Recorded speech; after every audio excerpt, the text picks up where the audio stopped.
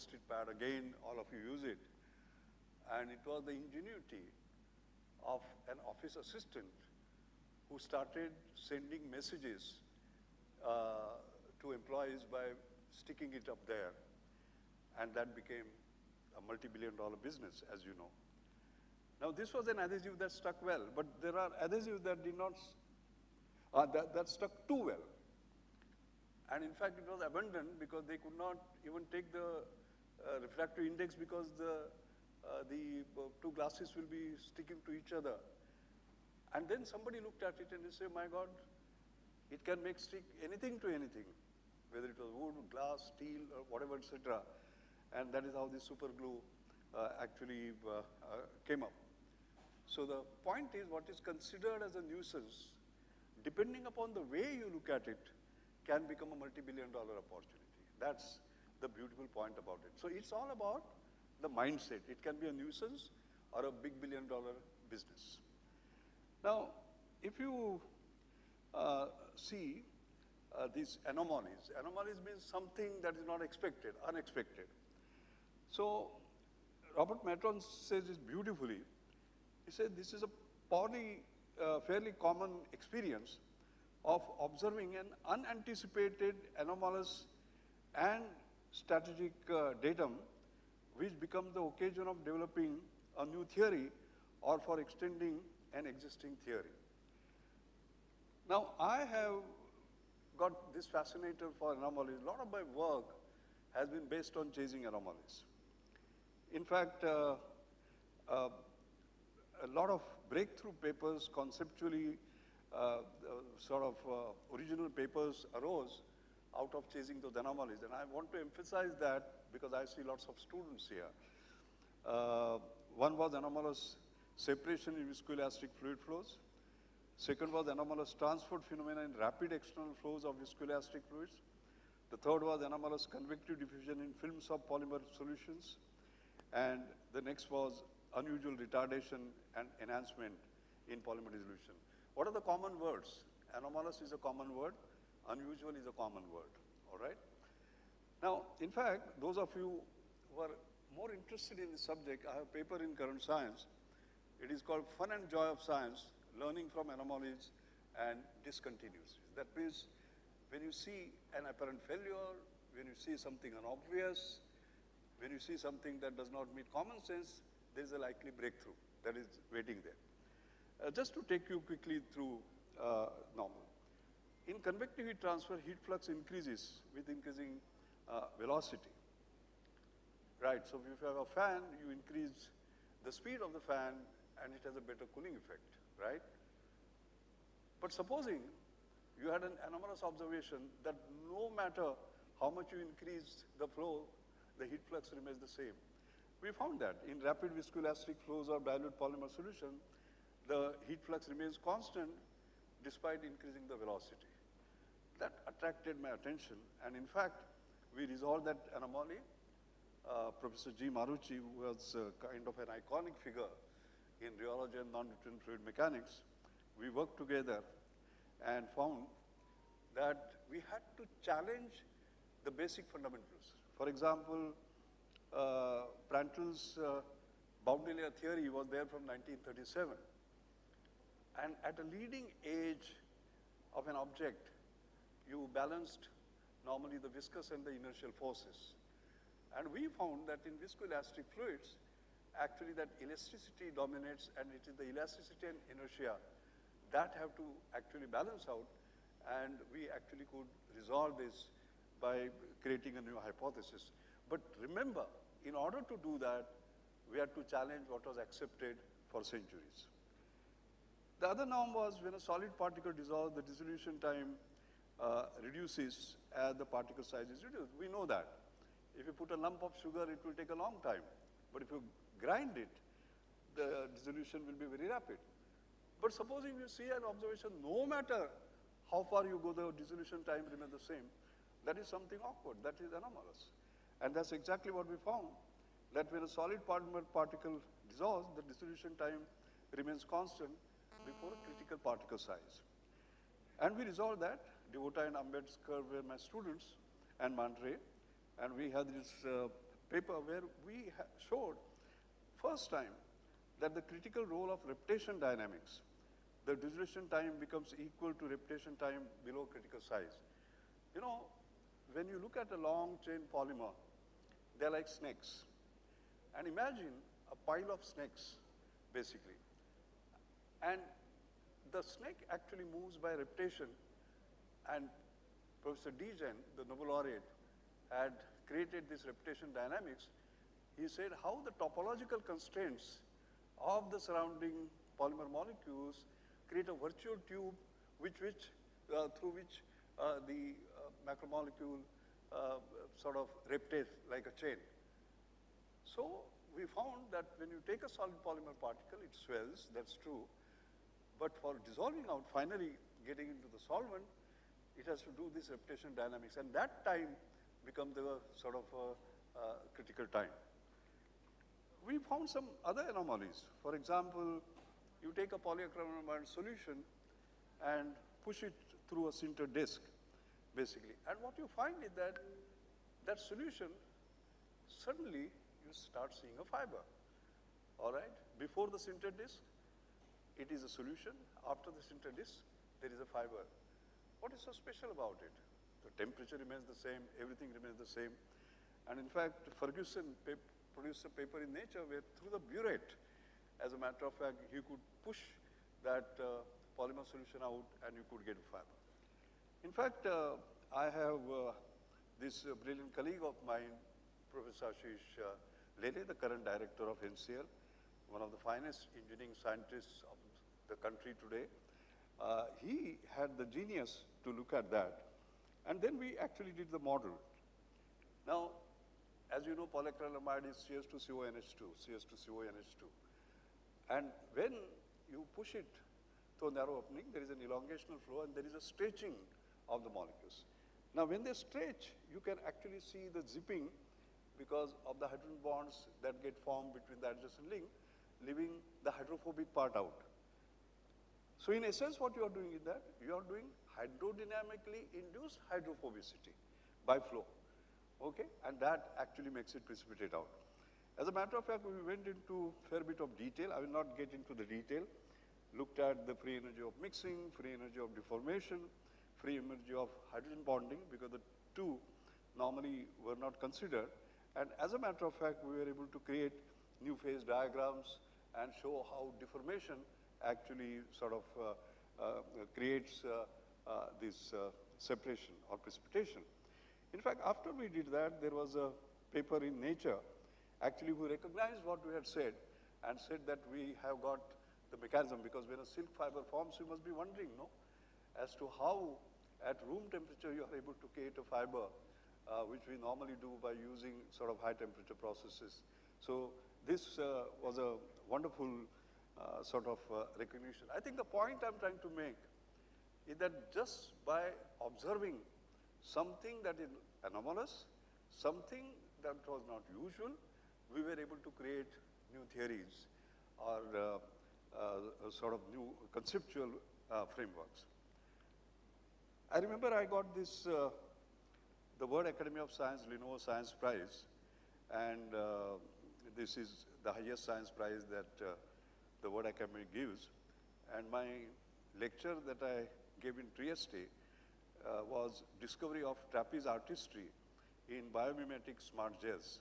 And this was done in my group in NCL with Ashish Lele, Shaini Varghese, an amazing student. She's in Duke University now.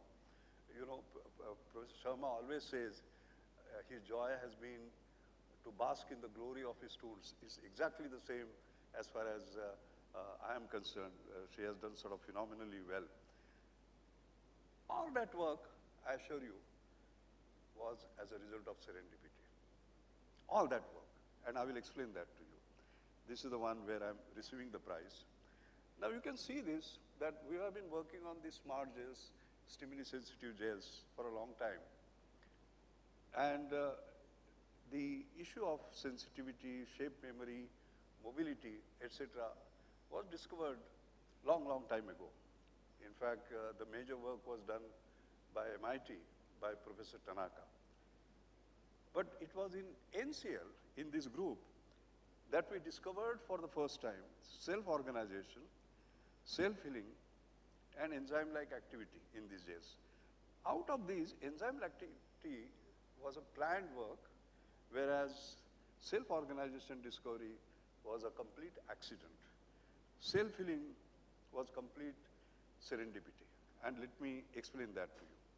So the issue was that early 80s in the US in MIT, Tanaka, what he showed was that you take these polymeric gels, all right, let's say it's a cylinder. You put it in water. It has huge capacity to absorb water, all right, 100%, 200%, 300%. And it can be reversible, all right? So these are volume phase transitions, so as to say. So if you take a sphere, put it in water, it becomes a bigger sphere. And you put a bit of a salt or change the temperature, it collapses. And once again, you can expand and collapse. Similarly, if it is a cylinder, you can make it into a bigger cylinder. That is what was known. If you see the second one, in mid-90s, Japan, what they did was that they were interested in creating mobile robots, soft robots, so as to say, like a finger. So your finger is like this, can you bend it? That's exactly what they were able to demonstrate. What we did, we went beyond. You take a cylinder, put it in a solution, it will gradually change itself into a sphere and later on become a hollow sphere, coconut-like. And we could reverse it. In fact, the nature actually said Indian rope trick. That was the name that they gave to this. So this was the breakthrough. The interesting point is here. In fact, there are copolymer hydrogels with which we are working, poly-N tertiary butyl acrylamide and polyacrylamido-propane sulfonate. Now, if you see at 12 degrees centigrade, it is fully swollen. You raise the temperature by 1 degree, 13 degree, it is fully collapsed, all right? And 11 degree, it is fully swollen. So 12 degree is normal, 13 degree is collapsed, and 11 degree is full. So just 1 degree below and 1 degree above can make it collapse or expand. That was the transition. Now, what we did was that, this was known and there was a sort of empirical explanation given by Tanaka's team in MIT by arbitrarily changing the Flory-Huggins parameter and giving it, all the unknowns were put into that. It was Ashish Lele's genius that we built this lattice fluid hydrogen bonding model. Again, I will not have time to explain that, but for the first time, the hydrophobic interactions as well as hydrogen bonding were taken into account explicitly.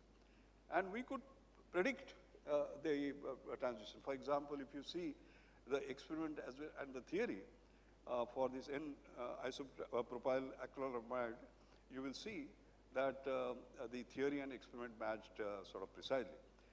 But what was most important was that it showed the role of hydrogen bonding and hydrophobicity. And there was a term which actually showed that this hydrophobic part of it is temperature dependent. And if you took away the temperature dependence, you will not see any transition. You took away the hydrogen bonding, you will not see any transition, okay? But if both were incorporated, you would see the transition. And this one, basically, so science is an exploration, we can't always predict. But lattice fluid hydrogen bonding models, that was our first scientific quantitation of this phenomenon. I like to use the word first. Somebody has said only two people are remembered. Those who say the first word in science and those who say the last word in science. Of course, there is nothing like a last word. I would like to see Indian science say more and more of the first words. Otherwise, what happens is that somebody has a breakthrough, we all run after it. Somebody opens a window, we all start looking through that, all right? Like Bednorz-Muller, once they discovered superconductivity, we all ran after it. Fullerenes, when that was discovered, we all ran after it. When are we going to discover fullerenes? That is basically the issue. That's why I love the word first. Even when I sat there as a president of Indian National Science Academy or in any jury, the first thing I see is first, so as to say. I'm mentioning this particularly for our students. the first elucidation of subtle role of hydrophilic, hydrophobic ion. And actually, the serendipity came. So far, it was all good, but metal complexation induced volume transition and also solid gel cylinder transition. In fact, I also want to tell you, so this is a very funny experiment, by the way. My student Shiny Varghese, Sivaram is here, former director of NCL. You know, NCL is a very endowed laboratory. But there was a time when we were short of equipment and instruments and so on and so forth. So there was a oven in which Shiny Varghese used to put her gel for drying. Following day she would say, even if she put a cylinder, it will become a sphere. And its color will change, so as to say. It would be white transparent that's put in, but by the time it comes out, it will be blue. And so she just wondered. And it is amazing, she's such a fantastic girl. She sat overnight and saw what happens. And then she found that the inside of that oven was slightly corroded, and as a result of that, there were some materials that were coming out because of corrosion, which were falling on that. And that is where we discovered the metal ion complexation. Because when she put it in a new oven, all right, the transparent cylinder remained transparent cylinder, but when he put it in the old oven, she sort of saw that. That was complete accident, by the way. And you can see, for example, the metal ion complexation phenomenon, the way it actually takes place, because it increases the effective hydrophobicity because the carboxyl groups are locked up with the cupric ion, and that decreases the transition temperature. And you can see the gradual transition, by the way, you know, from one after the other, how it becomes a hollow cylinder. This is rearrangement via complexation. And we were the first one to see self-organized hollow objects, because if you see sidophores, for example, the 100 nanometer, they were known. The coconut, for example, is known. But this macroscopic self-organization at that time was discovered for the first time.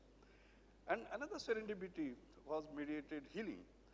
Because what happened was that we wanted these gels, which are complex, of course, molecules, which are fully cross-linked, and therefore the diffusion times and swelling times used to be very large. So I said, use my engineering brain, and I said, why don't you reduce the size? So she did that, and what she got was agglomeration. In fact, I remember my style, I was the DG of CSIR. I used to come to NCL every weekend, and my students used to come to the airport on the way. And she was describing the scanning electron microscope to me, the pictures, and she showed that fusing of that. She said it was a failure. I said, no, it's a breakthrough. It's a breakthrough because these cross-link materials are not supposed to heal, as a matter of fact, all right? And that is where we had this rapid self-healing hydrogels paper in PNAS, Proceedings of National Academy of Science. And for the first time, we showed, now you can see here, a piece of gel, another piece of gel coming together. And yes, and you can see, you can stretch, and it remains the same. Now, the interesting part about this stuff is artistry, the hydrophilic and hydrophobic balance. In fact, we started tailoring of gels, and starting looking at the effect of comonomers, for example, by increasing the number of CH2 in the side chain. And what we saw, very interestingly, was that there was an optimum number at which the healing will take place. That means if it was n equal to 5, all right, you will have healing. If it was less, will not. If it was more, will not. So there was a balance on that. And this is where we discovered this alkalized 6-amino caproic acid, where n equal to 5, 5 CH2s. This was picked up, and amazing, the application that came up. One was A6ACA in stem cell adhesion, migration, where they showed, as a matter of fact, how C5 actually, N equal to 5 or acrylic 6 amino caproic acid makes a difference and promotes adhesion. There was another one, which was in terms of matrix hydrophobicity assisting stem cells, adhesion, migration, and differentiation. You reduce N equal to 5 to N equal to 4, nothing will happen. 6, nothing will happen. Exactly at that. Then there was this biomineralization, again, the same thing with N equal to 5. That was a magic number, acrylyl 6 amino caproic acid. Same thing, biomineralized matrices for osteogenic commitment of stem cells. We had never imagined this. When this happened in NCL, this was work done in San Diego, by the way, University of California, San Diego. And the best was this one, Bob Langer from MIT, his group, creating these elastic entering implants. You know, these entering things which you take, if they're brittle, you can't swallow them. So you require elasticity. And then it has to withstand the low pH in the stomach and higher pH in alkaline in the intestine and stay there for long. And they were able to use our materials. And in fact, there's a statement, I've not got it here, where Bob Langer's group says that this is the best in the last 40 years that they have got. Again, something that we are not realizing. And it was used in drilling fluids, for example, you know, because what happens is that you can lower pH and increase pH, and there is a collapse and expansion. So you can plug, so as to say, while the fluid is going on, by just changing pH, all right, and change the pathway of the fluid. This was a Halliburton patent. There was another work that was done with graphene oxide, showing tougher materials with moduli which will be 6-7 times higher. This was work done in China. Then this was with carbon nanotubes, once again similar. I'm not going through the detail. I just want to give you a sense of the kind of fields, like from biomineralization to stem cells to oil well drilling to elastic coatings, etc. Just that little breakthrough on acrylyl 6 amino caproic acid in a lab called National Chemical Laboratory. This is what we need to do. Not that somebody discovers something and then we are all using it. We have to discover things where others actually start working. And we are very, very proud of what we have been able to do at NCL. Let me conclude in next 5 minutes. I've demonstrated to you how that accidental breakthrough, because of an oven that was corroded, actually led to all these breakthroughs afterwards. Just because there was a sharp eye and Shiny Varghese did not sleep watching exactly what has happened. Otherwise, we would have missed it completely. So serendipity is not just an event. It's a capability of identifying a matching pair of events that are meaningful but not necessarily causally related. Can we develop a capacity in our organized research? Because we are too organized, basically, all right? We need to be a little disorganized. Right? That's the point I'm trying to make. Nobel laureate Paul Flory has said, significant inventions are not mere accidents. Many a man floated in water before Archimedes. Apples fell from trees. As long as Garden of Eden, chance discovery was both the phenomenon to be observed and the appropriate intelligent observer. Remember, eyes do not see what the mind does not know. How do we develop in our students that attitude? Connecting dots. Mathematician Poincaré has said, the useful or interesting combinations are those who reveal to us unsuspected kinship between other facts, long known but wrongly believed to be strangers to one another. Among chosen combinations, the most fertile will often be those formed of elements drawn from domains which are far apart, not obvious.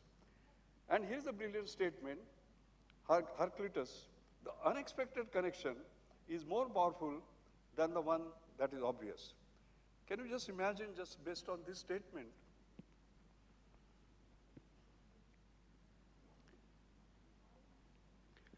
we have created this book. It is called Experiment. Experiment is exponential improvement through converging parallels. This was just released on 24th April. It is with my co-author, Harsh Haladkar. I'm 81, he's 39. So he's half my age, but amazing young man. So I was bringing my experience from this serendipity and from these lectures that I was giving at Monash University, and he had brought this experience from his consulting experience. Now here, the key point is converging parallels. That's an oxymoron, because parallel lines never meet, all right? Now if you start converging parallels, that means unrelated, uncorrelated, then you can have breakthroughs. So this book is full of that, on how you can have breakthroughs. Like for example, Henry Ford. When he started manufacturing cars, they were very expensive, all right? Then what he did was he visited an animal slaughterhouse, and he found how the animal was cut and how the parts moved, and the worker did not go to the parts came to worker, and then they assembled. So he got that idea and created assembly line approach in Ford Motors, and the prices crashed by factor of 10, the manufacturing cost, and the cars became available. And then, you know, the rest is history. Now, what does car manufacturing have to do with slaughterhouse? So this is full of these sorts of examples. I'm not trying to sell the book, but I am. Please have a sort of read on that. Then you have the unexpected connection is more powerful. And this book, as I said, this is my young colleague. It was released just recently. So serendipity, chance is an event. Serendipity is a capability. Chance has no bite, but for creativity in brokering random events. The unplanned or random element retains a role in serendipitous invention. It is more peripheral than central, as has been assumed. Research on serendipity shows that it has been often spurred on by degree of sloppiness, inefficiency, decent failure, or tenacity. As Ferguson has said, lofting and severing the moment and wandering and loitering and directionless activity of all sorts. Occasionally, we have to do that, all right? Don't be too organized. Don't be too grand, all right? That's what it says. But there are precisely the thing that planned and organized research seeks to minimize in the quest of extreme efficiency. Now, Steve Jobs, for example, is a big believer of serendipitous innovation. If a building does not encourage that, then you will lose a lot of innovation and the magic that is sparkled by serendipity. And he wanted the engineers and the designers to be in constant contact to enable the serendipitous possibilities that could emerge from constantly bumping elbows, as he calls it. If chance favors the prepared mind, how do we create a prepared mind in an organization? That's very important. The second, can there be such a thing as organizational serendipity? And third, is there an optimal degree of inefficiency or wastefulness to be tolerated for each plan for innovative organizations? So need to move from current best practices to next practice. We're always looking at best practices. That means we are copying somebody. You have to create the next practices, which become best practices for others. And if you see the current information management systems, they are suited for only structured innovation processes. How can they facilitate serendipity? Current funding, project selection, referee system play safe and intolerant of failure. You must have seen when you become a referee how you sort of judge it. Has it been done before? If not, how can we succeed, etc. And the NIS syndrome promotes isolation and not co-creation. So need to move from current best practices to next practices. So scientific research papers today rationalize a posteriori the theoretical and experimental research, making no reference to serendipitous results. Like for example, even when we published our papers, we didn't say how the oven was corroded and we found it by accident. We wrote it as though it was all sort of planned. Should we do that? Because then you are losing some fun and joy of the sort of exploration, so as to say, where you fail, all right? Then researchers need freedom. Look at this statement, Global Research Council meeting. Researchers need freedom and flexibility that leads to serendipity, and they should be encouraged to take risk even if it leads to failures. That's very important.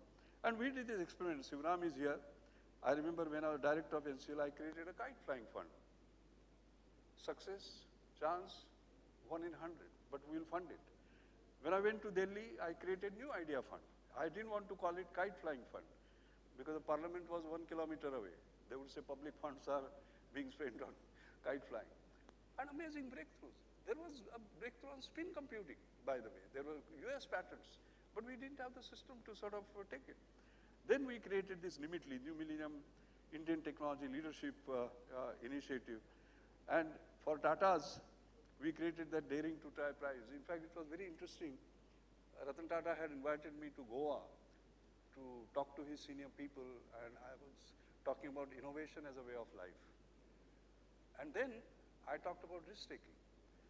And I said, you know, there was somebody who had come from abroad, and he was telling me that we don't fire people who make mistakes, but we do fire people who don't take risks. What do you do in India?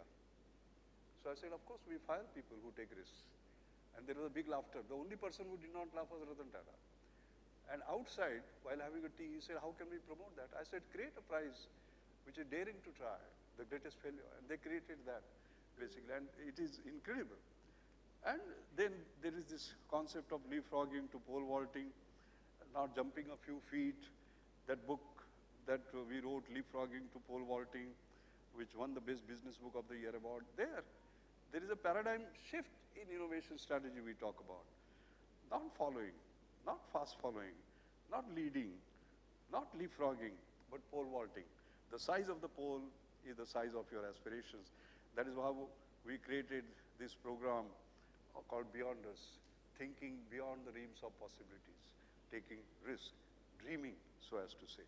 So that's my simple message. Take risks, be a little sloppy. Remember that breakthroughs take place. In a failed experiment, there are possibilities, like I demonstrated many. You can get Nobel Prizes based on the kind of accidents.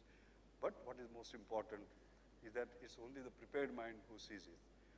Eyes do not see what the mind does not know. That's a simple, straightforward message. Thank you very much.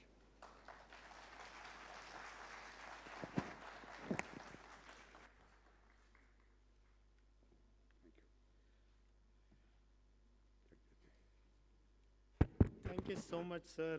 It was really pole vaulting.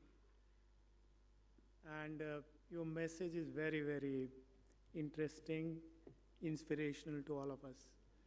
Ladies and gentlemen, you know, as I told you, please be seated. The next lecture will be given by Professor M.M. Sharma. Now, he does not really need an introduction, but I'll tell you the genesis of this award. You know, this award is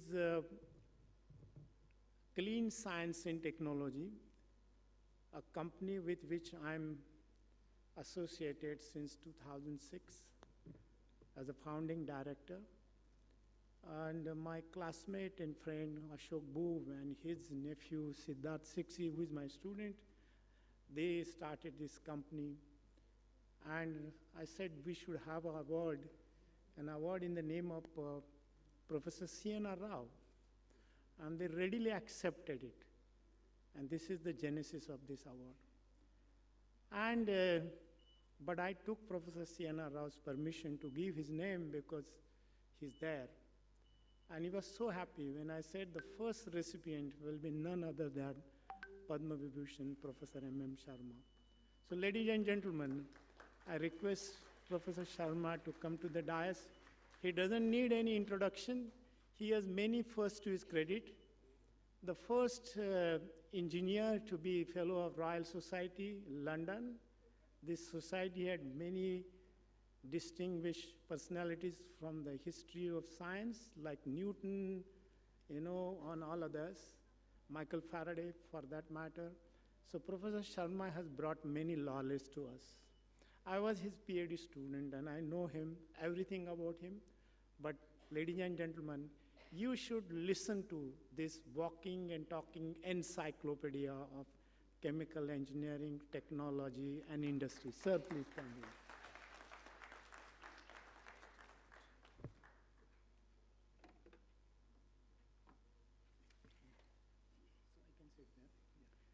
Mr. President, Professor G.D. Yadav, speaker, who gave an extraordinary lecture, and add something to your serendipity with reference to chemistry, a little more, as I go by. Ladies and gentlemen, I'm in a very exalted state because, as you were told earlier, the teachers, some of whom are also present in the audience, always feel very happy when their collaborators reach great heights. I'm so delighted that Ramesh, as is popularly called, Mashilkar, has become an iconic figure.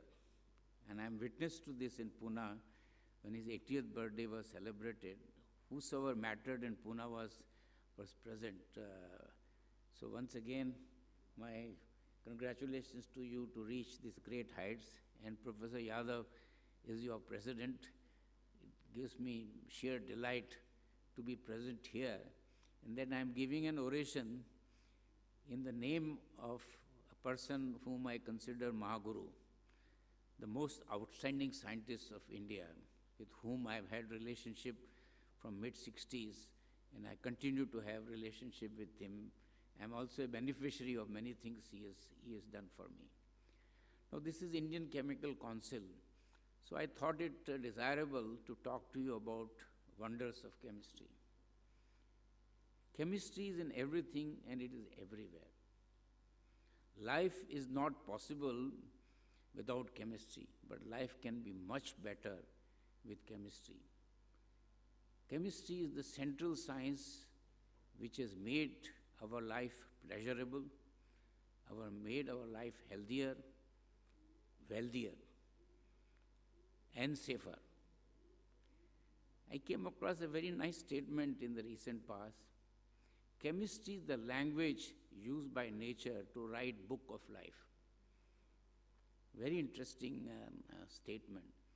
And I'll first link chemistry to human body. How critical is chemistry for the human body? And then I develop the theme and talk more and more about wonders of chemistry. And it being largely experimental science, serendipity is very common. And I'll give some examples as we go by. It's very interesting that we are able to live well even though oxygen solubility in water is so abnormally low and air is only 21% oxygen. So you would be wondering, how do we live? It's entirely because oxygen reacts with hemoglobin with a half-life of millionth of a second. And that is the reason why we are able to. If you want an outstanding example of catalysis, if our blood did not contain carbonic anhydrase, there is no way we could have done exercise and exhale carbon dioxide at much higher rate than normal. And I'll, of course, talk about wonders of catalysis and the number of Nobel Prizes that have come in catalysis. Body has many other things pertaining to how temperature remains constant. How do we have desirable crystallization in the bones? And how do we have undesirable crystallization for deposition of stone in kidney? And that how we exploit that to promote crystallization in industry, and that how do we prevent scaling by putting additives. So I'll develop this theme that how chemistry plays such great role in our life. The recent past COVID brought about many interesting features of products of chemistry without which combating COVID would have been extremely difficult. But I'll just give you one example which in the later part of COVID became very fashionable. And everybody in the street knew PSA without what PSA stood for, pressure swing adsorption, all based on science of adsorption, call it physical chemistry, and that how it led to such a breakthrough through the great philosopher's stone, zeolite. And zeolite, inspiration from nature. In fact, nature is an unbeatable chemist because the kind of molecules the nature creates, we find it exceedingly difficult to make them, whether it is Taxol, whether it is opiate. Look at, even in the case of polymer, as Shivaram has heard me saying this, big challenge to polymer scientists, that at room temperature, we produce rubber. And the same plant also produces pinene, a similar structure. At room temperature, we get directly a silk fiber from a silkworm. Do we have any such process which works at room temperature? Nature, therefore, is an outstanding chemist. In the lighter vein, when you talk about the science of fragrance, I think one of the promoters of the lecture, Satuskar, is here. We have no language for perfume. So you will say rose-like, jasmine-like. If you talk of flavor, you will say mint-like. On the other hand, for colors, you all go back to the serendipitous discovery of Perkin. Colors, but we are able to produce colors at will. Whatever color you want, we are able to produce. We are able to beat nature. But we are not able to beat nature in terms of language for perfumery and flavoring. On the other hand, we can make these molecules at much lower cost. So, for example, jasmine, absolute, or rose, absolute. We are able to make synthetically at a minute fraction of the cost that you would have getting these through supercritical extraction, which is also a gift of chemistry. After all, it is physical chemistry that led to the birth of supercritical technology. So nature continues to inspire us. When you are, I always remind, being associated with ISCS, how Raman looked at the blue sky and he got inspiration that why sky is blue. And with simple apparatus, he came out with Raman effect. And Raman effect continues to evolve all along, including its application in security things at the airports. Raman effect is made use of. Now, in items that you use in everyday life, you will find from morning till you sleep, chemistry, chemistry, chemistry everywhere. But what are the quirks of this is what I would like to. Let's take, for example, toothpaste. When you talk of wonders of chemistry, you take the sparkling white limestone, best quality, grind it to extremely low particle size, put in the toothpaste, you will throw it. So we have to convert this calcium carbonate to lime and recarbonate. Then only that precipitated calcium carbonate is good enough to be used in your toothpaste. And same thing applies for silica. I can have quartz, grind it to very, very low particle size. You will not be able to use in transparent toothpaste. Now this very calcium carbonate precipitation, what are the wonders? You change operating conditions and you get different crystal habits. You can get calcite, you can get wetterite. Why and how? How in pharma industry, in crystallization, you get so many polymorphs? Of course, today we have some predictive capabilities, but they were serendipitous. To start with the famous drug of Abbott, which in the storage changed the polymorph and created big liability. So crystallization, you learn in chemistry, and chemical engineers convert this into a commercial reality in a big way. And majority of APIs are crystalline. So I always say, here is one of those examples where the chemistry is right, plant has been put up, but the product is not sellable because particle size is not right, loss on drying is not right. And then you have to solve the problem right in front of you with major investment made in the plant. Again, chemistry comes to your help. So I will develop this thing. So I was very impressed with the examples of serendipity he has. And chemical sciences here. So one of the earliest example, ammonia was by design. 5,000 catalysts studied by Harvard.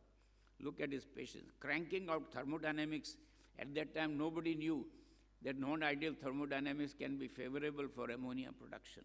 So that remains a benchmark for a dedicated effort. But LDP, which revolutionized packing, was all serendipitous. HDP, just like you talked about iron in your oven, the autoclave had chromium, and that led to high-density polymer. Ziegler got Nobel Prize. In fact, one of the things which people do not know, how chemistry is an enabling science and central science. So there is a very nice anecdote of Second War. Because ICI had invented serendipitously LDP, LDP was a very good insulant, and therefore they could have radar. And great Hitler did not have access to LDP, so he could not have a radar. How wonderful. Cellulose nitrate was born in a kitchen because nitric acid fell on cotton swab, and there was a stove and it caught fire. And when you talk of wonders of chemistry, same cellulose nitrate, gun cotton, same cellulose nitrate for nail polish, same cellulose nitrate for lacquers. You will find this very interesting situation that molecule can be explosive, molecule can be. Cyanide is poison, but without cyanide, as of now, we are not able to produce gold, although there is an attempt to do gold chemistry through thiosulfate. So, chemistry converts highly hazardous compounds into such benign. So, HCN was converted to polymethyl methacrylate, transparent plastic. Phosgene was used to make, everybody knows that Hitler knew phosgene to kill Jews. Phosgene is used to make polycarbonate. So these are quirks of chemistry that you have something. Chlorine is hazardous. In fact, initially Hitler used chlorine to kill the Jews. Then he found phosgene far more powerful. So you develop this thing. One of the finest examples of serendipity and wonderful product and wonder of chemistry was Teflon. The cylinder containing tetrafluoroethylene, the scientist Planck in DuPont, he opened the cylinder, nothing came out. He weighed the cylinders. This is where you talk of a prepared mind. Serendipity doesn't occur to unprepared mind. So he went back, weighed the cylinder. It was same as the weight of the filled cylinder. So he cut open and found a coating of polymer, Teflon, which has now gone into the language of politicians to say that most slippery politician is Teflon-like. That politician is Teflon-like, means he is a slippery chap. So this is expression, and that it has landed in, so you see when the wonders of these molecules, you see this Teflon in a kitchen, non-stick pan. It's a natural thing that when you first develop some products, you don't know all the end uses that you would have. The example of cellulose nitrate is very interesting, but there are examples. Anesthesia was accidental. Radiography was accidental. Even insulin was accidental. But it never occurred to anyone who was not initiated person. But I'll give you one unusual example. Everybody knows in catalysis that there is a catalyst called Rennie catalyst, Rennie nickel. So the Rennie became Rennie cobalt, Rennie copper. That was the method. But Rennie was a mechanic. And he gave the definition of catalysis: a hammer driving a nail comes back unscathed. So a mechanic developing one of the most outstanding catalysts of the world, used left and right for hydrogenations and varieties of other reactions. Now, catalysis is an astonishing phenomenon, where chemists, physicists, material scientists, chemical engineers all work together. But I'll just pick up one or two examples to tell you the splendors or the wonders of chemistry. And I give very delightfully simple example. CO plus hydrogen, syngas. You can take it, make hydrogen by shift reaction, do Fischer-Tropsch, get only methane. Then you do surface diffusion, you will get diesel with cetane number more than 70. Now you turn around the catalyst and change the reactor design, you get olefins and even alcohol. Mind you, today Sasol is producing pentene 1, hexene 1, octene 1 through Fischer-Tropsch. CO plus hydrogen. Like nitrogen plus hydrogen, two inert molecules combined to make ammonia. But a still better example, which I always give in my tutorials to students. I love teaching, and Swamiji, they are from our Belur college. I give this classic example of soda ash. Sodium chloride and calcium, you will consider it as a kind of a wonder. Two most inert substances which have lived for thousands of years. How can you combine sodium chloride and calcium carbonate to give you soda ash? How do you make them behave? So this was Mr. Ernest Solvay who solved this problem. When synthetic ammonia wasn't there, the only source of ammonia was coke oven gas, recover ammonia through ammonium sulfate, react with lime, get ammonia. By the way, that was practiced in Kharki near Pune for making nitric acid, that ammonia from ammonium sulfate. So this was a very interesting situation, how you can make them react. So you ammoniate brine. I'm telling you how chemistry's simple wonders do the job. You ammoniate brine, carbonate it. So you first form ammonium carbamate, is slowly hydrolyzed to bicarbonate, and the solubility product of sodium and bicarbonate exceeds soda bicarbs and soda bicarb precipitates. And you calcine soda bicarb, you get carbon dioxide, recycle that carbon dioxide. Ammonium chloride, you react with lime, get back ammonia.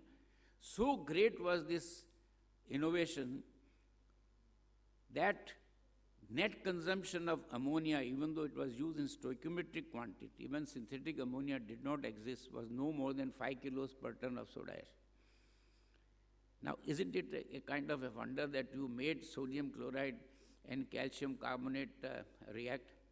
Just as I said, whitest calcium carbonate is no good. Of course, today you talk of in the new thing, nano calcium carbonate. It's commercially produced nano calcium carbonate in thousands of tons. So I'll develop this theme a little further, that how we do things which look nearly impossible. When ammonia oxidation took place, people would have thought that it will go to nitrogen and water. Actually, by the way, this is the thing these days, because ammonia is being touted as a fuel hydrogen carrier. And GE has already developed engines where you burn ammonia.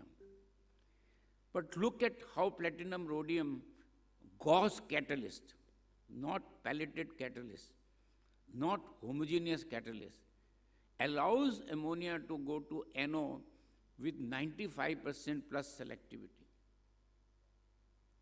Isn't it a wonder that instead of ammonia burning to nitrogen and water, you are getting in such a neat way NO?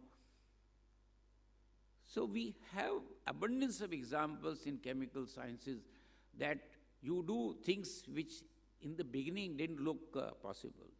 When ammo oxidation came, it changed the whole field of acrylonitrile in late 50s, early 60s, that unlike crude oil price in mid-70s going by factor of 3, here was one example that new technology brought down the cost of acrylonitrile to 1/3 from 30 cents per pound to 11 cents per pound just in one day, and a brand new plant based on using HCN acetylene was dead.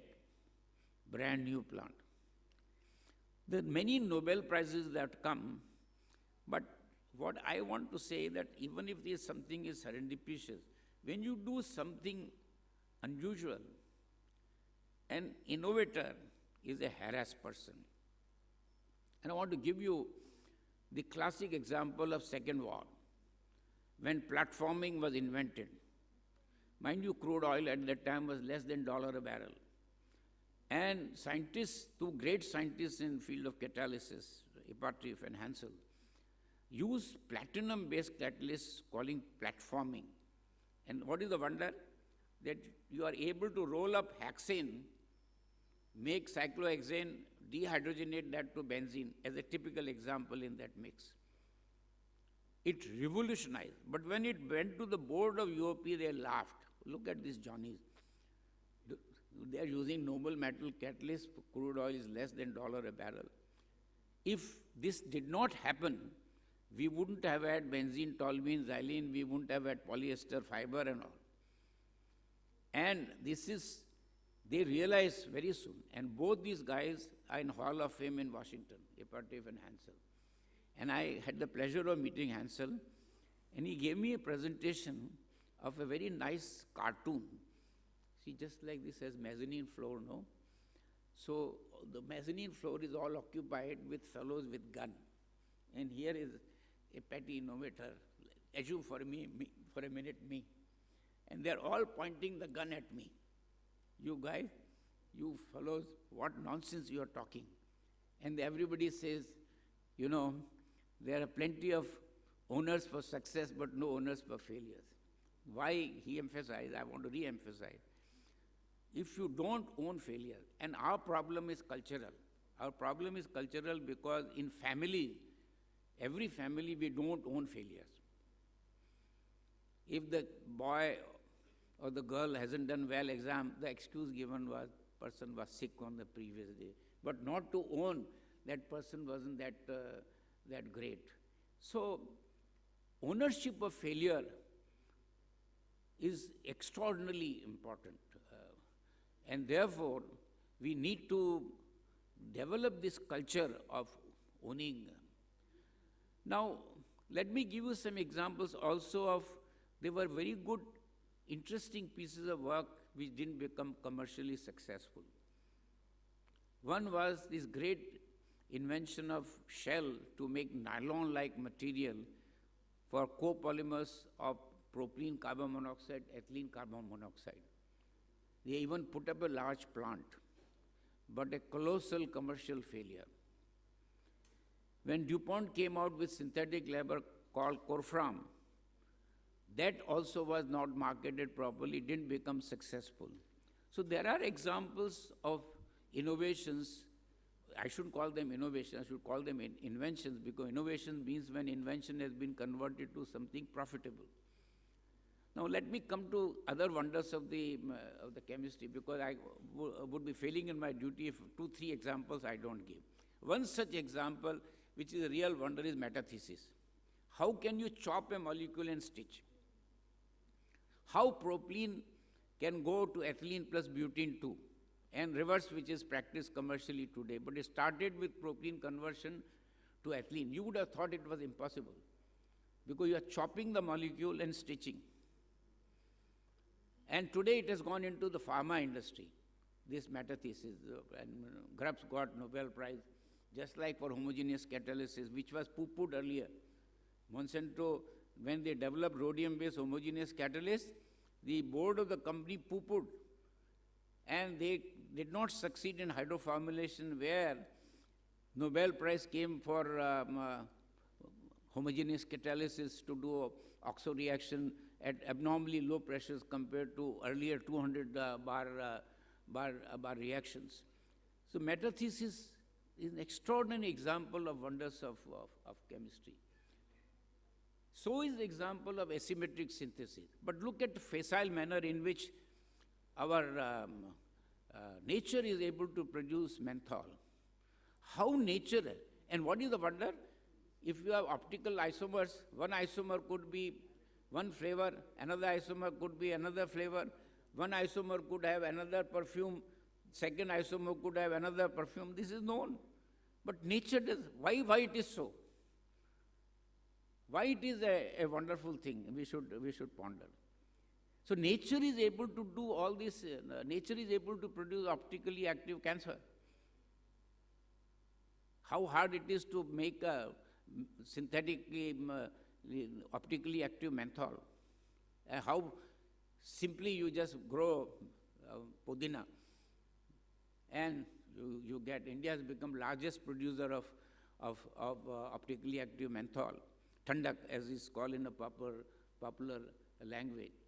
So this asymmetric synthesis has been perfected particularly for hydrogenation. It all started with a drug, Parkinsonian, anti-Parkinsonian drug, and today a lot of hydrogenations are done with homogeneous catalysts which give asymmetric synthesis. But we are still not able to match. So I repeat and tell you that nature is the most outstanding chemistry. Therefore, I gave you a quote in the beginning. It is chemistry, the language which nature use. You know, so chemistry. I greet the Indian Chemical Council for entering into centenary year with a very dynamic president who in no time has already mustered 6, 7 or 8, I don't know how many donations he has already, which they didn't do for years. And he is a beneficiary, I am a beneficiary of these endowments, and how nice it is for me to feel that I am giving an oration in the name of great Professor C.N.R. Rao, with whom, as I said earlier, I have been friendly for a long time, that how I am in company of the great performers, my former collaborators. Nothing could be more enchanting and enjoyable for a teacher than to have this kind of legacy. He created a tree when I was, so to say, felicitated at time of my retirement. The tree has many branches, but that is not important. What is important is what happens subsequently. So the professional son, professional grandson, and professional great-grandson, all their PhDs put together coming to 1,200. And lot of them, good number of them, chemical-oriented. Amongst the chemical engineering department throughout the world, Institute of Chemical Technology takes a cake in terms of somewhat heavier orientation towards chemical sciences. So I feel very delighted because Honorable Governor is going to come. I don't want to go till the end and abruptly finish myself. So I once again give greetings to the Indian Chemical Council. Let this centenary year be a flourishing year for them. You can justifiably feel proud and even be self-congratulatory. Ladies and gentlemen, chemistry is thrilling, chemistry is fun, and enjoy it. No, your talk was great. Sir, please give them a standing ovation, both of them, please.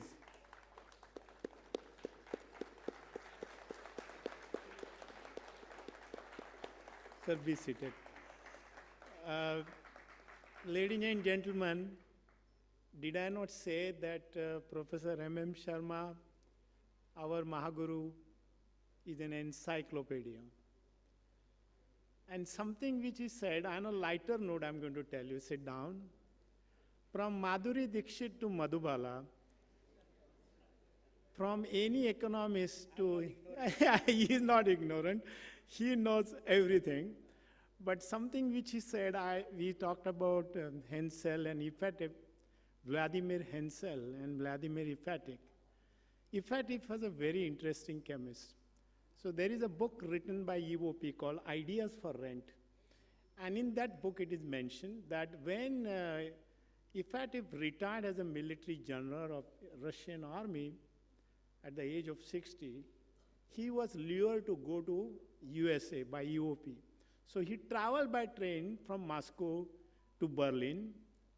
He told his wife, he knew only German and Russian. He told his wife, look at your mother country for the last time. We are not going to come back.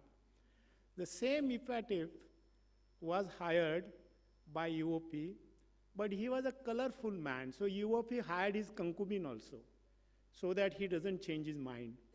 He was nominated several times for Nobel Prize, but he was not given it because he was a military general. History sometimes do injustice to great people. He's one of them. Like Mahatma Gandhi never got Nobel Prize, but he's remembered. So ladies and gentlemen, the wonder of chemistry, fantastic 2 lectures and serendipity, only a chance happens to a prepared mind. As Louis Pasteur said, what a feast we had in the morning. So now the governor is likely to come anytime. So when he comes, please come back inside. We'll have a little break right now. And when you come, please ensure that you keep your mobile phone silent. You are not supposed to take any selfie or picture with the governor. That is the instruction given to me by the governor's office. They were just outside. And please maintain decorum, because this is 100 years celebration. We are here because of the great Acharya Prapur Chandra Rai, and we should honor his memory today. 100 years is not a small measure. Thank you very much. Sir, here. Yeah. I think you can hear me, no? No, but here it will be better.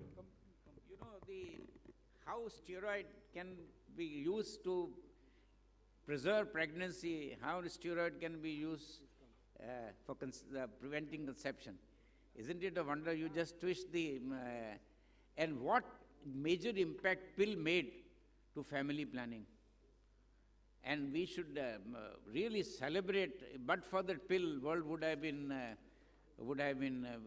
different. And I think these are real wonders of chemistry, you know. But I like this, how steroid is twisted one way or other, and you can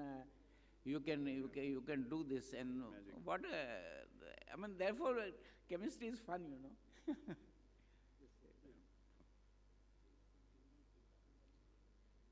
So, ladies and gentlemen, the Honorable Governor is likely to be here within 5 minutes. Just now I got a message. So please be seated. A little bio break is allowed, but I'm telling you that anytime he's going to enter, and we're going to bring him directly to the podium. He'll not be going to any office or whatever. So please remember that.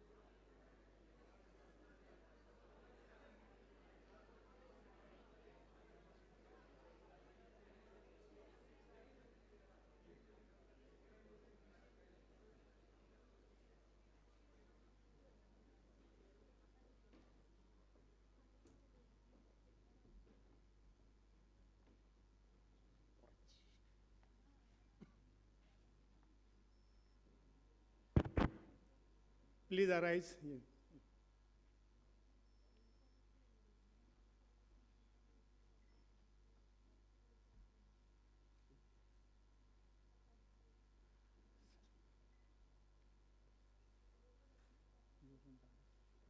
So they are on that other side. Yeah. Between, next to the, next to the yeah. Please start the national anthem.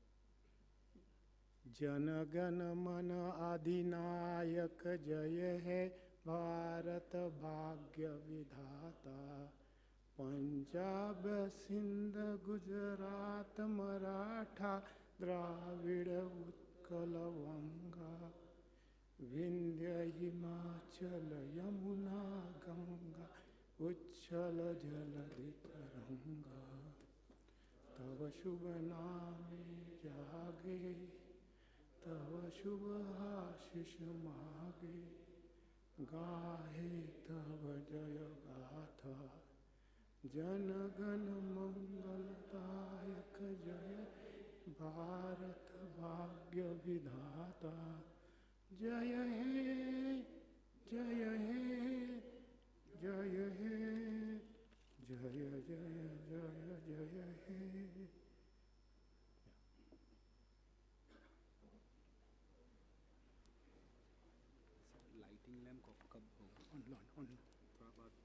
अभी करेंगे पहले will give the felicitation सॉल moment हाँ just bring it just bring it immediately. Ladies and gentlemen, please be seated.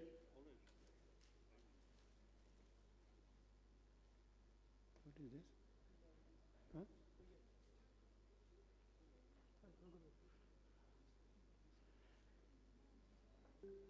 Floral bouquet किधर है? Floral bouquet. May I welcome Honorable Governor of West Bengal, Dr. C.V. Anand Babu, for this great occasion, the centenary celebration, the Centennial Foundation Day of the Indian Chemical Society. Please, the floral bouquet.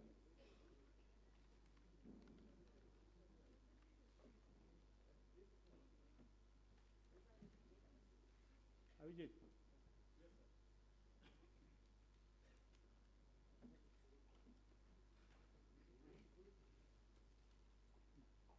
Floral bouquet.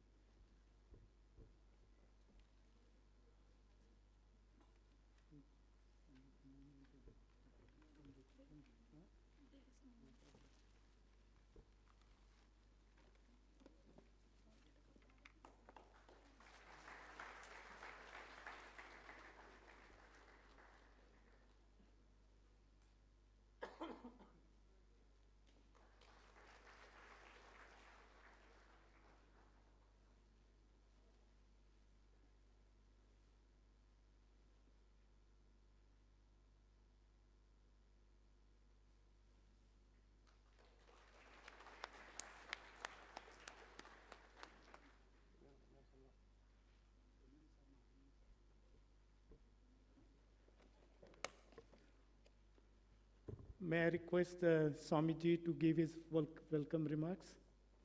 Yeah.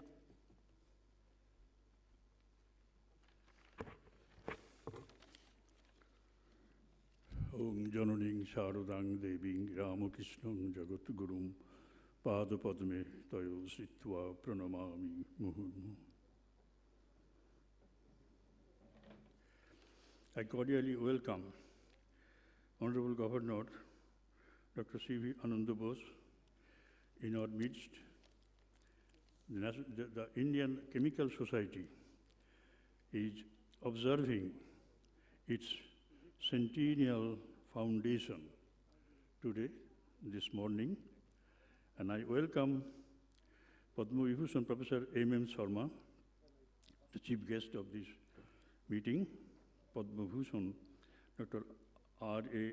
Maselkar, the guest of honor, and Professor Dulal Chandra Mukhopadhyay, the past president, and he was also a professor of chemistry in Kolkata University.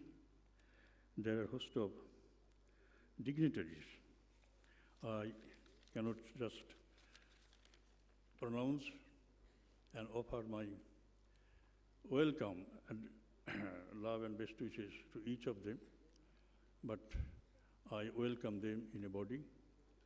I welcome the professors and our members of this celebration committee, and I also welcome the Swamijis and the students, those who have joined us this morning.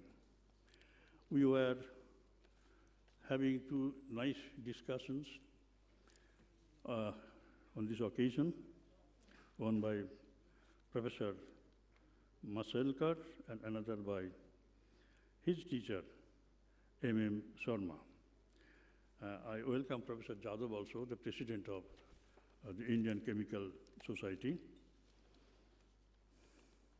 Now, while listening to these talks, we are all enamored and very much excited to know that chemistry has entered into our life so extensively and intensively. Anyway, since this is the function of chemistry, it is only necessary that all present here on the dais would be talking, praising chemistry alone. But I know the people from each discipline will eulogize their own subject that way. I do not want to go to the debate on the issue, but I want to just read out one important passage that all of us ought to know. That is made by Swami Vivekananda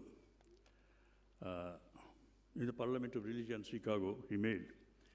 While he was speaking on Hinduism, he was reading out. That was the only occasion when he read out. Otherwise, he would always speak impromptu. It is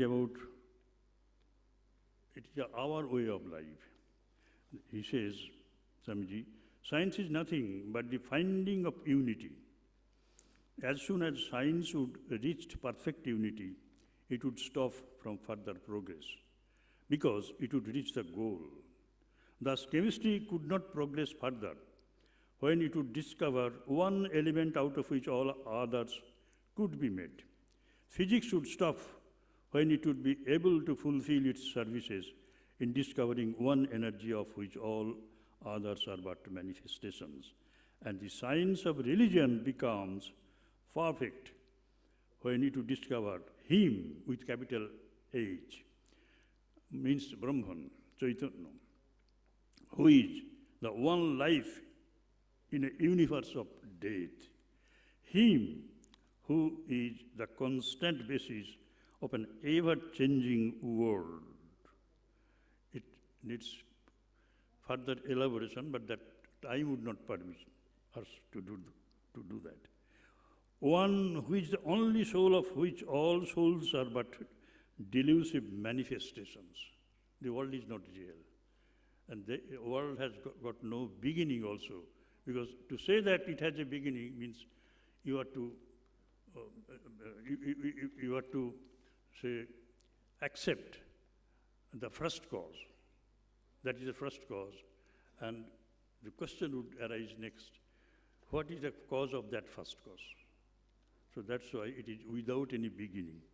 Thus, it is through multiplicity and duality that the ultimate unity is reached. Religion can go no further.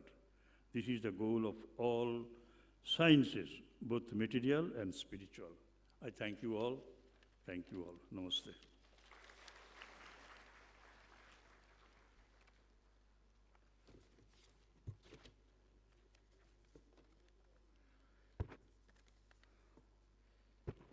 Ladies and gentlemen, His Excellency, Honorable Dr.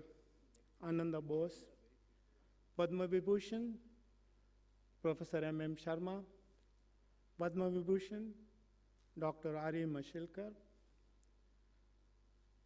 Padma Shri, Dr. S. Shivram in the audience, Padma Shri, Professor Govardhan Mehta, who is offline, Dr. J.S. Yadav, Professor D.C. Mukherjee, Swamiji, ladies and gentlemen.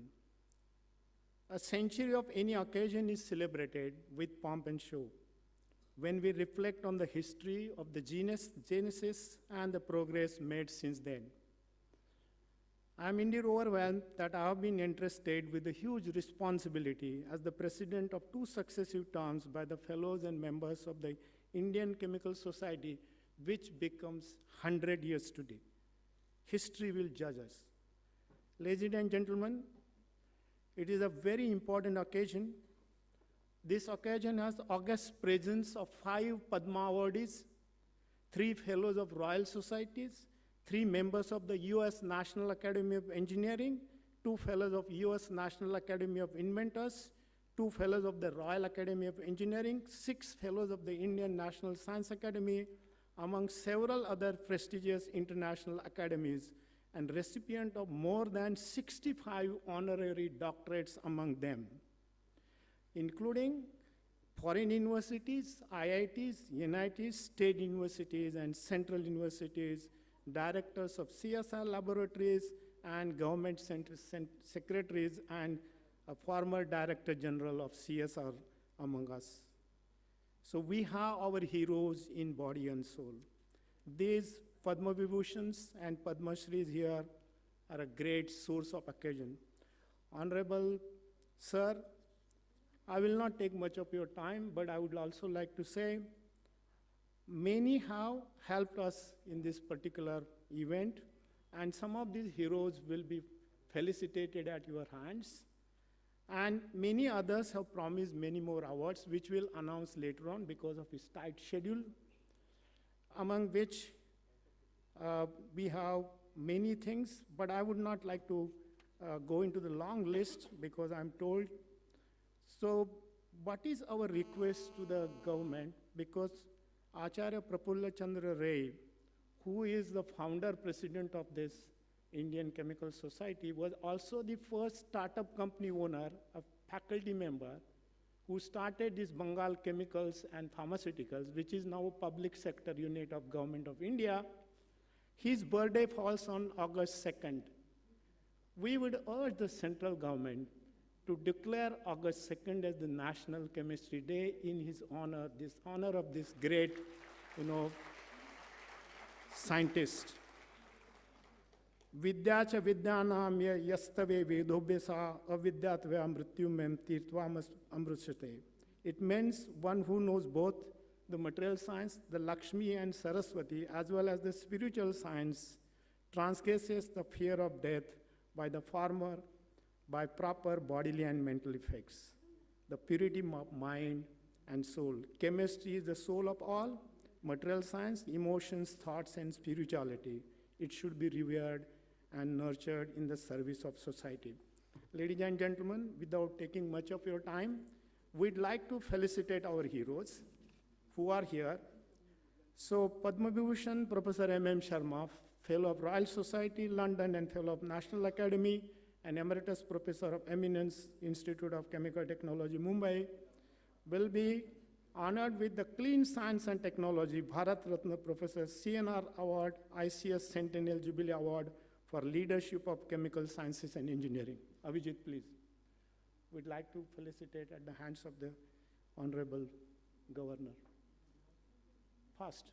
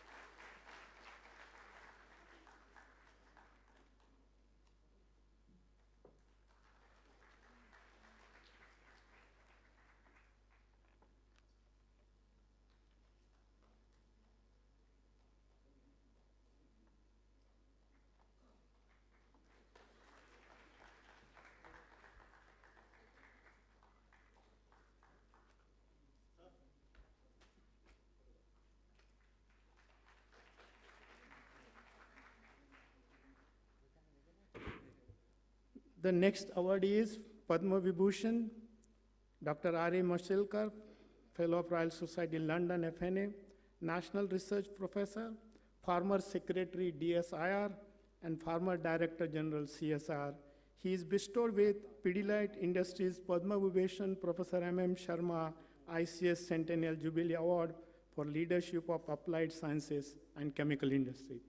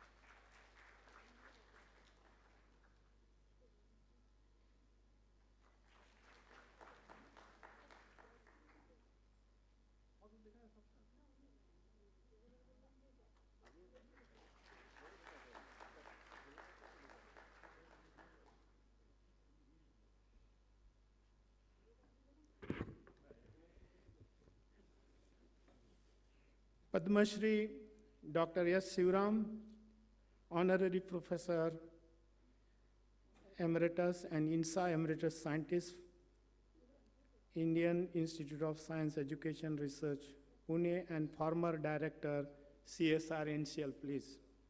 He is bestowed with Ether Industries Padma Vibhushan Dr. R.A. Mashelkar ICS Centennial Jubilee Award for Research, Innovation, and Technology Development. Dr. Sivaram, please. Yeah.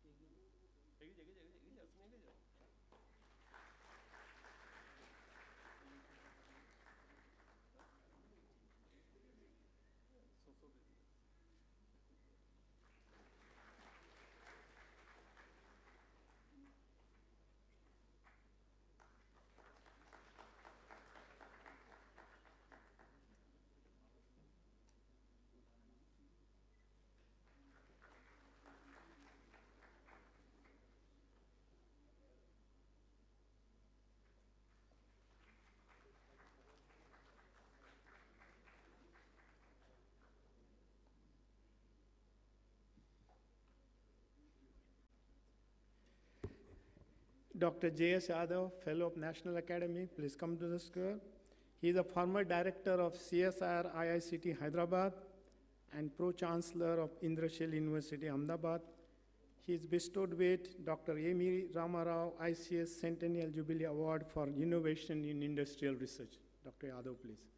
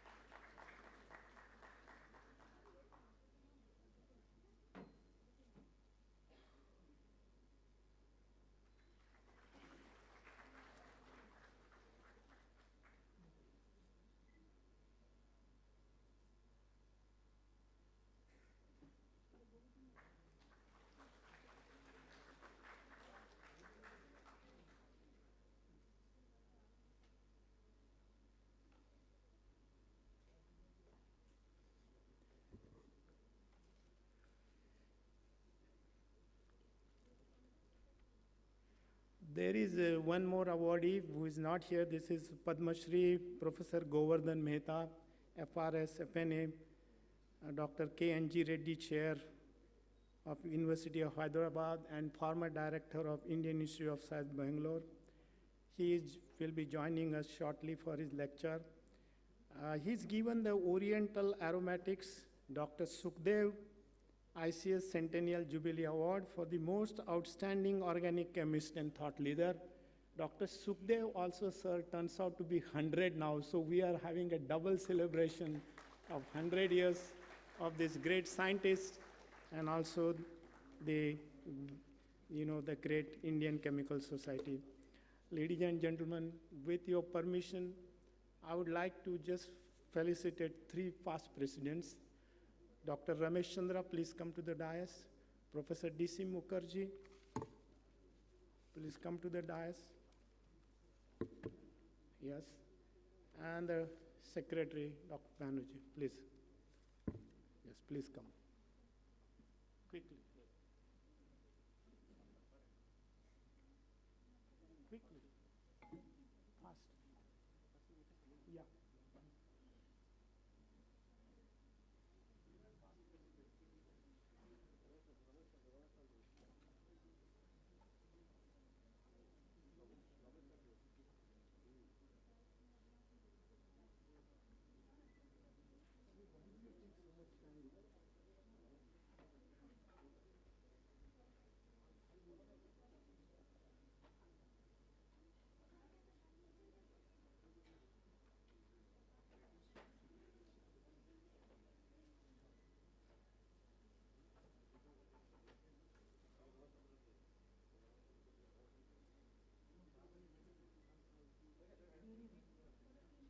Is it happening? Yeah. Everything is there together? All of them?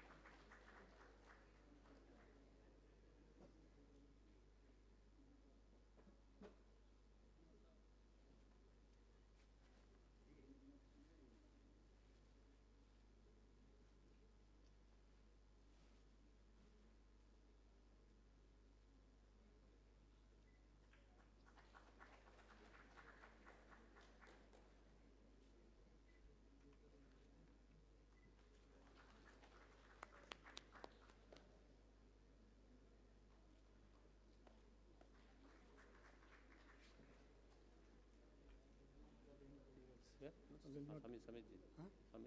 Oh, Samil. Yeah, they give me. Yeah, and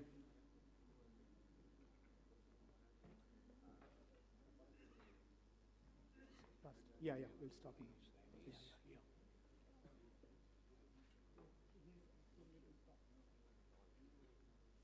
So, ladies and gentlemen, since Honorable Governor has a very limited time, I must thank him most profusely for accepting this and felicitating our heroes.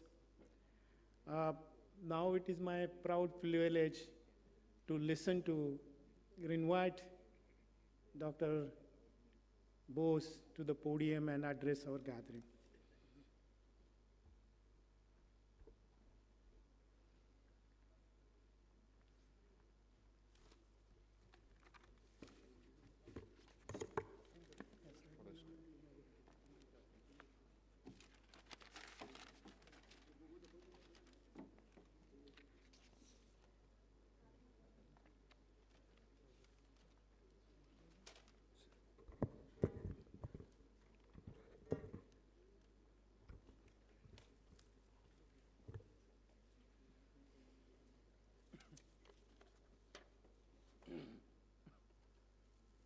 Respected Professor S.K. Das, Honorary Secretary, Professor D.C. Mukherjee, former President, the revered Padma Vibhushan, Professor M.M. Sharma, respected Padma Vibhushan Dr. R.A. Mashelkar, Sri Swami Saparnananda ji, Professor G.D. Yadav, President, Padma Award winners, respected scientists, ladies and gentlemen and friends. As a student of literature, I have read Tennyson's poem, Cannons to the right of me, cannons to the left of me, cannons in front. I had a similar experience when I was sitting on the desk. Cannons to the right of me, cannons to the left of me, cannons in front of me, all great men. And I am wedged between this. I am honored. A rare experience for me. Of the characters of Chaucer, Dryden has said, here is God's plenty. Looking at the dais and the audience, I can also say, here is God's plenty. I have had a rare fortune today. The name Mashelkar was something which I always used to hear with awe and wonder for the last so many years. Wherever I go, when science and technology is discussed, obviously there will be Mashelkar somewhere. The type of transformation, what he has done to Indian science is not just change, it's a transformation. That great transformation in science and technology, I see personified in Mr. Mashelkar, whom I am seeing for the first time today. But still I know more about him because the Rolls-Royce effect is there. People like Mr. Mashelkar and all these great Padma Award winners here and also others, they have the great Rolls-Royce effect in them. What is a Rolls-Royce effect? You know, Rolls-Royce is one of the best cars in the world, as you know, and it's mostly custom-made. The Nizam of Hyderabad, he had the latest Rolls-Royce. 4 days, it ran smoothly on the roads of Hyderabad. The 5th day, it broke down. He told the Rolls-Royce headquarters, a flight load of officers and crew and technicians came there. They inspected the car. Then they told the Nizam, Hon'ble Nizam, actually there was nothing wrong with the car, but before it was dispatched to you, we had forgotten to fit the engine. Then the Nizam said, if the engine were not there, how could it run for 4 days? Simply, it ran on reputation. It ran on reputation. Mr. Mashelkar, it runs on reputation. Even before seeing you, I knew the man, I knew the contributions which he has made to this whole nation. This is an opportunity for me to humbly felicitate him. Thank you so much. I remember, and 3 salutations to the great names, Acharya Prafula Chandra Ray, who was responsible for the birth of this organization, and great stalwarts like J.N. Mukherjee, J.C. Ghosh, S.S. Padnakar, and of course the one and only Ashutosh Mukherjee, who made this organization become what it is today. 3 cheers to these great minds, these illustrious minds, these pioneering minds who could make it happen. The path-breaking efforts which they have made. And of course, we have the indomitable Prafula Chandra Ray who said, science can wait, but Swaraj cannot. That is where science is mixed with patriotism, patriotism wins. So we have in front of us and near me an array of patriotic scientists who is going to do this nation great. Not gold, when imperialism was at its zenith and Britain was at the summit of prosperity, the poet sang, not gold, but only men can make a people great and strong. We have scientists who have made this nation great and strong. They had the patriotism and the national spirit to say that science can wait, but Swaraj cannot. Now, in free independent India, we have the prop of science which can take us to great heights. India has plucked bright honors from the pale-faced moon because our scientists have done us good. And what have they done? I know in areas as vastly different as atomic energy and agriculture. India has benefited immensely from the contributions of the great scientists. Science and technology has transformed this nation. Yes, it is not time for us to forget the green revolution, which could be brought about only because of the application of science and technology. Of course, the critics with hindsight will say, you toxify the land, you toxify the earth, you applied chemicals and fertilizers indiscriminately, which is right, but science can also find answers to this. Now, I was proud to listen to none other than M.S. Swaminathan, who said, India will have not the green revolution, India will have the evergreen revolution using science and technology when we come to organic farming. Yes, science and technology has got an answer to anything, whether it is space science or atomic energy. I happen to be in atomic energy for 4 years. I'm not a scientist, but I could go to the great laboratories of the world, ITER, where, the scientists of the world have joined together. They are creating the sun on earth. As a student of literature, I had heard of Prometheus, who brought energy, fire from the heaven to earth. Here are the scientists, including the scientists of India, who are bringing the sun on earth. ITER, yes, International Thermal Experimental Reactor, yes, ITER. ITER in Latin also means the way. Science and technology will show the way, how the new generation can prosper. Science and technology has put us in the moon, in the Mars. Yes, as the then chairman of ISRO has said it, Mr. Madhavan Nair, Padma Vibhushan. He said, what is actually Chandrayaan? Chandrayaan could be achieved with the rental of an auto rickshaw. If you take the population of this country and the amount that is spent on Chandrayaan will not come even to the minimum fare we give to an auto rickshaw. That is the way Indian science has prospered. Cost-effective, environment-friendly, and efficient science and technology. And to the Mangalyaan we went, there is no areas of science where India has not entered into. You give the signal go. The Indian scientists are there to surmount any insurmountable fortress of science and technology and conquer it. Yes, in the Raj Bhavan where I am now, I am humble occupant. From this Raj Bhavan, years back, centuries back, the British people, the British Governor Generals, Viceroys, they boasted or bullied the Indians saying, Britannia, Britannia rules the ways. Now, from that very same Raj Bhavan, I can hear the scientists of India saying, India, India leads the race. That is where science and technology has been. India's future. As a bureaucrat, I happened to read a survey which was done among the new generation. They were told, who can save this country in future? First, 2% was there for politicians. 5% for bureaucrats. You know who scored the highest? The 3 high points where the young generations has faith. They said the judiciary, the military, the scientists. Not necessarily in that order. Most of the votes went to the scientists. Young generation of India feels our deliverance is through science and technology. The most trusted section of Indian society are the scientists. That is, see, nothing happens in a day. The struggles which they made, the experiments which they conducted, the nameless, faceless days when they sent in the laboratories, that has made India on top of the world. Recently, sir, I had an opportunity. Science and technology has improved very much, but they have not been able to find any medicine for cough. Please do that. Thank you so much. But they'll soon come with that, I'm sure about it. Yes.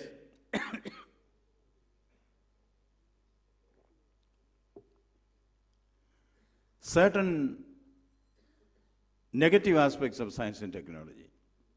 I thought I should bring it to the notice. Oh, great scientists here, particularly Dr. Mashelkar, who has done a lot to improve science and technology in India. When he was heading the CSIR, that was the golden age of CSIR. Like we say, the Elizabethan age in literature, or the Augustan age. He was the Augustan age or Elizabethan age, the Mashelkar age in science and technology.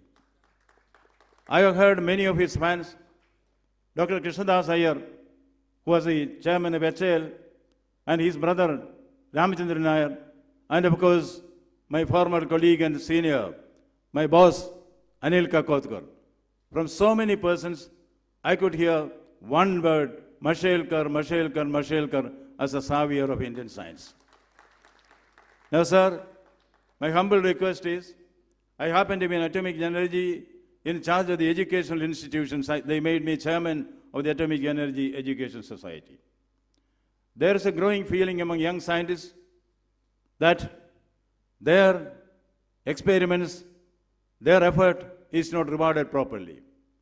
Certain things which told me, because I conducted a survey, they say we do the research, and some of our seniors who had nothing to do with the research, they go away as if they have found the result.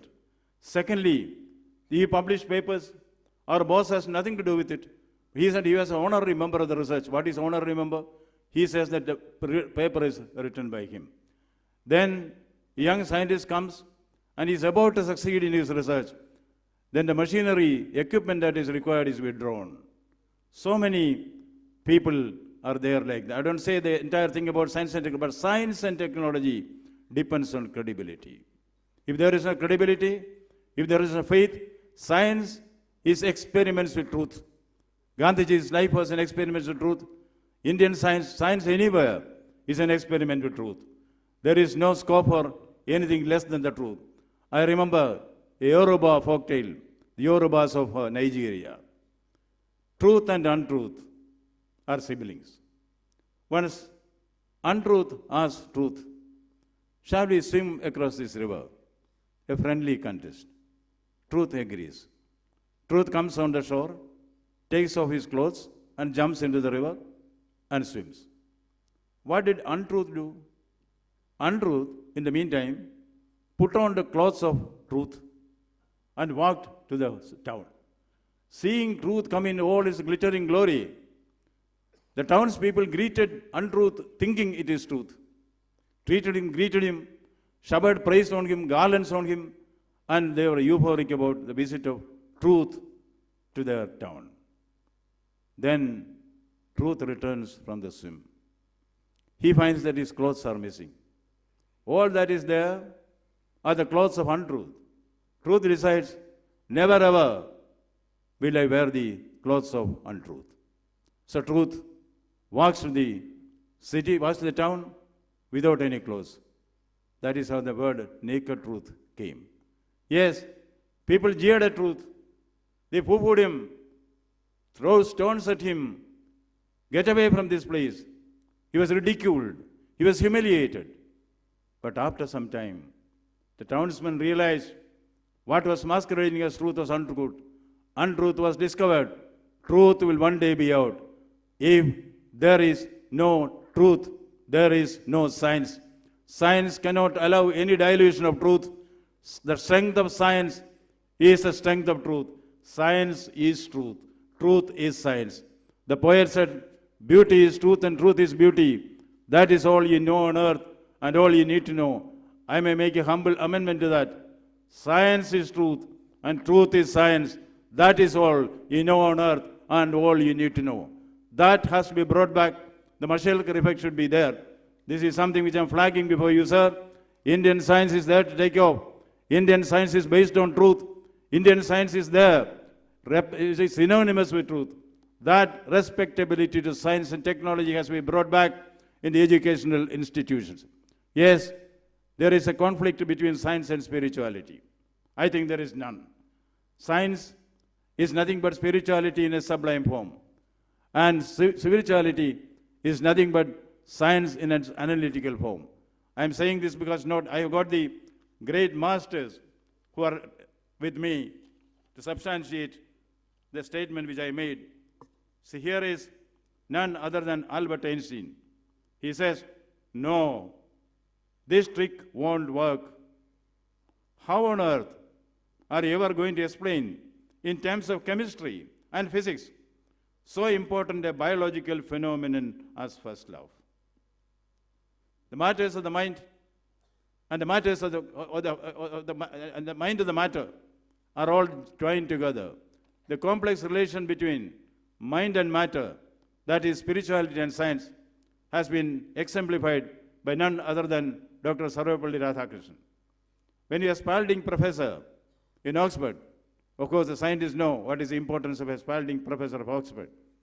He was asked to explain the complexity, the complex relation between matter and the mind. It was at St. Albert's Hall.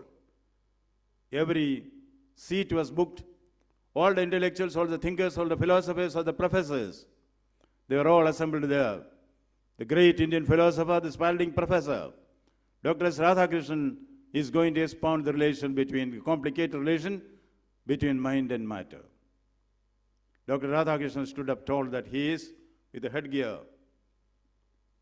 the smallest, briefest speech which he made, and the most effective speech of Dr. Radhakrishnan on this complex relation between matter and mind or science and spirituality.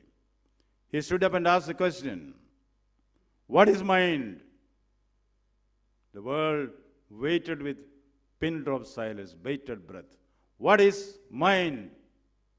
Answer, does not matter. What is matter? Never mind. He sat down. That is a complex relation between science and technology. It will always be there, supplementing each other, not supplanting each other. Now here is Carl Jung, the famous psychologist Carl Jung. He says, the meeting of two personalities is like the contact of two chemical substances.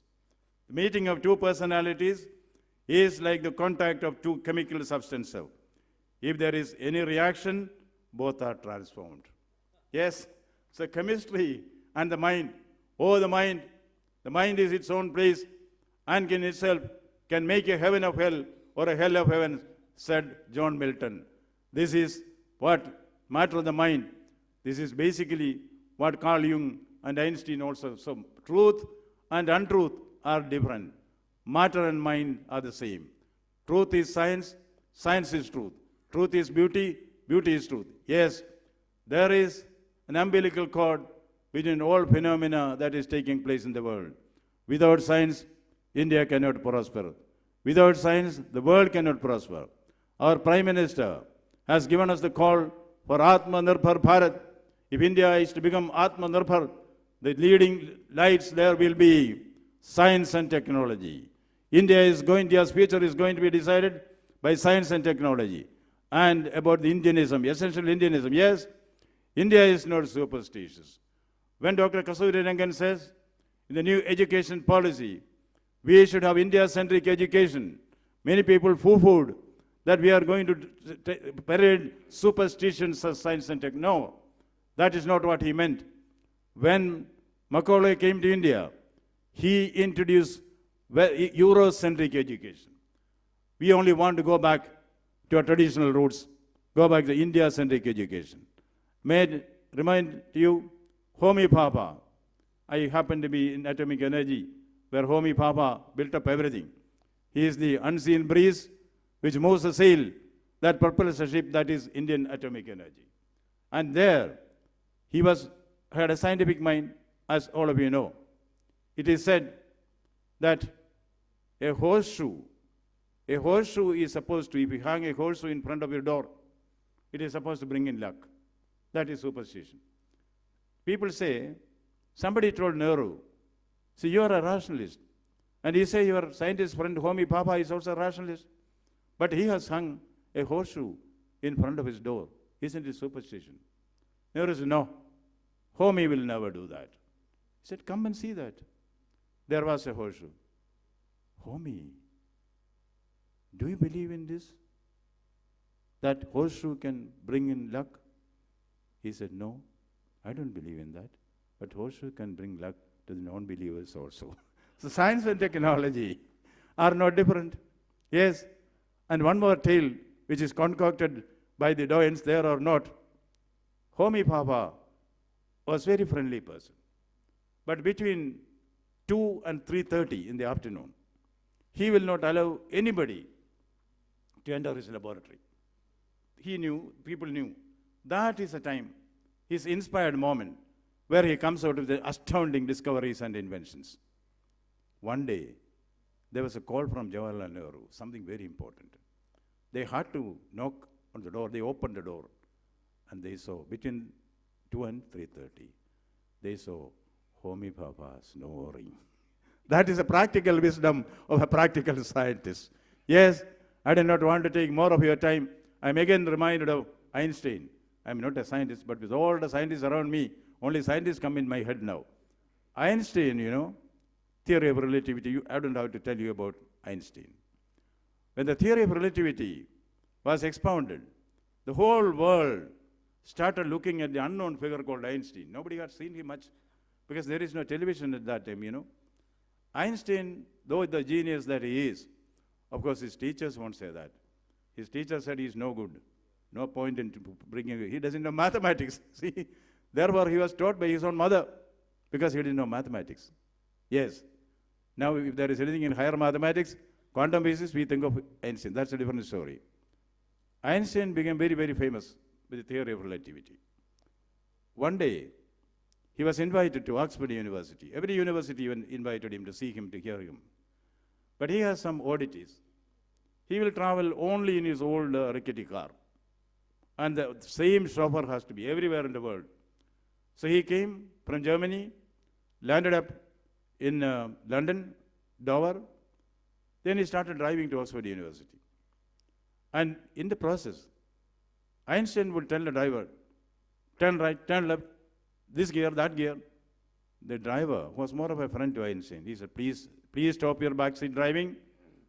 This is not your theory of relativity. Oh, you mean to say that your driving is more important than my theory of relativity? Driver said, yes, on the London roads, my driving is more important than your theory of relativity. Einstein, in that case, I will drive. I will drive. You speak on the theory of relativity. Oh, I can. So they exchange places. Einstein in the driver's seat, the driver in the back seat. In this melee, they reached the gates of Oxford, not knowing that they were having a tiff among them. The car stopped. As usual, all the professors and other dignitaries came, opened the rear door, and escorted Einstein. Because the VIP always sits in the rear door. They had not seen Einstein earlier. The driver was escorted onto the dais, and they said, now the great Albert Einstein will speak to you on the theory of relativity. You know, the driver gave an excellent speech on the theory of relativity because he heard Einstein speaking in 100 occasions. At the end of it, you know, the professor of physics in Oxford stood up and asked a question in quantum physics, some very complicated question.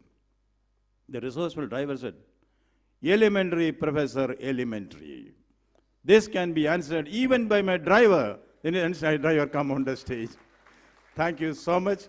I'm so happy to be among these great men. I wish you the very best. Inaugurate this. Thank you, thank you, thank you.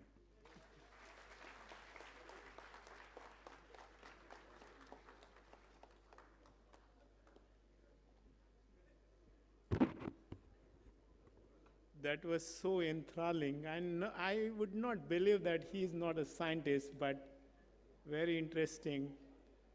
Honorable Governor, sir, and the dignitaries on the dais, will you please unveil the souvenir of this program, please? The souvenir of the program, Swamiji.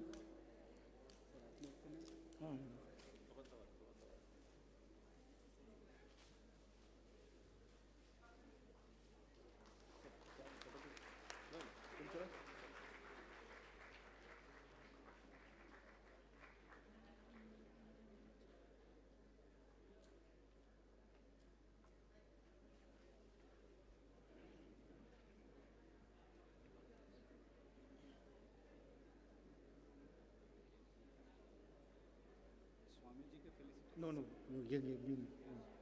We'll not do it now. Ladies and gentlemen, may I request Professor D.C. Mukherjee to propose the vote of thanks?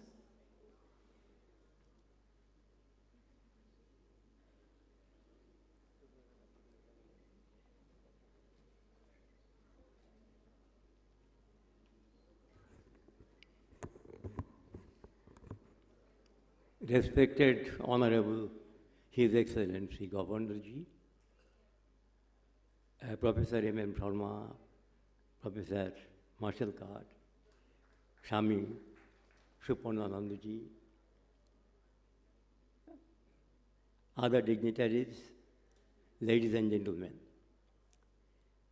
This is the most proud privilege and most proud feeling in my life to be able to propose the vote of thanks on such an historic occasion.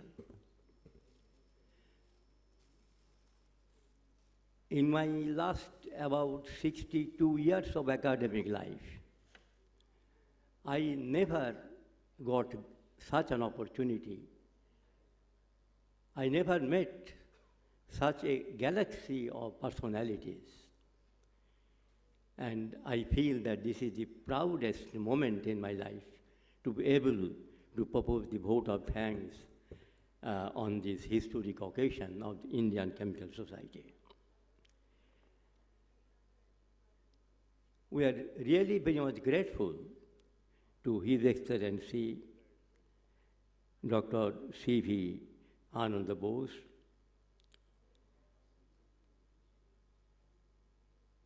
for his august presence and wonderful deliberations he has made just now.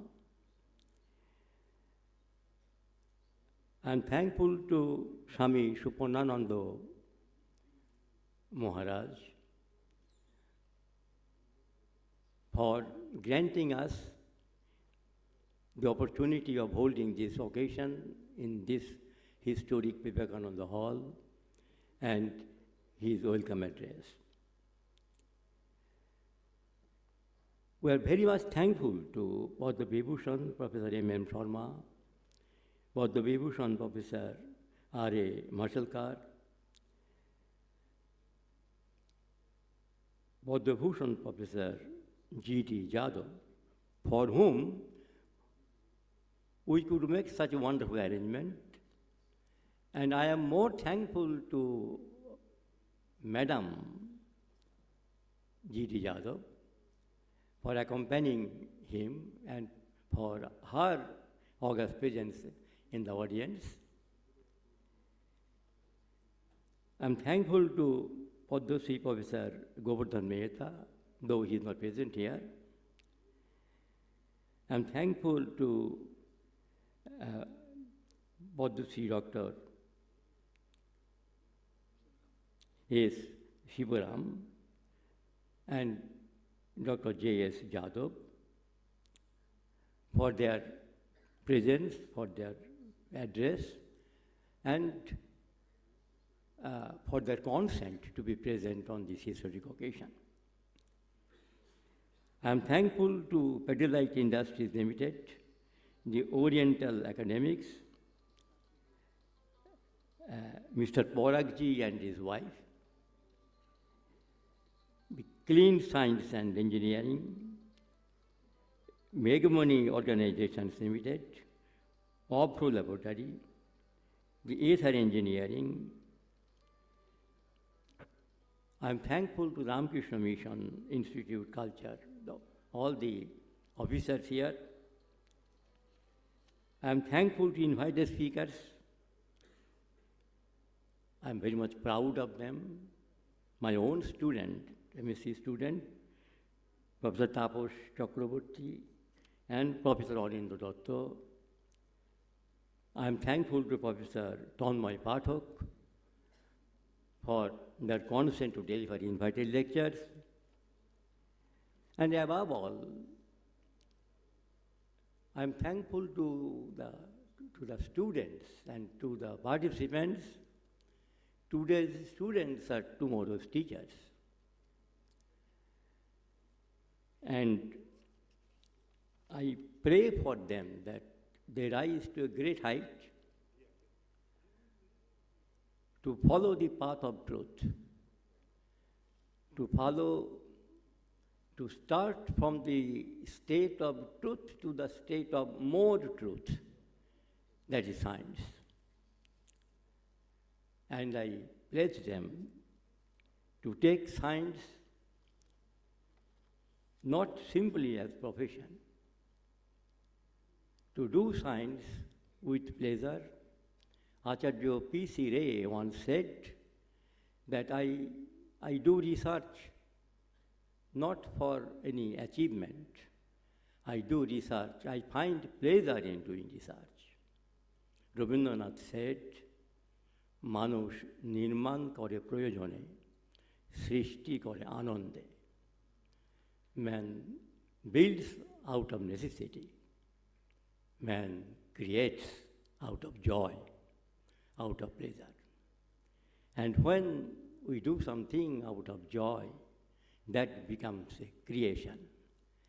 And that creation can be really utilized to combat human miseries.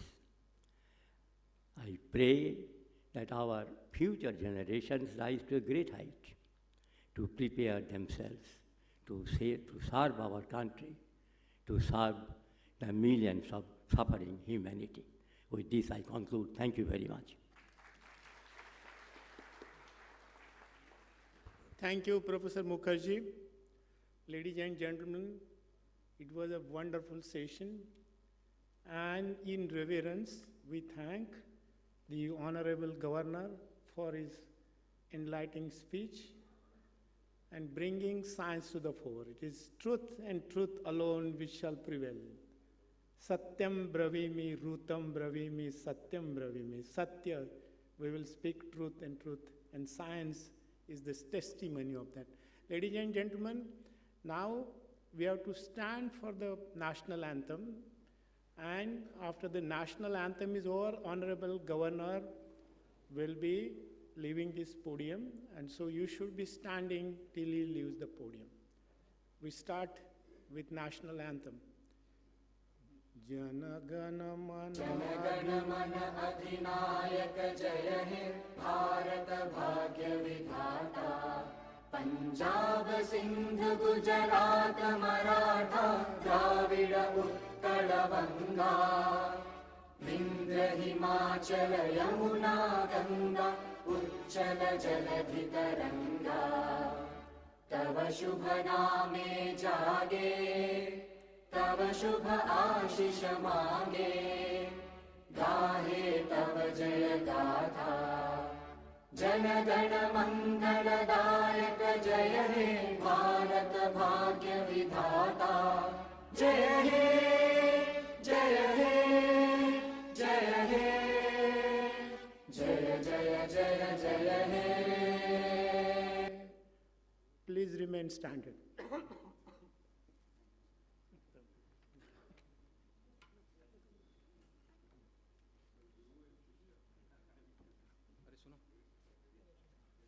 Doctor.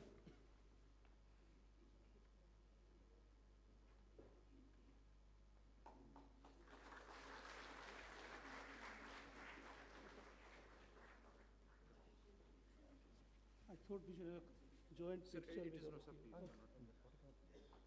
Okay. Yeah. Okay. Then J.S. Yadav Mandal.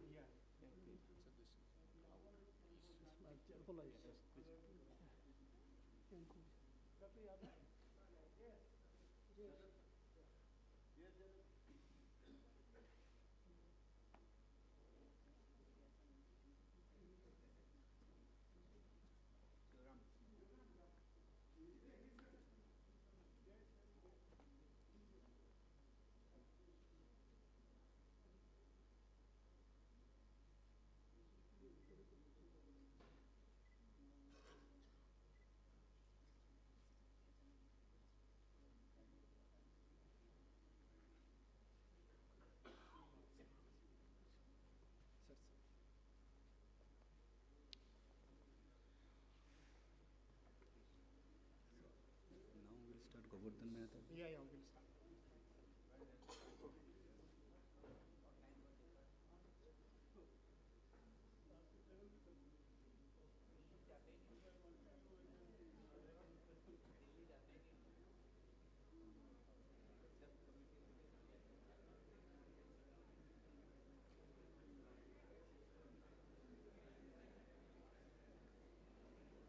What is his background? Where was he before? Huh? This governor, where?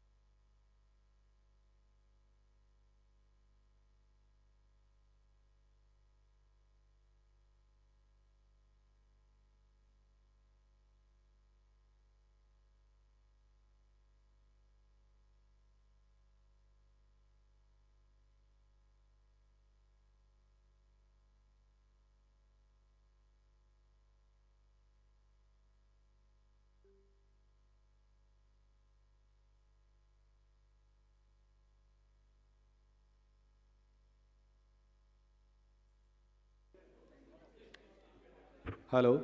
So everyone requested, please be seated. We'll start our the first lecture, keynote speech by Professor Govardhan Mehta ji. So he is online. He will be delivering his lecture. So before lunch, so this is the last lecture. So all the students are requested, please be seated. So please be seated.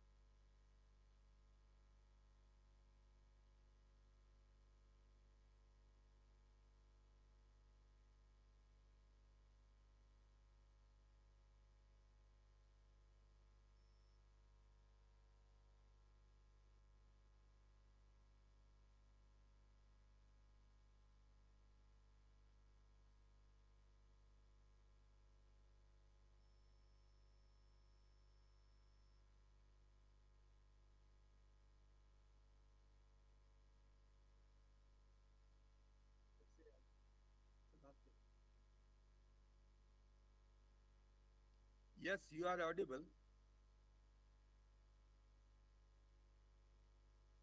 But I don't know who is, speak where, when, I see nothing.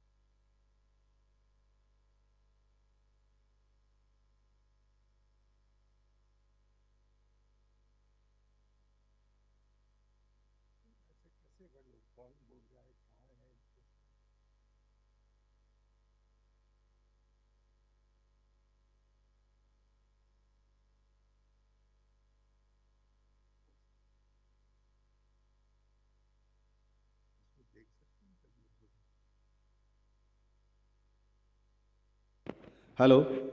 So now I am requesting our respected Professor Govardhan Mehta ji to start his lecture. Office screen कैसा है? बता दो। अच्छा, ये आ जाएगा। अच्छा, वापस वहीं चले जाइए। नहीं, वापस वहीं कर दो।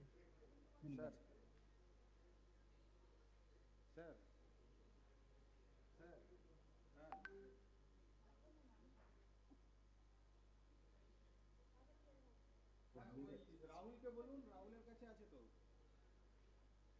আর এইখানে তো অডিটোরিয়ামে কেউ নেই, আমি লেকচারটা কিভাবে শুরু করব? কেউ তো নেই, সব ফাঁকা তো।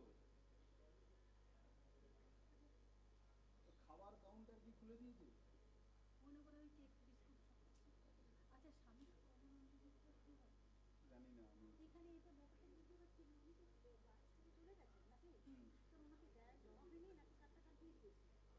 कोई दिख रहा है तुमको? हॉल में बैठा है कोई? ऑडिटोरियम पूरा है?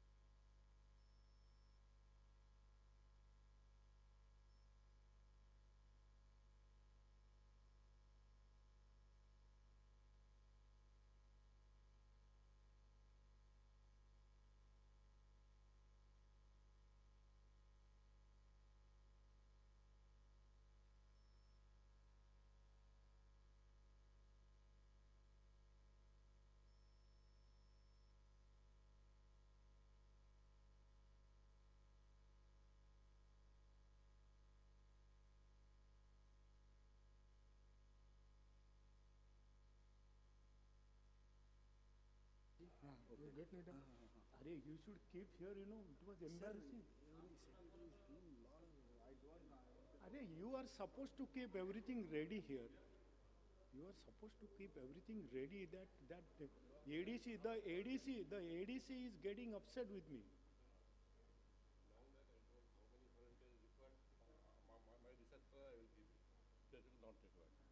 No, yeah, listen. Now my research scholars are doing all this too. No, but it should have been all brought here. Yeah. Ladies and gentlemen, be inside. We are going to start the next lecture. I must apologize to Professor Govardhan Mehta, who is waiting online.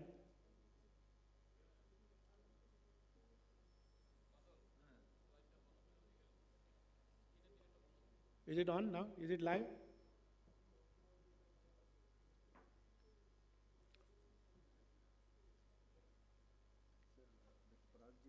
Yeah.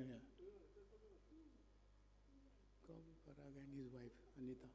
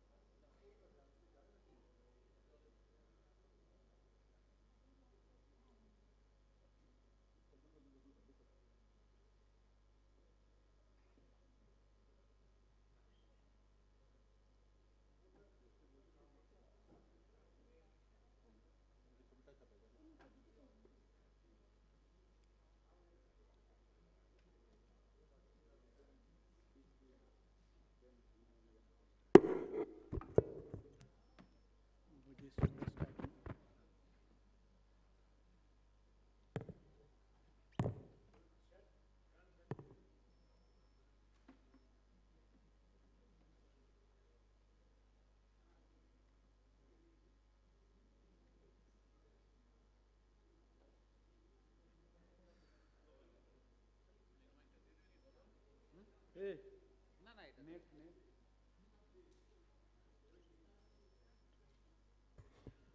No internet. No, it is connected. ARC office, no? So you can speak. Hello? Hello? Professor Mehta, you are on?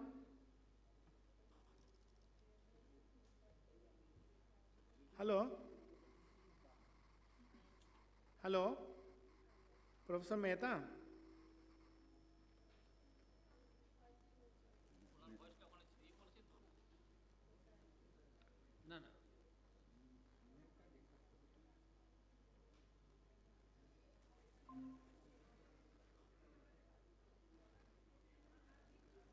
Hello? Hello? Yes? Professor Mehta, good afternoon. I'm sorry this connection was lost. You are there, right? Hello? Can you hear me?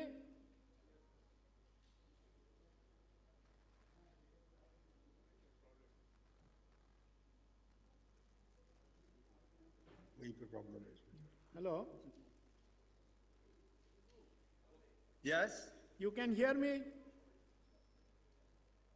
Yes, finally I am able to hear it, something. I'm sorry for this. This connection was lost. But anyway, I hope. So, ladies and gentlemen, Yeah. the next lecture is by Professor Padma Shri Professor Govardhan Mehta, former director of Indian Institute of Science, Bangalore, and K. Anji Reddy Chair in University of Hyderabad. Professor Mehta is a great exponent of organic chemistry, natural chemistry, and very interestingly, He is a student of Dr. Sukhdev, in whose honor we have created this endowment lecture. And I have a great pleasure in, bringing to your attention two of my students, Parag Sataskar and Anita Sataskar. Parag is the CEO of this Oriental Aromatics, and Anita is the research director of that. Their company has sponsored and created this endowment in honor of Dr. Sukhdev. Dr. Sukhdev was an advisor in Multichem. He was, after his NCL stint, he went to Multichem. He is becoming 100. So in his honor, I requested this company that they should have this, lecture in his honor, and they readily accepted it. So I want to thank both of them. You please come. Thank you. Yes. Come front.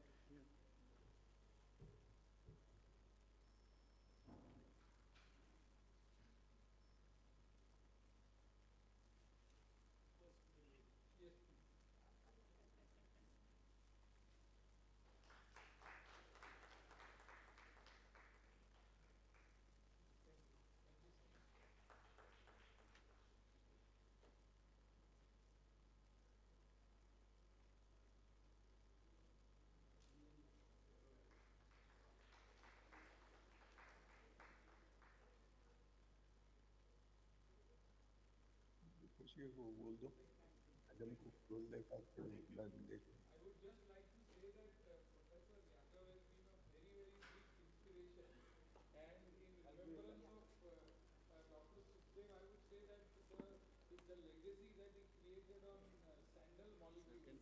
Yeah, come here, come here. Please speak here. So I would like to thank the society.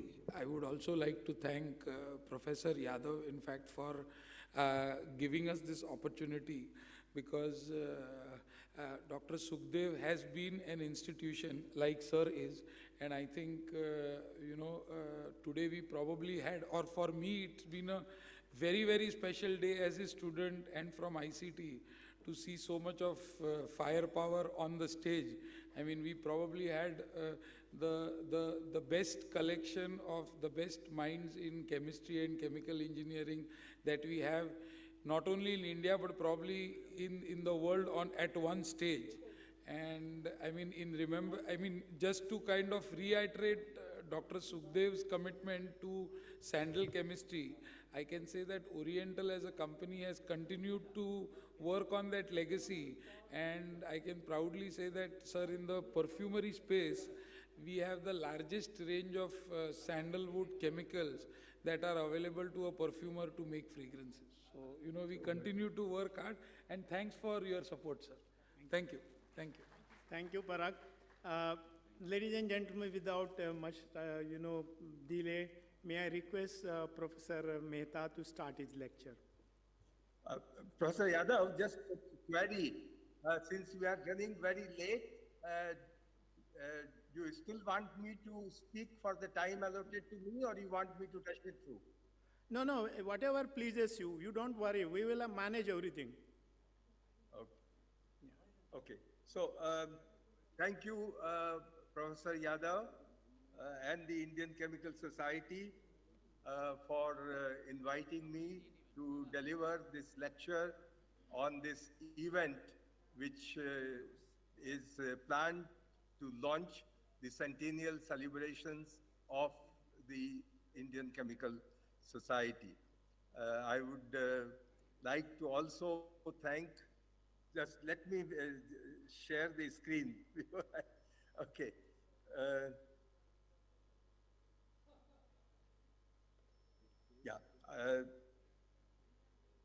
For any learner, one of the most proud and privileged moments is when the learner is requested or asked to speak in a seminar or symposium in honor of one's teacher.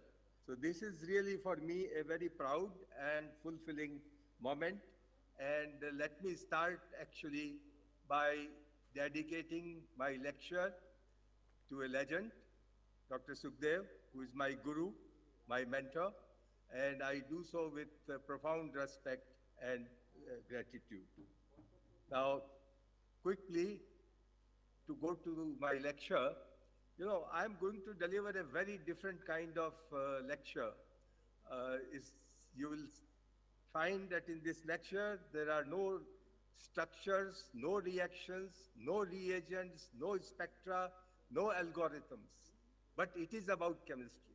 And I am going to talk about really the matters that are going to matter in the world of chemistry in coming decades and at least till the early part or till the end of this century. So my lecture actually is in some ways a 360-degree lens on chemistry horizon. And I'm going to share with you possible pathways for the rejuvenation of chemistry and repurposing chemistry, which I believe is very, very essential in today's context, and you will see as I proceed with my lecture. So let me begin by saying that is a very famous quote from a Spanish philosopher, not a chemist, but a philosopher, who says that chemistry ought not to be for chemists alone. And taking inspiration from this, we wrote a few years ago an editorial, you can see the reference at the bottom, where we made a case that chemistry should be embraced by all. We believe very strongly that chemistry should be learned by every citizen and chemistry should be learned by every learner. So let me have a very unusual introduction. Some of you might find it weird. Some of you might think, why are you here in a chemistry conference? I begin by showing you a revolutionary connectionist model of brain.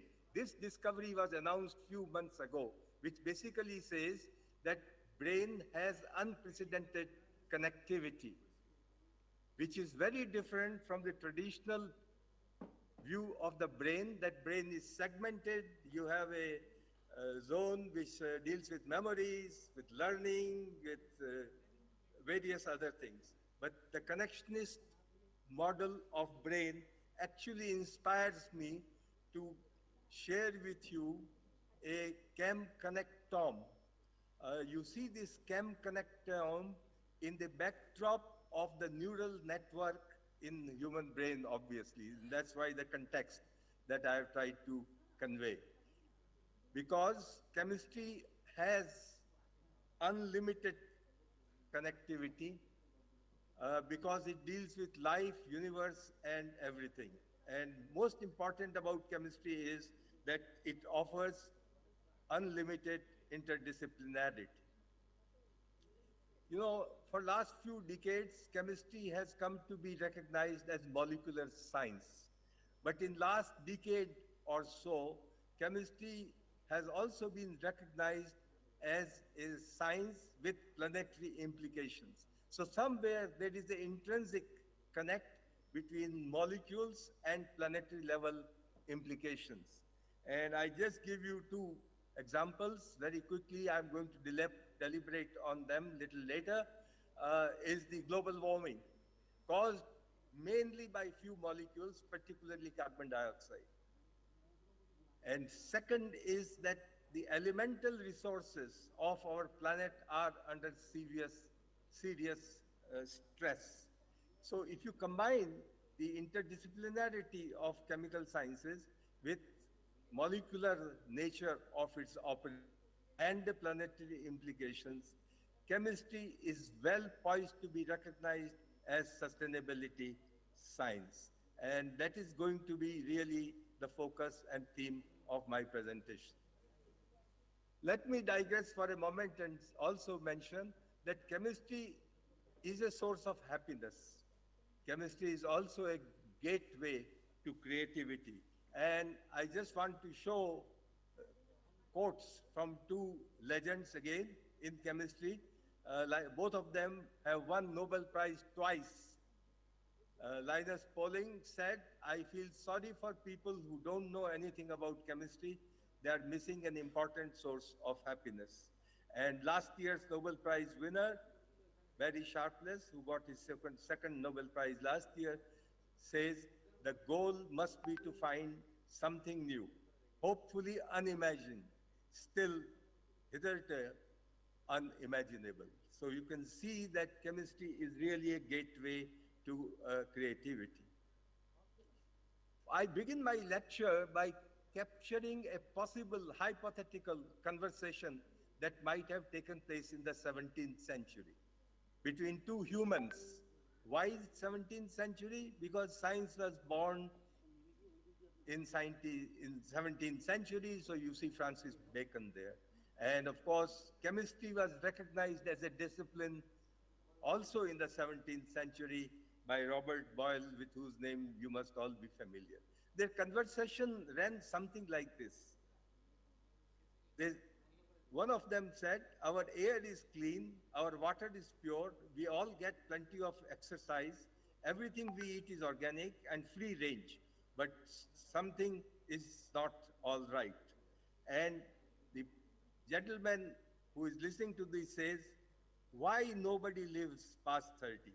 And a lot is missing in life." This was a conversation in 17th century, so one has to ask what has changed in the recent centuries, how and why.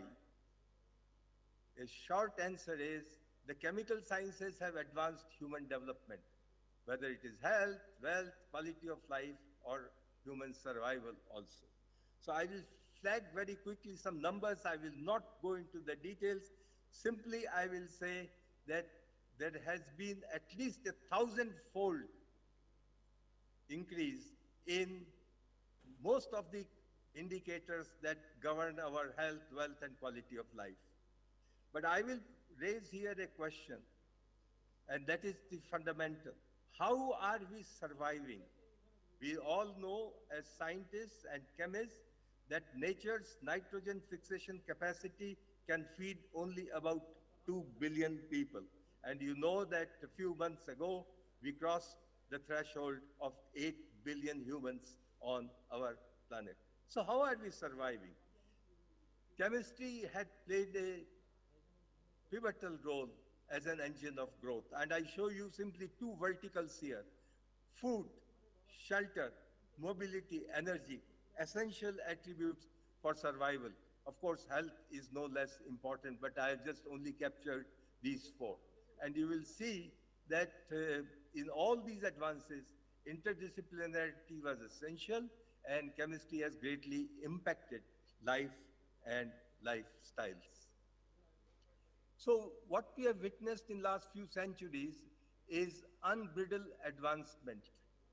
But this unbridled advancement has also led to surfacing of many side effects. For example, the state of the planet and the people has been impacted by, in terms of global environment, economic, political, social factors, state of human body and mind. I'm not going to dwell with them, but what I'm going to dwell is two major changes that have occurred as a consequence of this rapid advancement. First, we are staring at a resource-stressed planet, and second, Earth's carrying capacity has been breached. And I'll just give you quickly examples to show that. For example, carbon dioxide concentration in the atmosphere has crossed the all-time high and is now at 417.2 ppm. So this corresponds to 1.5 degree temperature rise by 2050, and you know that what catastrophic consequences it may have. I also show you the Earth's carrying capacity breached. For example, you see here rapid depletion of lithium and rare earths as examples. It is predicted now that there will be no lithium available for extraction by the end of this century, and rare earths will also disappear within 200 years. And we know how important both of them are for the digital society and electronics industry. So element security, it's a new concept. Element security is at a great risk. And taking note of this, a more colorful periodic table has been proposed, particularly during the International Year of the Periodic Table, which was celebrated in 2019. I'm not going to dwell with everything here, just keep an eye on the colored elements in red colored element. 10 of these elements are likely to disappear by end of this century. Now, this is very, very serious issue because we know that elemental legacy of the humankind is a 13 billion year old legacy when the Big Bang took place and in the fusion environment that was prevailing, chemical elements were born. We should also know that chemical elements are not replaceable. So the message for chemistry community is that chemists should also assume element stewardship to ensure material sustainability. There have been two very important wake-up calls for the world, really, and I will flag them. The first one was from Israeli scientists who carried out enormous modeling work and mentioned, and this is a startling revelation, global human-made mass or anthropogenic mass exceeds all living biomass on the planet. Human-produced biomass exceeds all the biomass on the planet. Now, we know that some of this anthropogenic mass is produced through inefficient and unsustainable chemical processing. For comparison, I have shown you that all humans on the planet, 8 billion of them, only constitute 0.01% of the global mass. The second finding, again quite startling, was that it has been predicted that the safe operating space within the planetary boundary of novel entities has already been exceeded. Now, this paper just appeared last year, and it's really a revolutionary contribution. There was an editorial which appeared on the basis of this paper, which says majority of top chemicals in market deemed unsustainable by a new metric. So this is a thinking point, not that you don't make new materials, but how you make is fundamentally important. I just also want to introduce you to this idea of the carrying capacity of Earth's systems. It is not unlimited. Planetary boundaries are being defined and mapped. And I just show you one picture which shows that the planetary boundaries on 6 domains, including novel chemical entities domain, are being breached. So the question to raise is, have planetary boundaries approached tipping points? If so, are we staring at a man-made crisis? The answer to this question in short is, we don't know fully accurately yet, but there are ominous telltale signs. We wrote a few months ago a paper in one of the leading journals, which is a perspective article, and the title says it all, and that is exhorting the chemistry community. Chemistry must respond to the crisis of transgression of planetary boundaries. This breach of planetary boundaries cannot continue because it threatens the planet. If it threatens the planet, it threatens everybody. What can chemistry do to begin with? We think chemistry can work towards resilience, mitigation, decarbonization, and eventually for sustainability. And therefore, chemistry has a pivotal role. How has world responded to sustainability challenges? There have been late lessons from early warnings.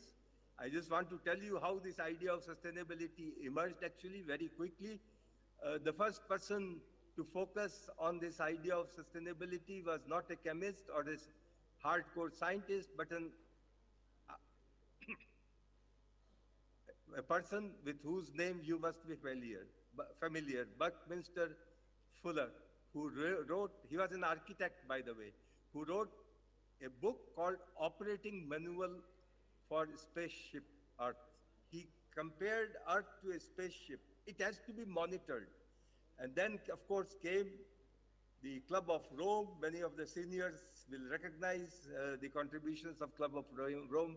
But basically, the idea of sustainability was born out of the Brundtland Commission report of the United Nations. The title is very interesting, Our Common Future. But for us in India, the idea of sustainability is embedded in our culture to some extent. As the father of the nation mentioned, the world has enough for everyone's need, but not enough for everyone's greed. So built into this quote from Gandhi is the idea of sustainability.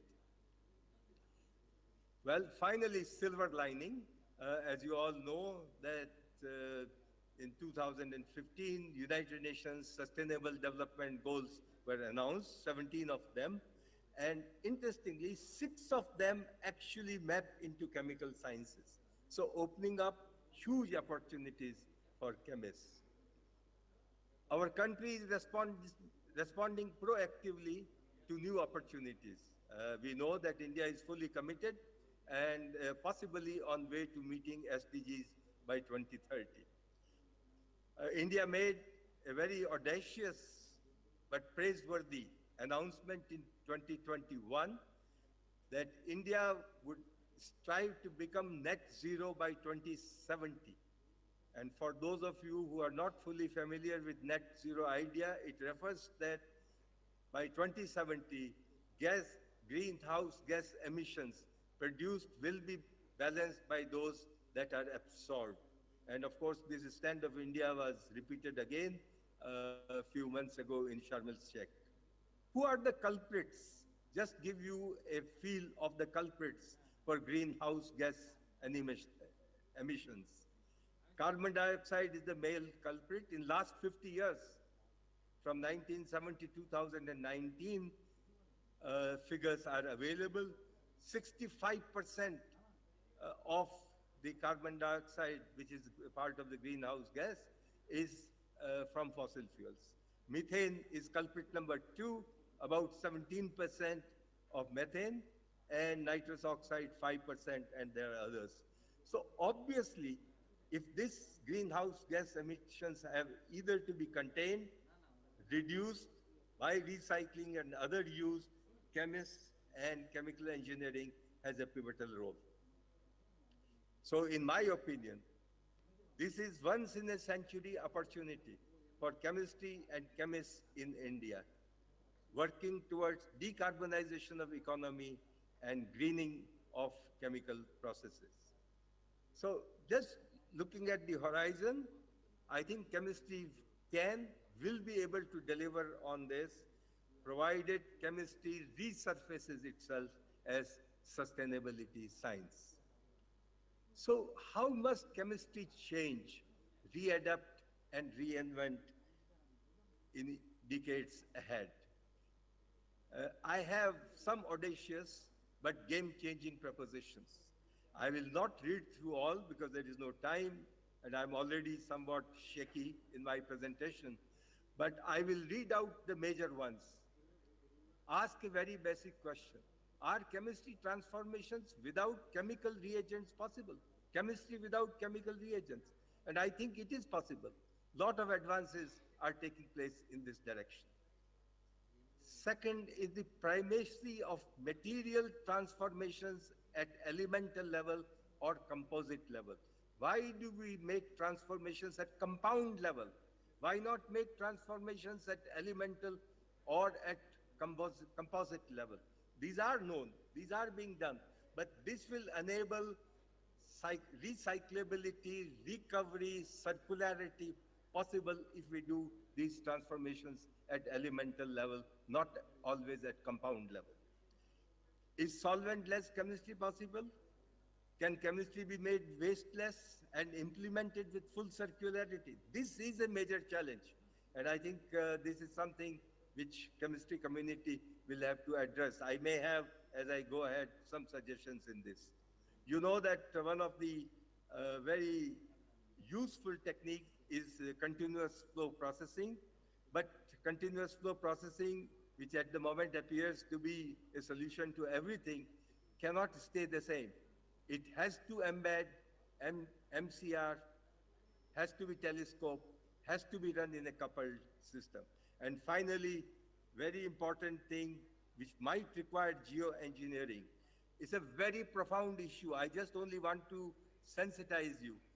Can we rebalance planetary level redox processes? Because you know planetary systems work also on redox processes. But the redox processes operating in our living systems are biased in favor of oxygen because the life is sustained by an oxygen-heavy environment. Can we rebalance this redox process? Okay, so we need to transit from green chemistry to circular chemistry. That's the way forward. Just to show you in the past how chemistry manufacturing and processing was being practiced. The paradigm was take, make, use, dispose, pollute. Now we have to transition it. In the future, we make, use, reuse, remake, cycle, recycle, make, use, reuse. And there is now a continuum of make, remake, use, reuse. And this is how chemistry has to change and become circular. But for that, the practice of chemistry has to change. We have to make strategy and conceptual shift. Again, I have suggested few things, but I think what is most important is to adopt restorative and regenerative design principles. That means recycling and reuse components should be built in at the time of conceptualization of a process and not evoked or used as an afterthought. So there are 12 principles of circular chemistry.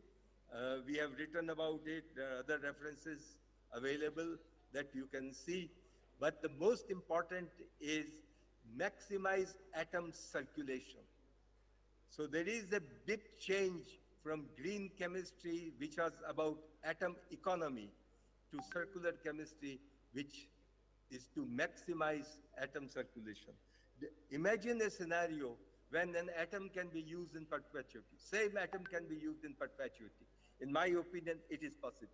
But we have to bring new thinking in able to achieve that. Okay, a word about waste. In my view, waste doesn't exist. It is only a post-trash resource. We know that chemical matter only changes form. So waste is a misplaced resource at a wrong place at a wrong time.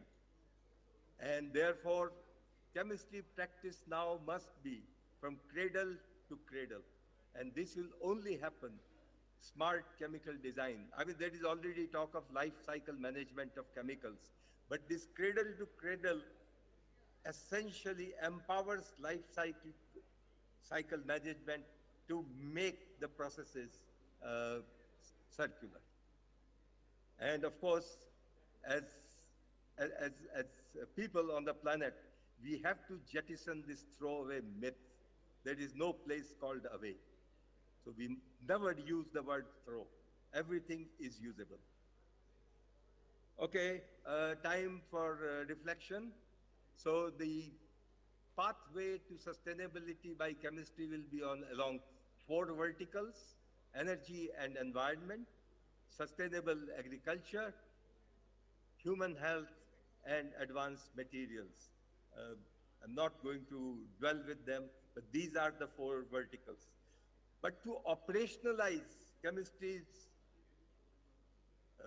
path for sustainability, the approaches have to be on resilience, mitigation, and adaptation. That's the pathway to finding solutions. Again, we have written something about it recently, so I will not talk about it.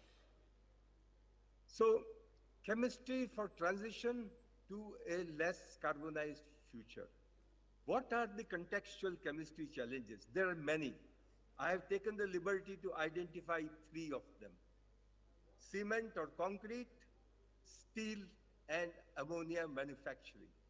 Would you believe that these 3 molecules collectively account for 25% of global energy? 25% of the global energy is spent in making these 3 molecular entities. And of course, in turn, it generates corresponding amount of carbon dioxide as a byproduct. So I will take only one example. I will not talk about concrete and steel because it's more complicated. I will talk a couple of minutes on ammonia because ammonia is also a significant guzzler of energy, and ammonia is important for sustaining life on the planet.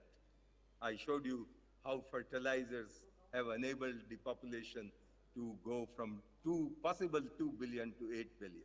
So what we need is renaissance in ammonia synthesis for sustainability. I've shown you here that ammonia is important, critical for nitrogen fertilizers, safer hydrogen storage, as well as energy carrier. And these numbers indicate why ammonia synthesis has to be reinvented. Okay, go back to your high school days. I'm sure everybody in the audience is aware, familiar with the Haber-Bosch process of ammonia. You see the reaction conditions, why it is an energy guzzler: 450 to 600 degrees, 200 to 400 atmospheric pressure. That was in 1920. I will jump a century and show you what is the position now in 2020, a century later. Recently, it has been shown that it is possible to generate ammonia. This is on lab scale. Generate ammonia as 50 degrees, as close as you possibly can get to ambient temperature, at pressures of 1 to 10 atmosphere using this special catalyst. So you know things are moving in the right direction. It should be possible to have an ammonia synthesis that can be carried out under ambient conditions. There have been enormous progress in catalysis for these reactions because of the single atom catalysis, and single atom catalysis not only for ammonia synthesis, but in other arenas where catalysts are going to make a difference will be used in future. I have shown you here, if you look at the diagram taken from a recent review, that very many catalysts are being tried. I'm not going to elaborate because I promised you I will not show structures and chemical reagents and so on. But a recent development in last 1 or 1.5 years, which has made big headway, is the electroreduction of nitrogen. You know, in fact, if nitrogen can be reduced, then 1 molecule of nitrogen will give you 2 molecules of ammonia by adding 6 hydrogens. That's what is needed. And very recent results have shown that this reduction is possible almost with 100% efficiency. You need a special catalyst, and first you have to have the nitrogen derivative to carry out this reduction. Nitrides have been popular, and what I've shown you is possible with lithium nitride, which can be directly reduced to ammonia. There are many other developments, but I will not go into details of that. I only want to show you an alternate method is to access green hydrogen for ammonia synthesis, but the green hydrogen preferably must be accessed by solar electrolysis. That's the preferred way. Biomass gasification is an alternative, but solar electrolysis is more sustainable. And again, a lot of success has been made in this, as you will see, particularly in the design of electrodes. And there's a lot of promise coming from graphene-based nanomaterials and perovskites in this context. Okay, I'm coming towards the end now. Uh, so a small break for contemplation. Now I'm going to focus on chemistry teaching learning processes for a couple of minutes. I'll make only two important points. Chemistry teaching processes and learning processes have to have a better balance between content and context. We have been adding to the content for last decade or two, trying to add more and more contemporary advances, which is very good, but we are not sufficiently capturing the context. So without elaborating, I'll make a point that the urgent need for chemistry teaching learning processes is content and context rebalancing. And two other points is that the chemistry learning must involve the ethical dimension, and the ethical dimension must become a necessary reading for every learner of chemistry. And also, every chemistry learner must be armed with cultural competencies. I will just flash an invited editorial that we wrote for a leading chemistry journal. The title says it all. The need for cultural competency in science. It was a general article. It is also applicable to chemistry, a practical approach to enhancing equality, diversity, and inclusion. And if we have to enhance EDI, cultural competence is needed. Cultural competence is also important to address issues of research integrated and also for promoting fairness and objectivity and cultivating scientific temper. The last point I want to make is a strong pitch for humility. Science is fundamental to practicing humility, although we don't see much of it practiced that way these days.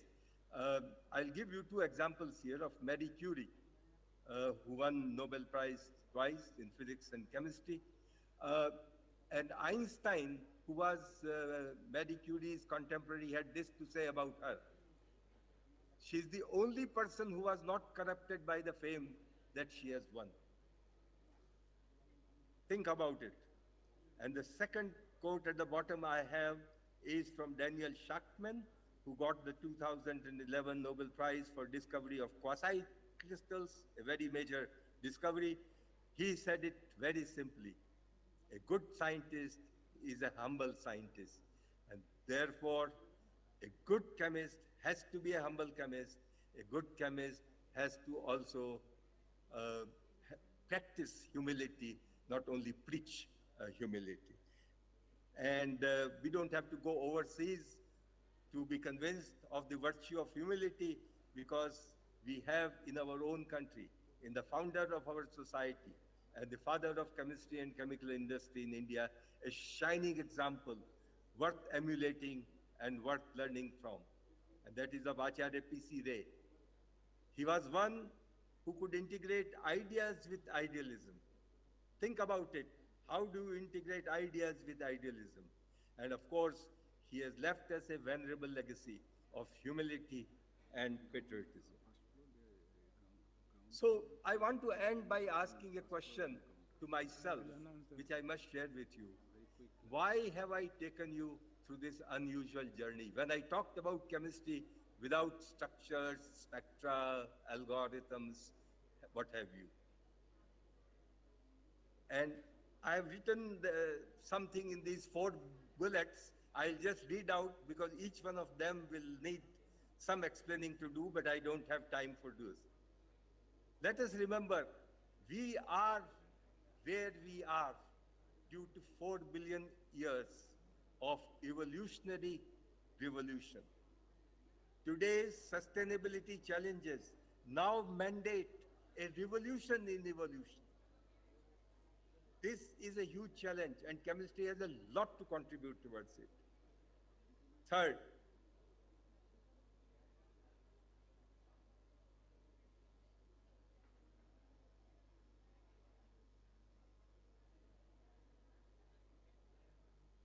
exist. It is not only among humans, but humans must learn to coexist with all diversified life forms. And this is again a message enshrined in ancient wisdom of India, Vasudev Kutumbakam. Vasudev Kutumbakam is not only about humans, it talks about all living beings on the earth are a family. Even viruses, bacteria that can play havoc are also part of a living family. And this is what we should try to understand and acquire. Okay, so the parting message. This is definitely the last slide. I urge that chemists and chemistry must adopt new symbol.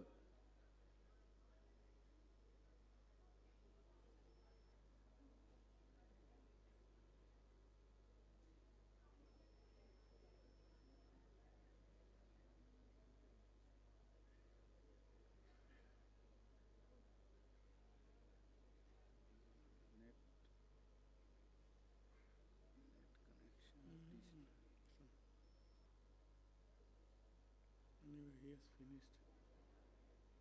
Believe that a different periodic table is required, perhaps for the 22nd century. We should have these new elements as the guiding principles of evolution of humankind and developments in chemistry.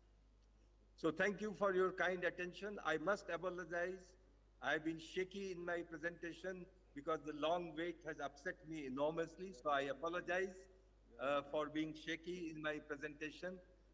But I feel very privileged once again for giving a lecture in honor of my mentor and my guru. And I thank you, the Indian Chemical Society, for giving me this opportunity. Thank you all. Thank you. Thank you, Professor Mehta, for a very wonderful lecture, which is giving the message of chemistry about sustainability. Very nicely said. We once again thank you. Thank you. Although Thank you. it would have been much better if UP were here physically. But anyway, these days we are connecting with everybody, and that is a gift of science, and particularly of chemistry. Thank you very much. Thank you. Bye-bye. Bye-bye. Bye-bye. We'll go to the next now. Yeah. Thank you. Ladies and gentlemen, the morning session is over now. We will break for lunch, but I must warn you that you have to be back here within half an hour. There are 3 counters on the ground floor and 1 counter over here. You try to come here by 2 o'clock, then we'll start the next session. Okay, we have many, many interesting things, lectures lined up for you. So we break for half an hour. Thank you.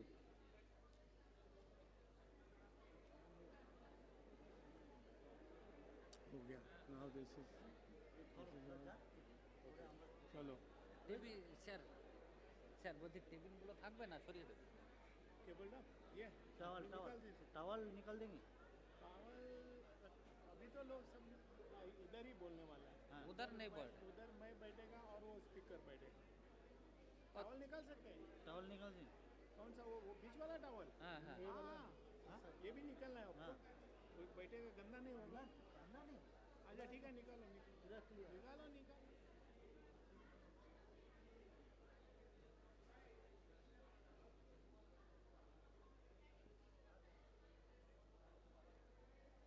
চলো চলো job করে খেয়ে নেবো আধ ঘন্টা time দিই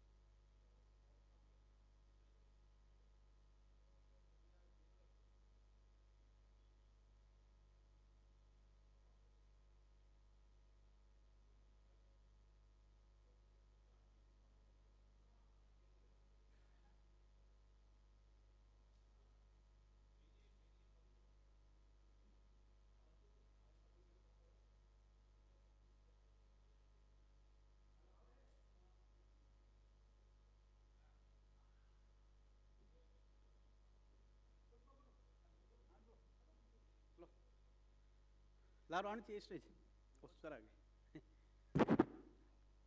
sorry sir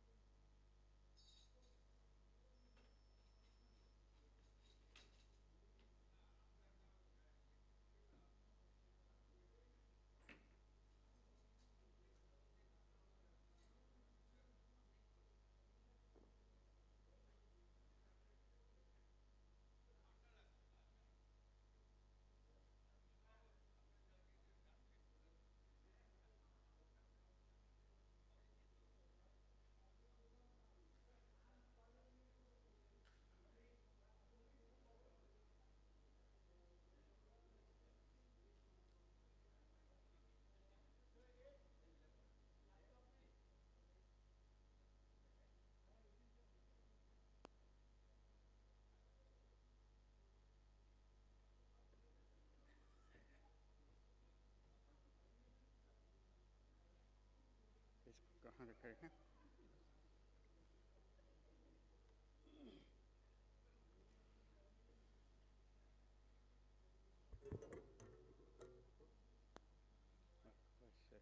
collar में क्या है कॉलर में क्या ओपन करो वो पासवर्ड है अच्छा किसका है ठीक है ठीक है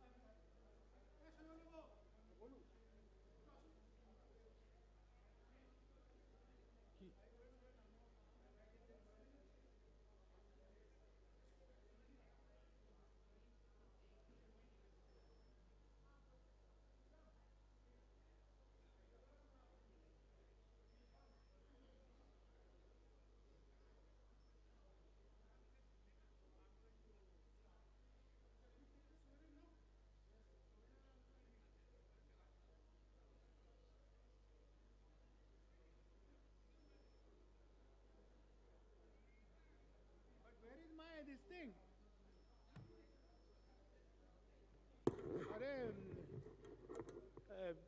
Rahul, where is my material which was here? That printed material.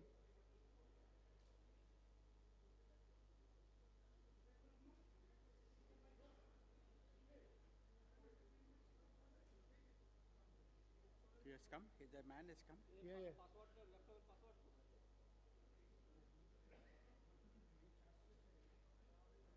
Where is my printed material?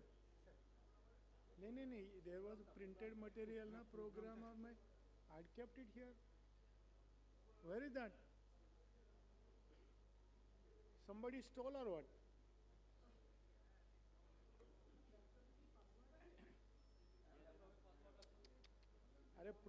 Program. Everything it was here. The program. I had my program here.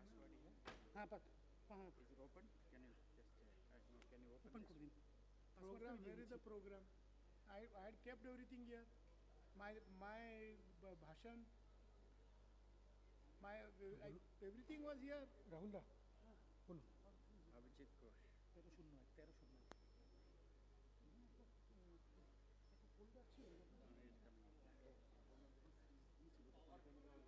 Ask your colleague whether anybody from our society has taken. How can it be? Sir, printed document পাচ্ছেন না সেটা তো আমি জানি What happened to my material here?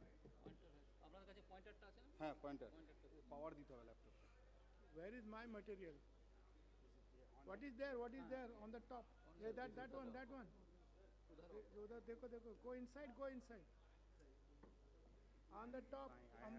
My presentation is Okay, no problem. Yeah, bring it here.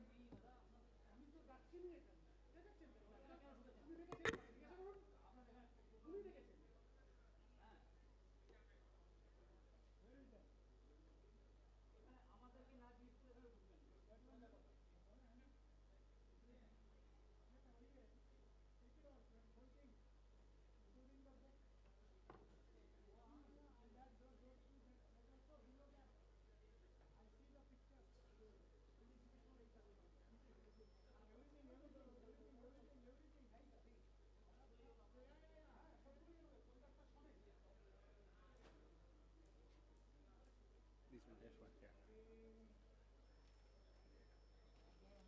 See, they have taken everything inside. Everything is inside. I could see from here the page through the window. Bring it here, sir. Rahul. Bring it here. Yeah, keep it here. Keep it here. On this plate. আচ্ছা আপনার ইয়েটা দেখুন। হ্যাঁ এই যে।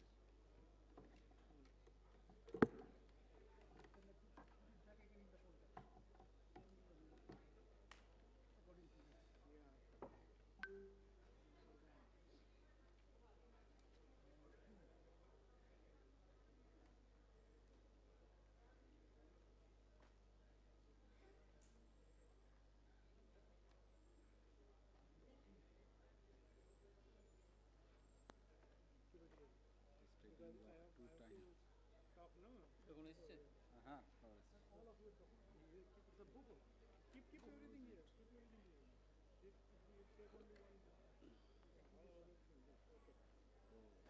Ready? Because we have to. You say update please. Live, no? It's going on YouTube, right? When he starts, it will go on YouTube. So let me introduce. Just 1 minute.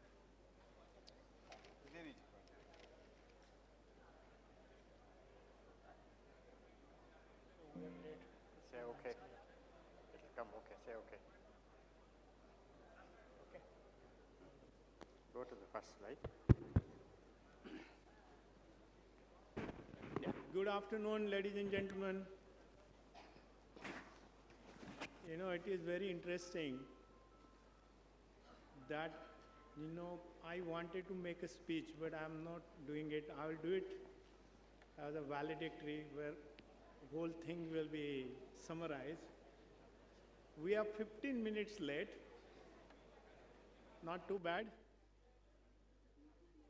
I hope you don't go to sleep because you had a sumptuous meal. But we have lined up a very interesting talk by Dr. Shivram, former director of NCL Pune and INSA scientist in ICER Pune now. And you know that he's a polymer man. He followed the footsteps of Dr. R. M. Mashelkar.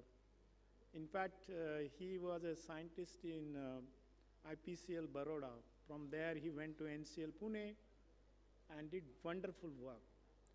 So obviously, he's going to talk about functional polymers. And these days, we talk a lot about energy applications. So his talk is centered on functional polymers for energy applications.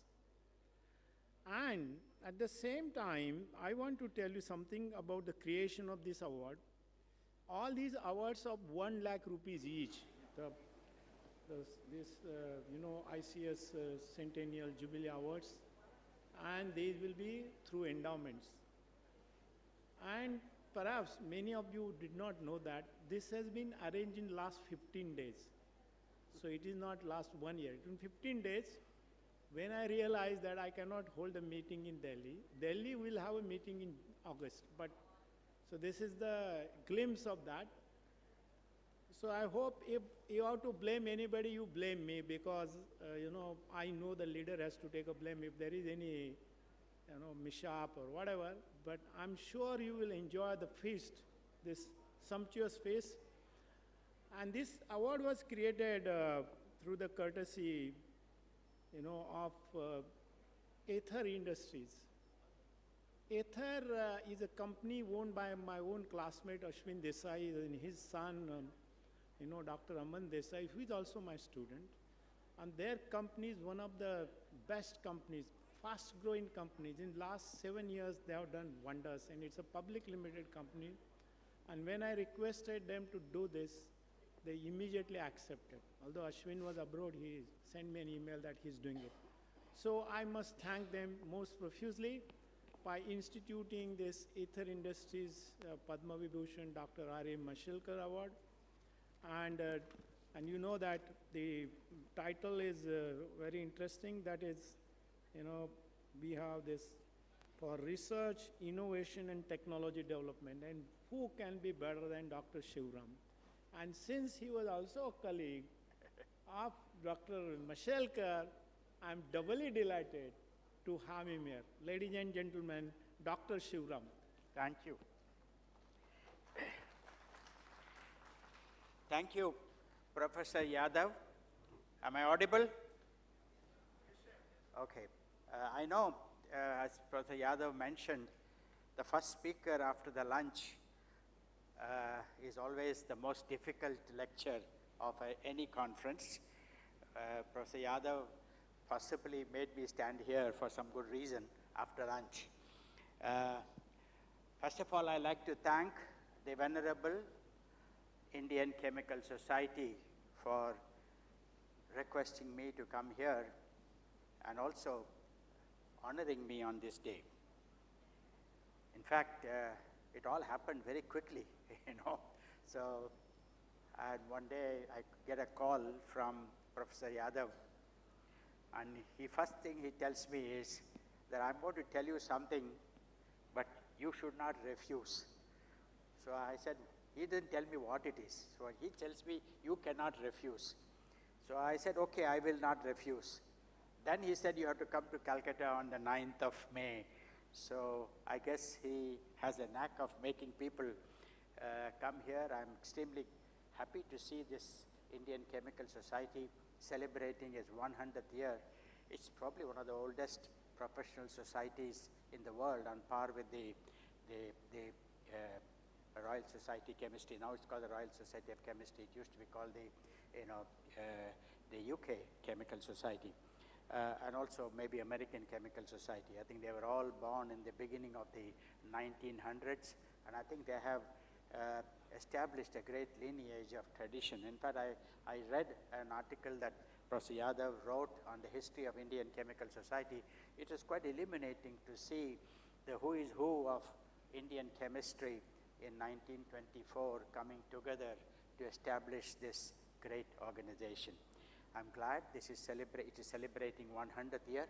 I think this kind of an institution will have to survive, and I'm glad that Professor Yadav, with all his great organizing ability and enthusiasm and energy, has taken on the responsibility to create this journey of next 100 years for the Indian Chemical Society.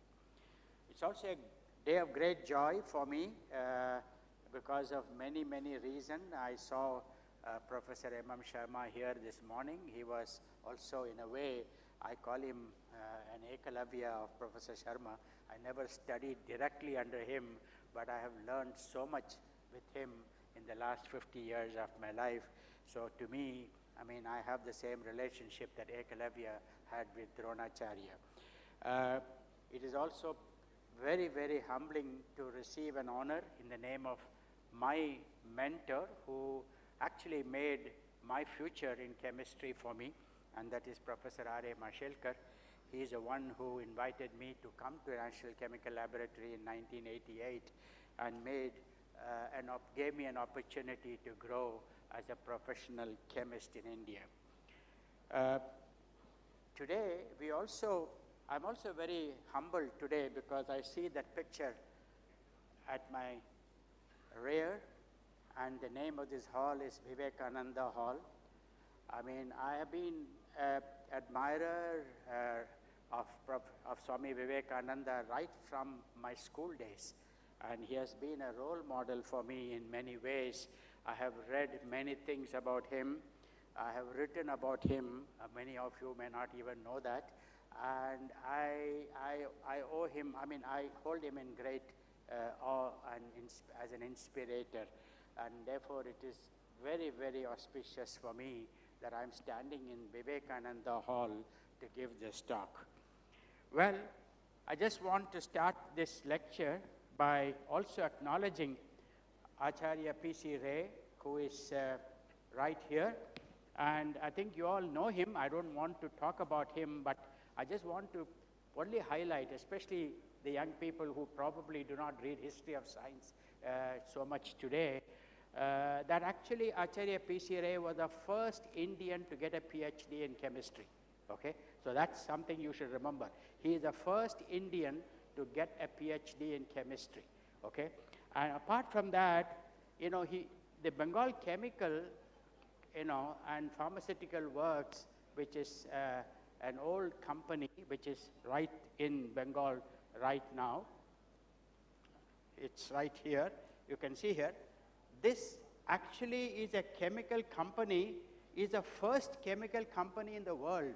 In fact, I've been searching in the history books whether BASF was the first chemical company or Bengal Chemical was the first chemical company.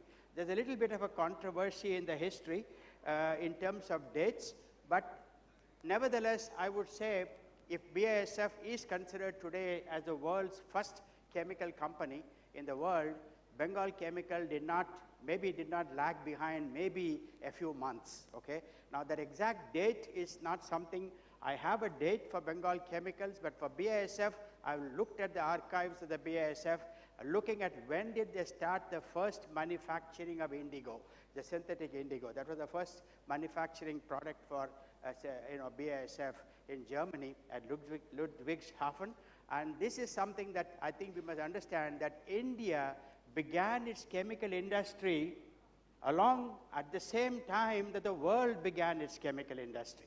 And that's something, the credit for this goes to none other than Acharya P.C. Ray, because I think this is a great landmark event in the history of Indian, not only in the history of Indian chemical industry, in the history of global chemical industry. Now, that's also very important to understand, that he created this company about the same time as BASF was created in Germany. Okay, now, for those of you who do not know, he spent 700 rupees from his pocket to start this company, you know. I mean, that's the spirit of enterprise, you know. You don't look for money. You don't ask a grant from the government. If you have passionate about it, you put your money and start, okay? Now, you will say, I don't have money, but I can tell you, if you wish, if you want, you can get the money. And I think that's the spirit of true enterprise. You know, you don't go with a begging, bowl to a government and say, give me some money. And that's, I mean, most of us today have become so dependent that anything we want, we say, let the government give me. The government is not our grandfather. I think we need to figure out how to raise our resources ourselves, whether it's for research or for enterprise or for anything else we want to do in the society. And I think that's what Acharya P.C. Ray taught us close to 100 years ago. Well, I want to do written something in a kind of a little jest. Acharya P.C. Ray was asked in 1940, why did you set up this company? Okay, somebody asked him. And his simple answer was to wipe out the idea that the Bengalis were good for nothing in business affairs. Okay, so that was a very frank statement from Acharya P.C. Ray, because Bengalis were never thought as entrepreneurial, in their culture. And I think he wanted to say that, no, it's not true. I mean, Bengalis can be entrepreneurial, and I think he was proven right. Today, if you go around the world, there are enormous amount of people from Bengal who are very successful entrepreneurs, today.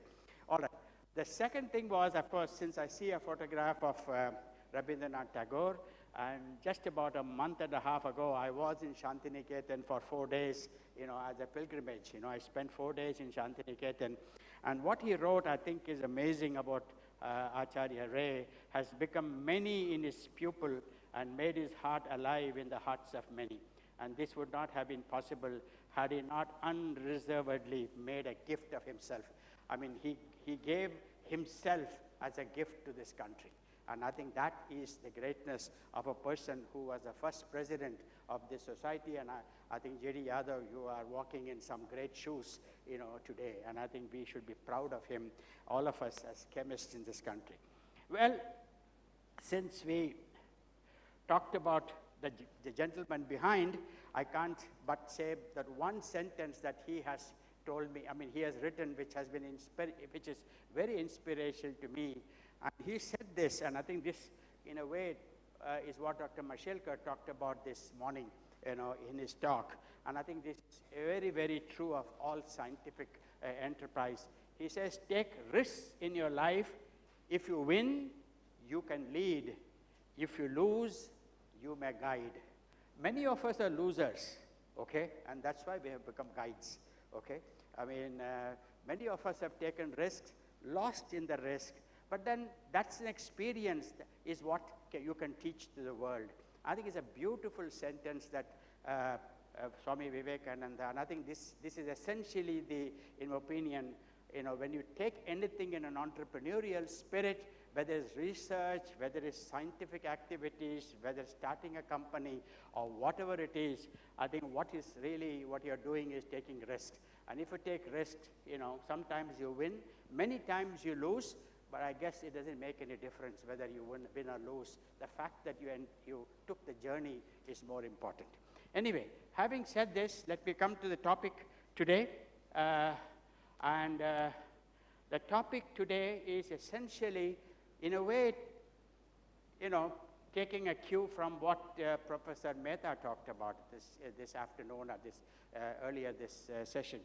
And Professor Mehta talked about this, what is called a sustainable planet. And the sustainable planet, he talked about what is it that chemistry can do to make this planet sustainable. And of course, he talked about the two things, which is the energy transition, which is what we call defossilize or decarbonize, and the material transition, which is also decarbonize and dematerialize. And these are the two principles of science that is driving the activities of science today, and possibly would be the driver of science for the next 50 to 100 years. So I'm not going into the details of this. I think Professor Mehta has very eloquently discussed the challenges that we face in this area.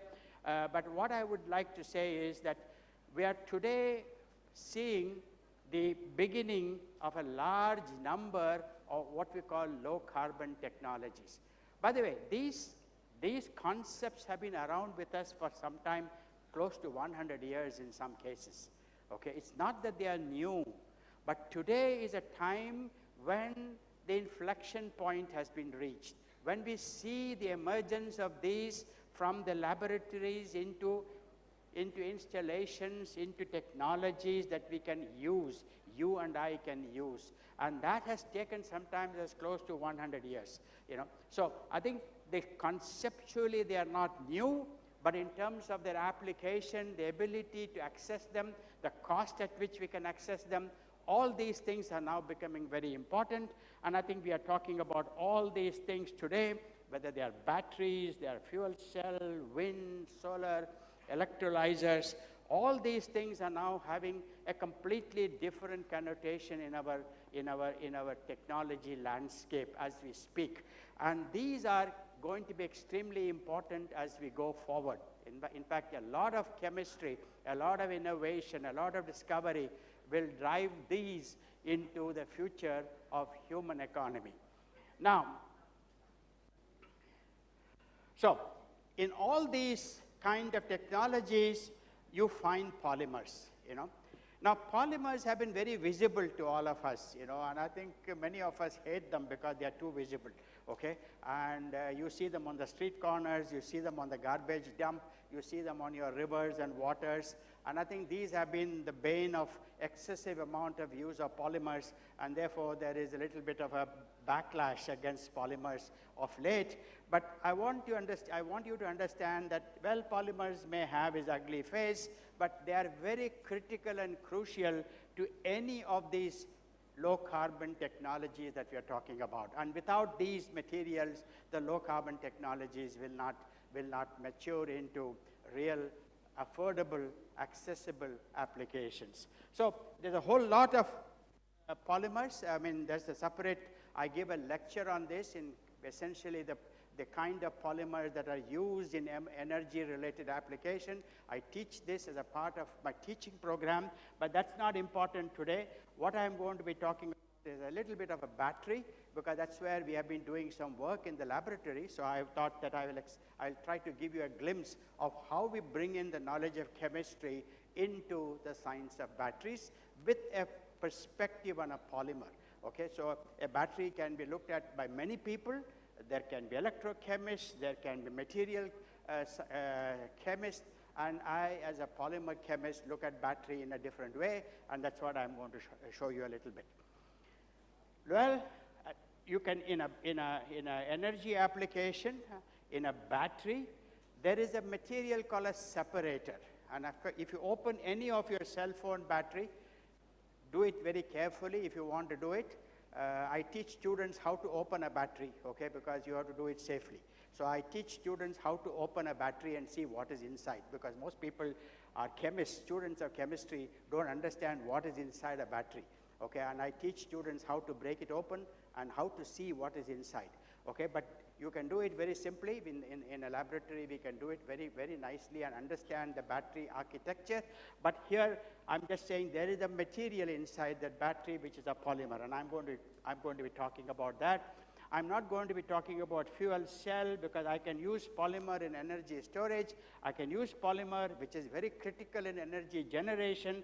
I can also use polymer for hydrogen generation. You require a polymer if you want to do hydrogen in an electrolyzer, okay, especially if you want to use a PEM electrolyzer or an AEM electrolyzer, which is a future of electrolyzers, okay? And if you want to use that, you need, again, what we call proton and anion exchange conducting polymers. And therefore, there's a whole lot of polymer science that is embedded into the advancement of energy technologies. Before I go into the polymer part, 2 minutes, 2 slides, what I call 101. It's what we call the introductory lecture. Introductory lecture. We want to understand a little bit about porous materials, because for all application in energy application, in all use of polymers in energy application, you have to have porosity. You can't have a dense material. You need porosity, because all of them require what we call exchange of ions. Exchange of ions. In the case of battery, it's lithium ion. In the case of fuel cell, it is proton. In the case of alkaline electrolyzer, it is hydroxyl ion. You need to have the mobility of the ion from the anode to the cathode and the cathode to the anode across a membrane. And therefore, that membrane has to have porosity.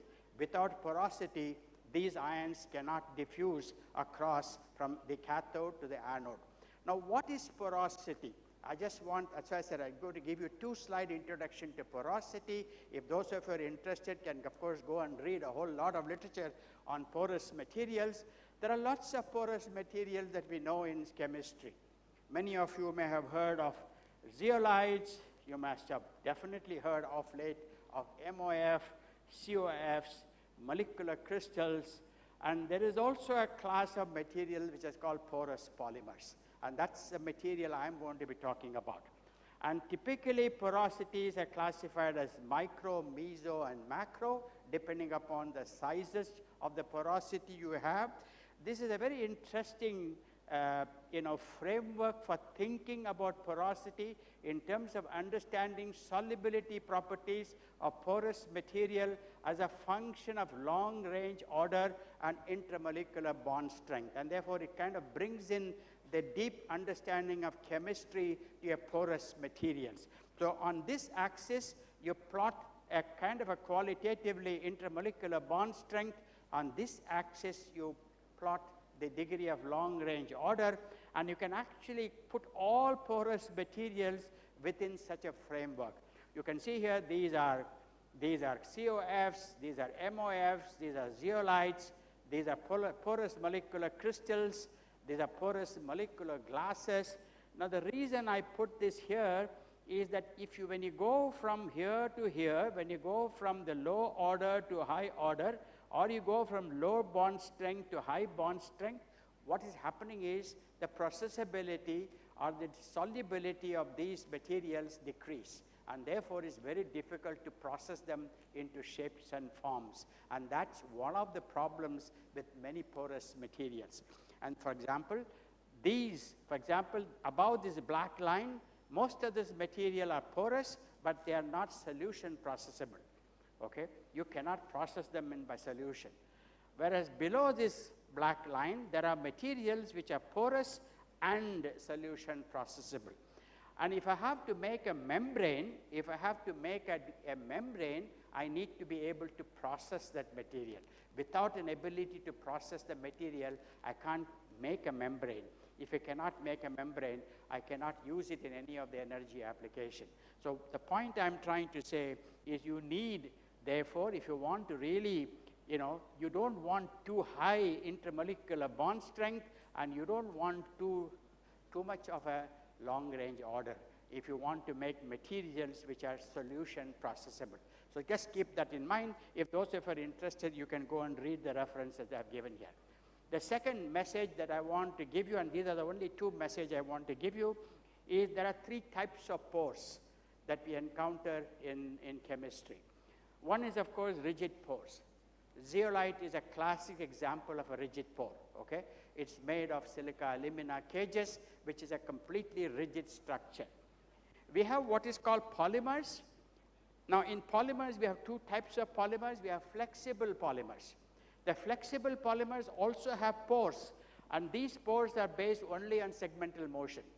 Okay? These pores are transient. We call them a transient pores because they depend upon the motion of the chain. And during the time average motion of the chain, you get certain amount of porosity because of the conformational limitations of a chain, of an ability of a chain to conformationally arrange and rearrange itself. You can also create what is called a little bit of a permanent porosity if you use semi-rigid polymers. Semi-rigid polymers are constrained conformationally. They don't have what is called the degree of freedom that you find in flexible polymers. So if you can make semi-rigid polymers, you can constrain their conformational motion, and therefore you can get certain amount of porosity, which we call is a porosity which is somewhat more permanent than, let's say, a flexible polymer. You may not be able to see this shading here because of the nature of the slide, but I think what I would like to say is the flexible polymers do have porosity, but they are transient and they are not what is called rigid in their structure. The zeolites are very rigid in their structure, and therefore they have absolutely permanent folds. You can measure them in clear angstrom, like 4A, 6A, 16A. You can measure them. Whereas semi-rigid polymers are in between a rigid structure of a zeolite and a completely flexible chain of a polymer, and that's an area which is of interest to us in our laboratories. Well, you can make porous polymers by a variety of methods. Again, this is not a time when I would like to talk about it. There are many methods of making porous polymers. You can take a polymer and convert it to, into a porous material by a large number of techniques. There is a book, if those of you want to read it. It's called Porous Polymers, published by RSC in 2015. It's a pretty comprehensive collection of description of how to make porous polymers. Well, what I'm going to talk about is batteries, and this is lithium-ion batteries. So lithium-ion batteries, all of you are carrying one in your pockets or in your handbags, okay? I mean, you're all are in your hands most of the time, okay? And you all have a phone, and the phone has a battery, okay? I'm sure you must have seen that battery sometime when you open the phone on the rear side. Now, what does this battery consist of? In fact, most of your phone batteries are of this prismatic shape. They're all like a prismatic shape, and you will see this in your phone. What it consists of essentially is an anode, which is a graphitic structure, a cathode, which is actually a lithium, manganese, cobalt oxides. You have an electrolyte, and between the anode and the cathode, you have a film. The reason you need a film is you can't allow the anode and the cathode to come together, right? So you need to prevent it, so you need an insulator film. And the film is a membrane of a polymer. And that polymer is essentially a membrane, which is an insulator membrane, and which separates the anode and the cathode. At the same time, it allows the diffusion of the lithium ion from the cathode to the anode and the anode to the cathode during the charging and the recharging cycle of your battery. So it's a very critical component of the battery. It does not participate in the electrochemical reaction, but it determines quite a bit of the battery performance, and I'll show you in a minute. So these are essentially the films. These films have porosity, selectivity to lithium ion. It has wettability to the electrolyte. The electrolyte is a polar material, so you need surface energy that is compatible with the polar electrolyte, and they have to have high stability, because your batteries last quite a number of years, right? So you have to have high stability. Now, whether it is a mobile phone battery or a battery in your car, the principle is the same. It's the same structure. Whether it's a car battery in electric mobility, or a mobile phone battery, or a battery in your, in a small device that you use, every battery consists of essentially the same architecture. So this is the architecture, and all batteries are made in two formats today. One is called the cylindrical format, the other is called the prismatic format. And these are the two universal formats in which lithium-ion batteries are made today. All right. Now, so the battery is it is placed between electrodes, and it essentially prevents the electrical contact between the anode and the cathode. It's typically a thin membrane of about 25 to 50 micron thickness. It does not participate in any electrochemical reaction directly, but it's a very critical component in defining the capacity of your battery, the cycle life, and the safety of your battery. And that's what I'm going to be talking about today mostly. And this is typically this is the film. This is the commercial films that are now we use. These films are predominantly made of polyethylene or polypropylene. In fact, these are the same material from which your throwaway carry bags are made. Okay? So what you consider as a bane, what you consider as ugly, is the same material that goes in your batteries and provides you the energy to use a lot of your useful functions in your life. So it's the same material. So I guess I call this the Janus phase of material. A material can be good, a material can be bad, depending upon where you use it. Okay? So it's the same material, and most of this material you will see them looking white, My young friends should know why they are white. They are simply white because they have pores. Your polyethylene shopping bag is not white, it's transparent because it does not have a pore. Once you have a pore structure, you know the light gets refracted and therefore it appears as if it is white. So any porous material, any transparent porous material will look as if it is white, but it's not white. It's transparent. It's only the optical illusion that it looks to you as white. So this is as simple, it's not a painted surface or nothing like that. It's just the same transparent polyethylene carry bag that you take it from your shopping center and throw it away in your garbage can. Okay? It's transparent because it's not porous. This is porous, and therefore it becomes white as far as your appearance, the way you look at it. So it is basically only the appearance. Otherwise, this is also a transparent material. Okay. So these are the kind of constructions in batteries. Okay, and these are the kind of pores that you see in polyolefins in these materials. So you see these pores, you can see these pores, different types of pores you can create in polyethylene. I'm not going to talk about this today because this is something that we use today commercially. I'm not going to be talking about it today. Well, but polyolefin is not a good material for your battery. Okay? Why? It's not a good material because polyolefins are hydrophobic, whereas the entire battery environment is highly hydrophilic. Okay? Your electrolytes are extremely polar materials. Okay? So polyolefin somehow doesn't look the right material for use in a separator membrane. Okay? It doesn't have the wettability. It cannot hold an organic solvent. Your battery consists of an organic solvent, a mixture of 2:1 ratio of ethylene carbonate and dimethyl carbonate. That's what there in your battery. Now this is not something that polyolefins will like. Okay? They have very poor wettability. They have very low melting transition, typically between 140 to 160 degrees centigrade. Okay, and I'll tell you what the consequences of that. The most important thing is polyolefins are hydrocarbons. They are like petrol and diesel, right? They are flammable. Okay, they're very easily they will catch fire because they are nothing but hydrocarbons. Okay, except that they are solid hydrocarbons. They are exceedingly good, fuel. So what happens? If you take one of those white films that I showed you, light a little match on it, it will burn like this. Okay? And just imagine this is what is sitting in your battery. Okay? So I keep telling people that most of you who carry your mobile phone on your pockets, you're actually carrying a grenade in your pocket. It's actually a grenade. It is a flammable liquid which can catch fire. Okay? And that's what you're all carrying in your pocket every day. Okay?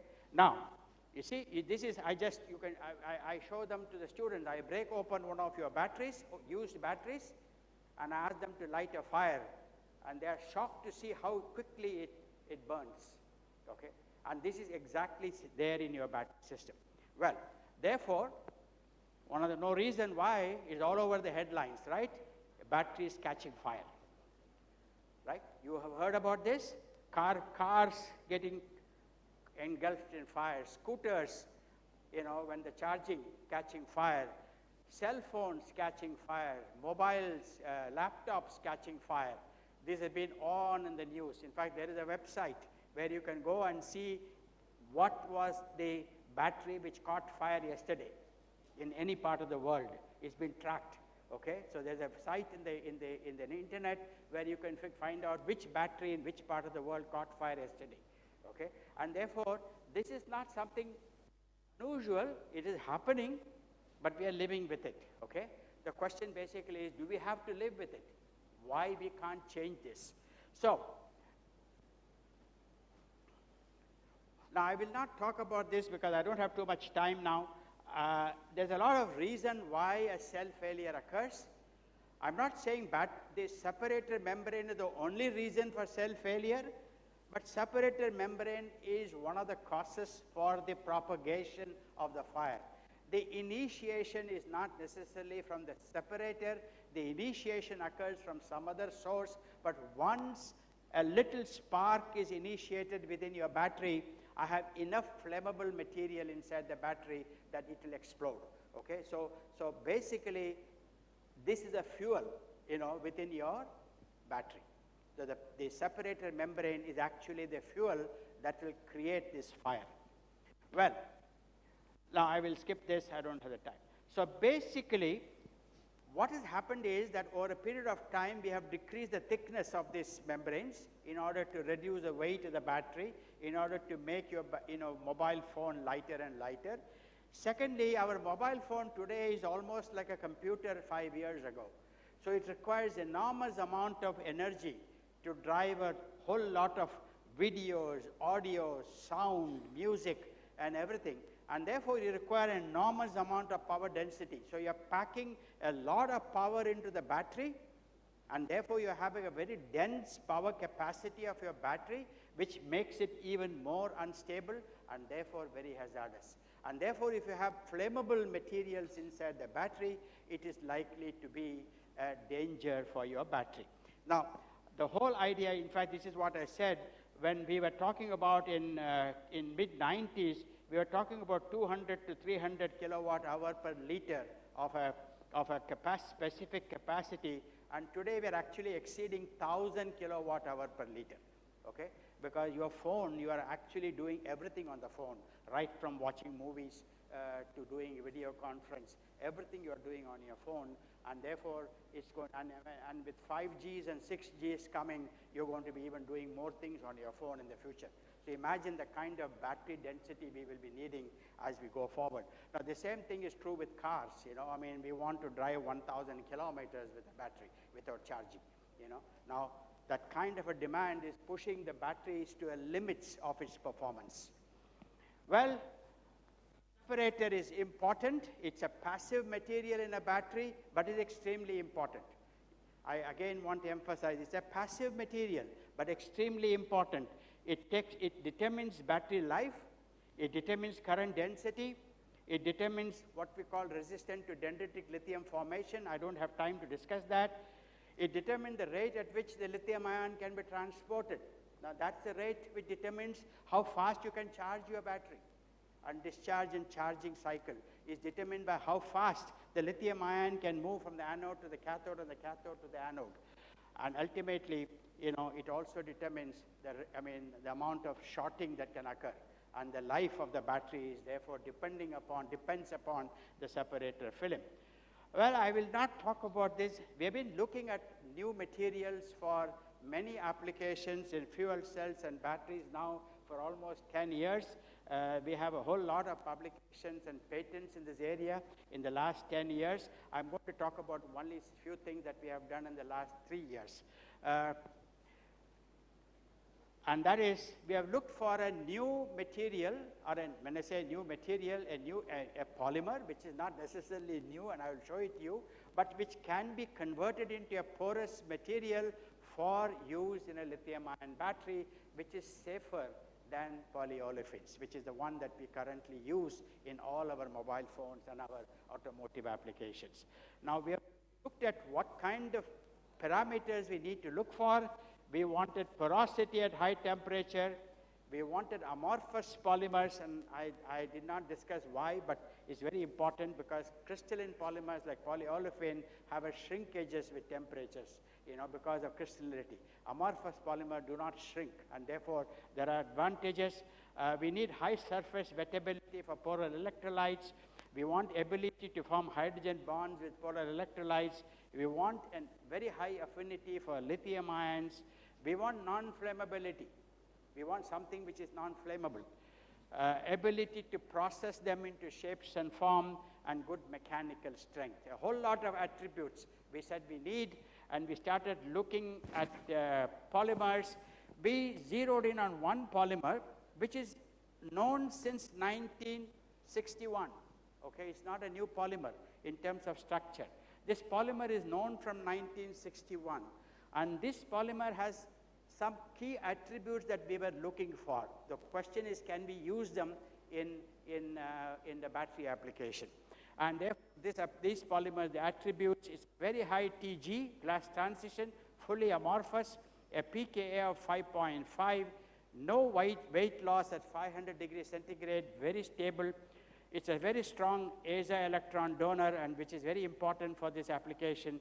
It forms nitrogen, hydrogen, oxygen, hydrogen bonds, is non-flammable. It's a strong proton acceptor. It's also a strong alkali metal acceptor. And actually, by quaternizing this nitrogen, I can also make it a very strong hydroxyl ion acceptor. So I have this one polymer structure. I can use it in the fuel cell. I can use it in a battery. I can use it in an electrolyzer. Now, that was what fascinated me, because I have one structure which has all the attributes for using as a polymer in all the three applications by appropriate modifications. And that's what, interested me. The fact that this is a 1,3-aza donor is extremely important, because, as you know, I'm trying to complex either with a proton or a lithium ion or with a hydroxyl anion, but in the case of hydroxyl anion, I would quaternize the nitrogen, okay, and I create a positive charge on the nitrogen, and now I can have an OH minus. So this is what fascinated me with this polymer. This polymer is not new. This polymer was described by one of the most distinguished polymer chemists of the time, called S. Marble at the University of Arizona, and before that at the University of Illinois. So this polymer is known, but this polymer, the question is, can we repurpose it for this application? Well, I will skip this to tell you how did we create this porosity. This polymer, I have to create the porosity. So what did we do? I mean, I'll skip this again. I don't have the time to talk about this literature. I'll skip this and come to exactly what we did. So what we did was we tried to build into this structure certain amount of contortions, certain amount of spherical contortions. And this is what we did in the laboratory. So we used two monomers for making polybenzimidazole. Normally, benzimidazole is made from simple, a tetraamine, a biphenyl tetraamine, and an isothalic acid, or isothalaldehyde. Now, what we did here was essentially we used a carboxylic acid of this type, which is essentially a cyclophane dicarboxylic acid. This was made for the first time in our lab. And what we did was we essentially used this to make the polymer, okay? And now this polymer, you can see here, has a contorted structure, because as many of you know, cyclophane is out of plane structure. It has got two aromatic ring, which is out of plane with the rest of the polymer. And that gives you a twist in the polymer chain. And this gives me what is called a semi-rigid porosity in the polymer. And I'll show you that essentially. The other one that we used was this kind of a monomer to make the polymer. These are essentially, you can see here, there is a tetrahedral carbon, which is again a twisted carbon because it's a tetrahedral carbon. These are called the spiro-bis-indane structure. And you can make these tetraamines, and using these tetraamines, I can make, again, the polybenzimidazoles, okay? So these are built on the idea of Professor Marble, 1960, but bring in the concept of introducing porosity into these structures. And we make these polymers, and these, you have a range of polymers we can make, either containing this structure or containing this structure. And what this gives you is essentially a kind of a conformational contortion. It's a chain in which you, in between, you find that the chain cannot, adopt a planar conformation. And this gives you an intrinsic porosity in the chain. How do we know it's got porosity? Well, there are many methods by which we can do that. And the first easy way we measure is the glass transition temperature. Okay? Now, glass transition temperature, for those of you who understand the dynamics of polymer chain, is actually a measure of the free volume in a polymer. So what you can do is you can measure the glass transition temperature as a function of these copolymers, and you see here that the glass transition temperature progressively decreases as you increase the concentration of these comonomers. And that's what you see here. The TG constantly decreases. When the Tg constantly decreases, it means I'm increasing the free volume in the polymer. And the free volumes are introduced only by porosity or the porous structure. Of course, you can also measure them very directly. You can measure them using the classical techniques, which is a pore size distribution. We measure them and we say roughly it is about 6 to 10 nanometers is the pore size. We can also use carbon dioxide absorption because these are all polar polymers, right? You have the imidazole ring, and imidazoles are great material for complexing with carbon dioxide. And therefore, you can use the carbon dioxide absorption also to understand how much is the ability of the polymers to absorb carbon dioxide. And this we measure carbon dioxide absorption, and that is what I show here. And you can see here that as we increase these contorted monomers in the structure, the amount of carbon dioxide increases. Well, we can also do more finer studies, and we did this at the Baba Atomic Research Center. We do what is called positron and helium spectroscopy. It's called PAS. And PAS essentially gives you the lifetime of a positronium ion within the pores of a structure or the pores of a polymer.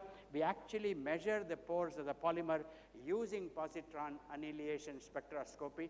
This the work I did in collaboration with BARC, and we show that they have spherical pores that you can actually lock in positronium ions. And that is again a proof that these have porosity structures. And lastly, you can also prove that, this is a electron high resolution TEM, but you can't see very well. But we can also prove that it's got porosity by doing molecular simulation. And this is a very powerful technique to do that. So we did a molecular simulation of a polymer. We now do a simulation of a polymer. And that polymer simulation now leads us to a determination of the radius of gyration. The radius of gyration is nothing but, you can, from the radius of gyration of a polymer, you can actually infer the porosity of the structure. And you can see here, these are simulated structures. For example, this is no comonomer. And you see here, I put in this comonomer. Can you see? I opened up this chain with porosities, with pores. Okay? I put in this comonomer. You can see here, I have opened up pores. And that reflects in the increase in the radius of gyration. The radius of gyration is, on an average route, is what is called the end-to-end distance in a polymer. Okay? The end-to-end distance. If you have the two ends of the polymer and you try to bring them together, what is the distance at which, the lowest distance at which the polymer will assume a stable conformation? And that is the radius of gyration. And that is normally when they increase, means the polymer is not able to adopt infinite amount of conformational freedom. So when there is a restriction to its conformational freedom, the radius of gyration will increase. And that is shown by a simple simulation. And this can be done by molecular simulation. You can do that. All right? So this is, again, you can see here, the kind of opening up of the chain because of the pores of the chain. Well, I'll conclude because I don't have time now to discuss more. I will skip this. I'll skip this. I'll skip this. This is something that is very interesting. When you have a cyclophane in the structure, there's a very interesting chemistry, which is basically a radical reaction, which kind of converts a cyclophane into a dimer. And this chemistry can be done on a polymer. And if you heat this polymer at 350 degrees centigrade, you actually create another polymer, which is actually now a cross-linked structure. But in fact, I have actually expanded the pore size. So I can expand the pore size using chemistry. Okay, so this is something that we have done, and we have studied this phenomena a little bit. All right. Now, what we do, we also do, I'll skip some of these slides. We take this polybenzimidazole, instead of introducing comonomer, we can also introduce physically porosity. We also do physical porosity. And the physical porosity we do is by adding a filler, which is a nanofiller. We disperse the filler in the polymer, we cast a membrane, and we remove the filler.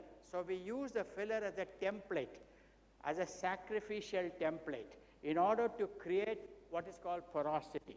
And this is very easily done in a lab. It's something you take a polymer, you actually disperse a silica or calcium carbonate in it. Once you put in uniformly disperse it, you actually then create a membrane by inverting it. This is in a solvent, you invert that in a water, the membrane comes out of the surface, and once you get the membrane, I treat it with reagents which will remove silica or calcium carbonate from the polymer. And then I can get a porous membrane. Now you can see here in the next picture, I will skip this and I will show you the picture. So you can create structures like this. So you can see here that these are all porous structures. I have created, using a preformed polymer, I have created porosity, okay, in the polymer. And this is again a method of creating porosity. And once you create this porosity, you can of course characterize this porosity. We also now measure what is called lithium ion diffusion, because that's our objective, right? So we put these membranes and we look at what rate that lithium ion moves from one side of the membrane to the other side of the membrane. So we look at transport of lithium ion across a membrane. These are typically 50 micron membrane. We use a 50 micron membrane. We use 1 molar lithium ion in ethylene carbonate, dimethyl carbonate is a solution, which is what is the electrolyte in a battery. We actually measure the rates. So what we are actually measuring here is the rate of diffusion. And what we are showing here is that if you take a dense PBI membrane, and these are the so-called microporous membrane of about 10 nanometer size, you immediately see an increase in the rate of diffusion, which is what you expect, right? If you have porosity, the diffusion rate should increase. Now here we have taken the this is a polyolefin membrane, which is what you currently use in a battery, and we have created these porous structures by using an inorganic template, a sacrificial template, and once again, you see enormous increase in the rate of diffusion. This is polyolefin, and these are the kind of membrane that I'm talking about in the last few minutes. So you increase the rate of diffusion. We actually convert this into kinetic rates. I will not discuss this. And then you can actually measure the rate of lithium ion diffusion. And that's what we do. And we measure the rate of lithium ion diffusion. We get a rate which is essentially a first order rate, and I show the rates here. And these are the kind of other properties of this membrane. And what we see is membranes made of polybenzimidazole, which are essentially similar in performance to polypropylene or polyethylene, but with the advantage that these are high temperature amorphous material which do not burn, and therefore inherently a safer membrane for batteries. That's the objective. That's the kind of a learning that we have now today. Okay, so we can, in fact, we have done the battery, we have made the half cell with these, we have made the lithium ion batteries in the laboratory, we have measured the performance of these batteries. We show that these batteries are they're equivalent in terms of electrochemical performance, with reference to polyethylene and polybenzimidazole, but in terms of safety, they're far better. So that's an objective of this particular thing. I will skip this because I think I'm sure I'm running out of my time. We have also looked at the influence of polymer structures, and in fact, this we have done using lithium relaxation NMR. Okay, and we have used lithium relaxation NMR to look at what is the relaxation time of lithium ions across these membranes. And we have very interesting data to show that there is, once within these polybenzimidazole membranes, we have adsorption of lithium ion on the imidazole structure, which is what we expect. And having done that, we can actually detect what we call two types of motions in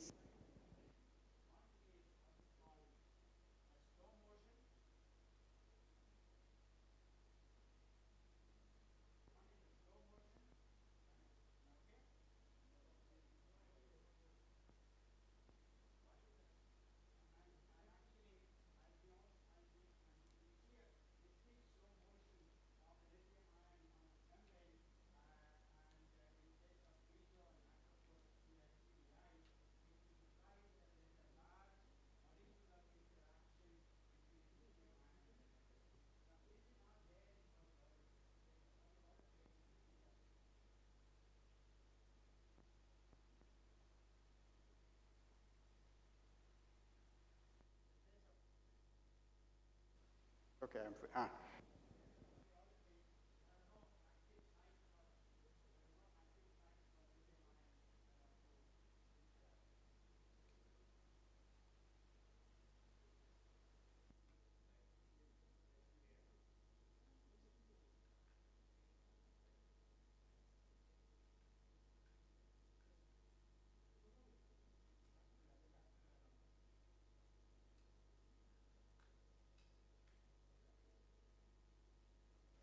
Thank you. So I'll stop here actually because I don't think, in fact, we have proposed therefore a model for this, an interactive model in which you have a polymer. You can see here there is a polymer. The polymer has a negative charge, and that negative charge comes out of the 1,3-aza interaction of the imidazole ring. You have a positive charge, which is a lithium ion, and these black circles are basically the organic carbonate. And there is a kind of a necklace type positive negative charge that is established, which actually creates the percolation of the positive charge across this membrane. And that's what we have showed. And this mechanism is very similar to a mechanism which is called structural diffusion mechanism that people have talked about. And this is called the Grothus mechanism in the literature. And this is a structural diffusion mechanism across the polymer. So I think I will skip this. I think what we have shown that PBIs appear to be very useful polymers with some unique properties for being used as a separator materials in lithium-ion batteries.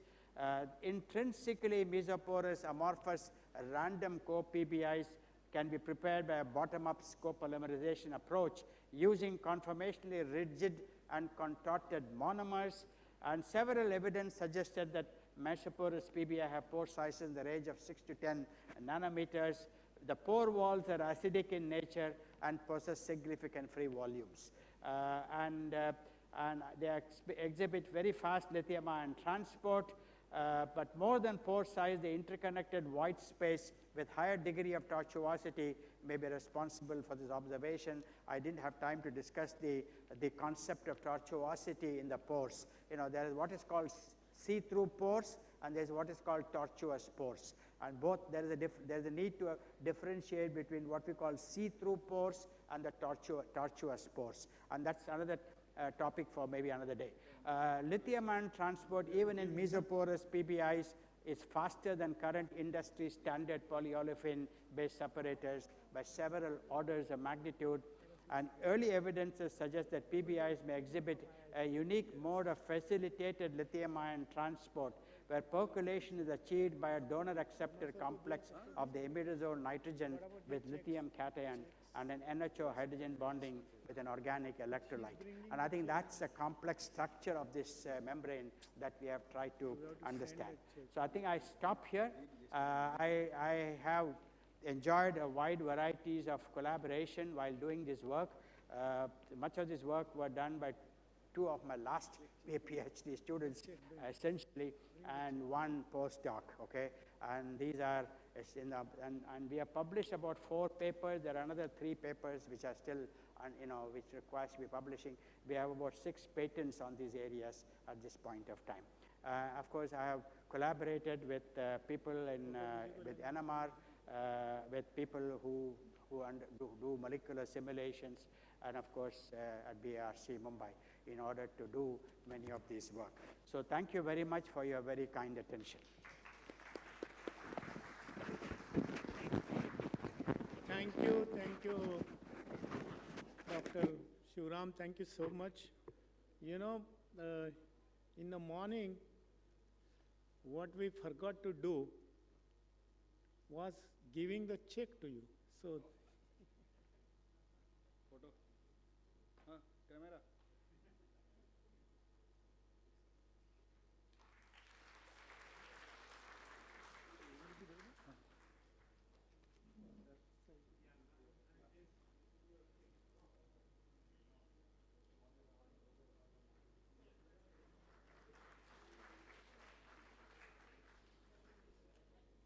yeah, you know. Yes, sir.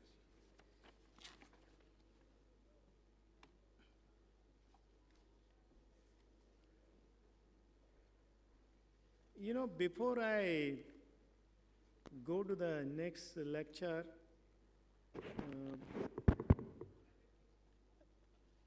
you saw this morning we gave 5 different awards at the hands of the governor. They were instituted by the generous support of industry. But there are a few more awards which have been created, and because we had no time in inviting the nomination, etc., that will be done later during the year in August. So I'm going to talk a little bit about these awards, what we are going to do in August. In August 2nd to 4th in Delhi, we'll have the program which will be inaugurated by one of the VIPs. So the one award, so I would like to just mention these awards for the benefit of the students here. One is Dr. Ellen Mathur Award for women scientists below the age of 50 years. And Dr. Ellen Mathur was a chemistry teacher in an affiliated college in Ajmer, and his son, Nikhil Mathur, when he met me in Dhanbad, and I had appealed to people that they should come forward to give, some new awards, and this is just to encourage lady scientists. The woman scientists should be less than 50 years of age and must have created new knowledge in chemistry, including publications in high impact factor journals and patents and technology transfer, if any. And so this is the award which is, and Mr. Nikhil Mathur is a, senior manager in Indian Oil Corporation, who were our supporters there. So this is one award. The second award is very interesting. This was created 2 days ago. So I'll tell you that. This is Color Publications, Sri R.V. Raghavan, Indian Chemical Society's Centennial Jubilee Award for creativity by PhD students in colleges. You see, a lot of these fellows in universities and IITs and NITs and all those fellows get awards, but what about poor fellows in colleges? And our idea is to encourage research in colleges. And I've been telling that colleges should come forward to become members of the society. They should join as members, and we'll open up chapters, student chapters in various colleges. So what is this award, I will tell you. R.V. Raghavan was my friend, and I used to write for his journal. Several years ago, I used to write a column called E-Column. And so he's no more, but his grandson, who met me recently, and I convinced him why he should give this award. So this is award for research students who are working for PhD in chemical sciences in colleges which are affiliated with UGC recognized universities. Students working in the departments of universities or centrally funded institutes or state universities or state funded deemed to be universities will not be eligible. They are not eligible because we want research to be done in colleges. So, and the purpose is to encourage research in colleges, and which could be autonomous, okay, but affiliated colleges. Those who are in the 2nd or 3rd year of the PhD program after admission, okay, not registered, after admission, because sometimes the university takes much longer time for registration. So this will be where the student must have at least one international publication in peer-reviewed journals of reputed societies, including Indian Chemical Society in our journal. I'm the editor-in-chief of the journal. Okay, so like American Chemical Society, RSC, or any other journal, or publishers like Elsevier and Springer and Taylor and Francis, not predatory journals, okay? In the previous calendar year, because sometimes you don't know which, whether it this year, last, so calendar year, that will be eligible. The publication should not be a peer review paper. So we will not give reward to review paper. It has to be original contributions. And but actually it is a research done by the student who is the first author. If there are more the number of authors, lesser is the chance of getting the award, because we don't know who is the real contributor. Okay, that is another way. The publication and the student should be the first author. Not more than one student will be selected from a particular college affiliated to that university, so that all universities or colleges in the country get this chance.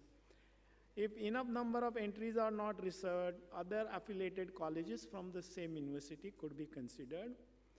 And of these are 11 awards. Each award is of 10,000 rupees each. At least 5 will be female students. We'll encourage females, so 5 will be for girl students. And 4 awards will be reserved for the publication in Journal of Indian Chemical Society. And very interestingly, 1 award, so these are 10 awards. 1 award, the 11th award, so this is 1,10,000 every year. The 11th award will be given to a student who would be interested in science and spirituality apart from chemistry. So that is another. So this is to encourage spirituality. We are here in, this great institute, so that this is one. But the other is, because it is a centenary celebration, so we should have 100 awards, right? So why not? So the Chemical Weekly is another journal. Ravi Raghavan is a student of ICT and my personal friend. So he will give 100 awards, 1,000 rupees each every year. And we will give these awards in various conferences which we organize. So some awards will be on 2nd August, some will be in convention, some may be like this. So this will be every year it will be done, okay? And the idea is that these awards, we would like the students to subscribe to the Journal of Indian Chemical Society. After that subscription, whatever remaining money will be given to that person. Next is, this is the award in my own name and my wife's name. She was here. So that will be, this will be 2 awards. I have already given 5 lakh rupees to the society for the most versatile student in chemistry. 1 girl and 1 boy, okay? They can be from any university or IIT or whatever. And last but not the least, this award will be buttressed by, was given by, C.R. Sinha, Young Scientist Award in Inorganic Chemistry section in the name of Professor Animesh Chakravarti, Young Scientist Award in Inorganic Chemistry. He has given 50,000, but which will get more. So this is 5th award. And 6th is,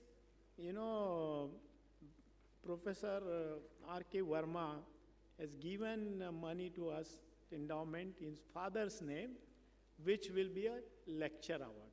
Okay, so these are the 6 awards, apart from the 5 in the morning, which I want to announce. And 7th award, this award, because we are worshipping Acharya P.C. Ray, but there is no money in that endowment. I'm sorry to say this. So we have created 1 award, which will be at least 50,000 rupees, and that will be given by Meg Money Organics Limited. I'm on the board of this company, so they have given 15 lakh rupees as a startup, for this. This money is already received. And some more, the 2 more PC Ray awards, they will also come. So we have this, so you can imagine now we have plus 2 more industries that have written to me, but the money has not come. So unless the money comes, I'm not going to announce it. Okay, so these are some of these awards which I wanted to announce in the morning, but the Honorable Governor, his ADC said I should wind up the program immediately. But ladies and gentlemen, towards the end, I'm going to announce many more things. But meanwhile, let us call our friend Dr. J.S. Yadav, no relative of mine. Dr. J.S. Yadav, please come to the stage. He is the former director of Indian Institute of Chemical Technology, Hyderabad, and he's a great chemist. I don't know, maybe he has more than 1,000 papers to his name and guided more than 150 PhDs from various universities and IITs and whatnot. But this award is created in the name of Dr. A.V. Ramarao. Dr. A.V. Ramarao is a great friend of mine and also very great philanthropist, great scientist, Padma Vibhushan, and he started his company after he retired as a director of IICT Hyderabad. So he is giving this award every year for 1 lakh rupee each, his foundation.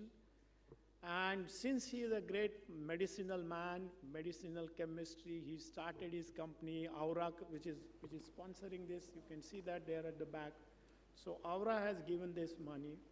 Dr. A.V. Ramarao could not come here personally because of his illness, but he appreciated that we are giving this first award to none other than my great friend, Dr. J.S. Yadav, who is not only the scientist of great repute, having so many patents, technologies in drug development, API and whatnot, and he is a consultant to, this our Ahmedabad Cadila Pharmaceuticals, which have started a university called Indrashil University. He is a provost of that university. So Dr. J.S. Yadav would like to, hear you now. Okay? Thank you. I go there? Yeah, no.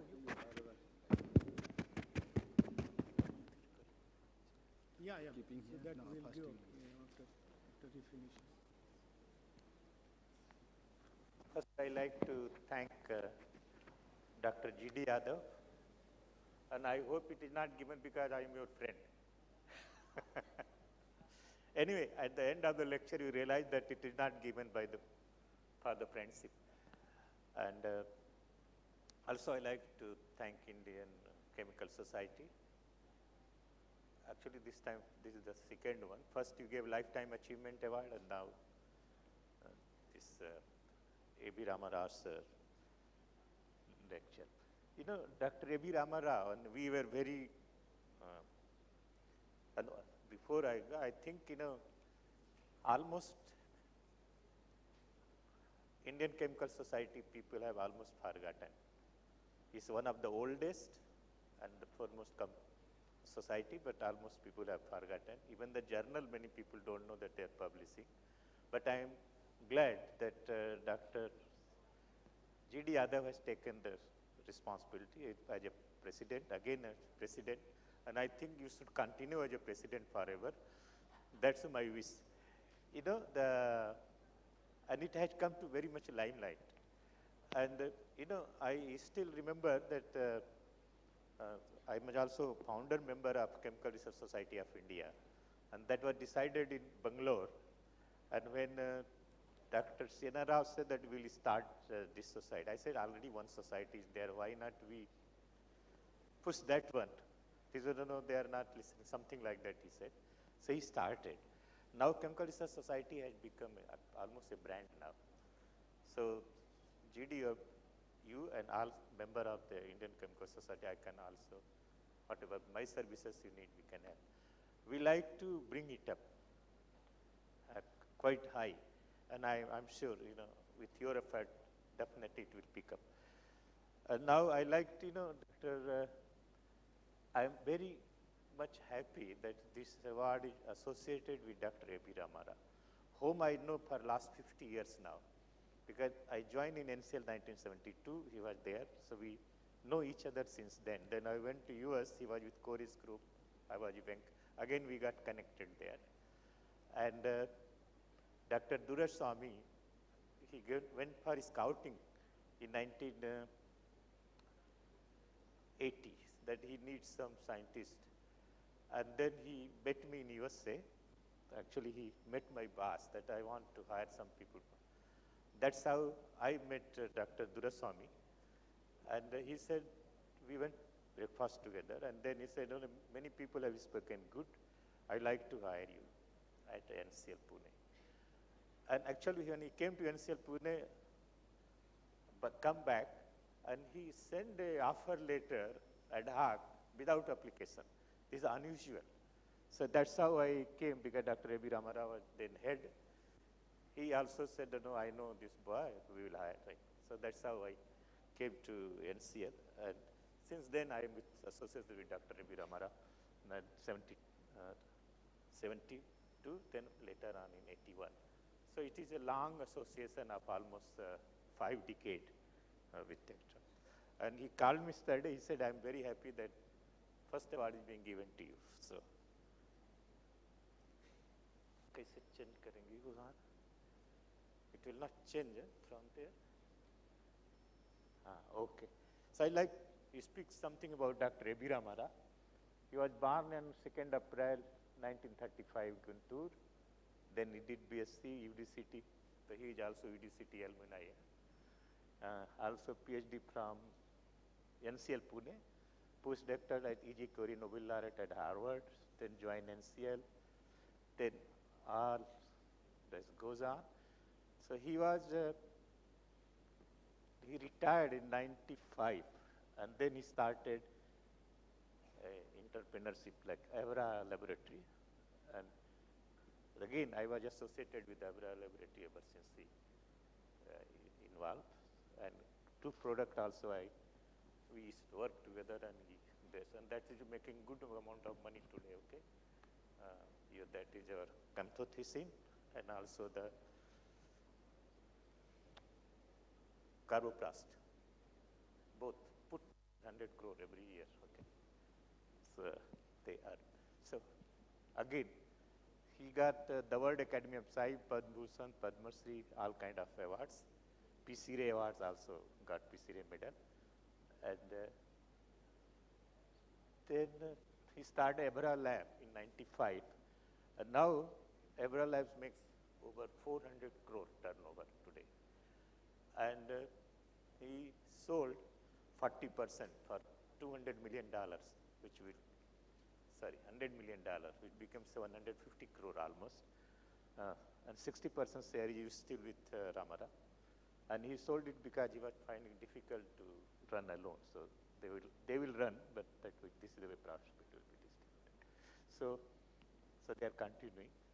And he has sold, that's what I said, $100 million, and continuing to provide employment for more than 600 families. I'm very glad that that award associated with Ramarao has been given to me. Anyway, many people have said many things. And, I just, couple of them I will read, not all. S.K. Joshi said, today the drug industry has a firm base of indigenous production, has made a mark in export market, and much credit directly or indirectly goes to Dr. A.B. Ramarao. So all drug industry in India. Then Fraser Reed, he says, along with his boundless energy, dynamism, optimism, that have combined to propel ICT into a top-ranking research institution, a veritable model for developing nation to emulate. Many people have said like that. And John Marder, he was editor of Nature. He said, the most improved laboratory in India must be the Indian Institute of Chemical Technology at Hyderabad. The difference is not so much the change of name, but the arrival as a director, A.B. Ramarao, vigorous, no-nonsense organic chemist of distinction. No-nonsense chemist of distinction. So that's what many people have said. Very nice about him. And of course, on many occasions we are together. So that's why I wanted to tell you. So I don't know, something is felicitating me. I don't remember for what reason. And then our family is there, Mrs. Ramarao, my wife, and Ramarao, we are there together. And so we have been together for several years.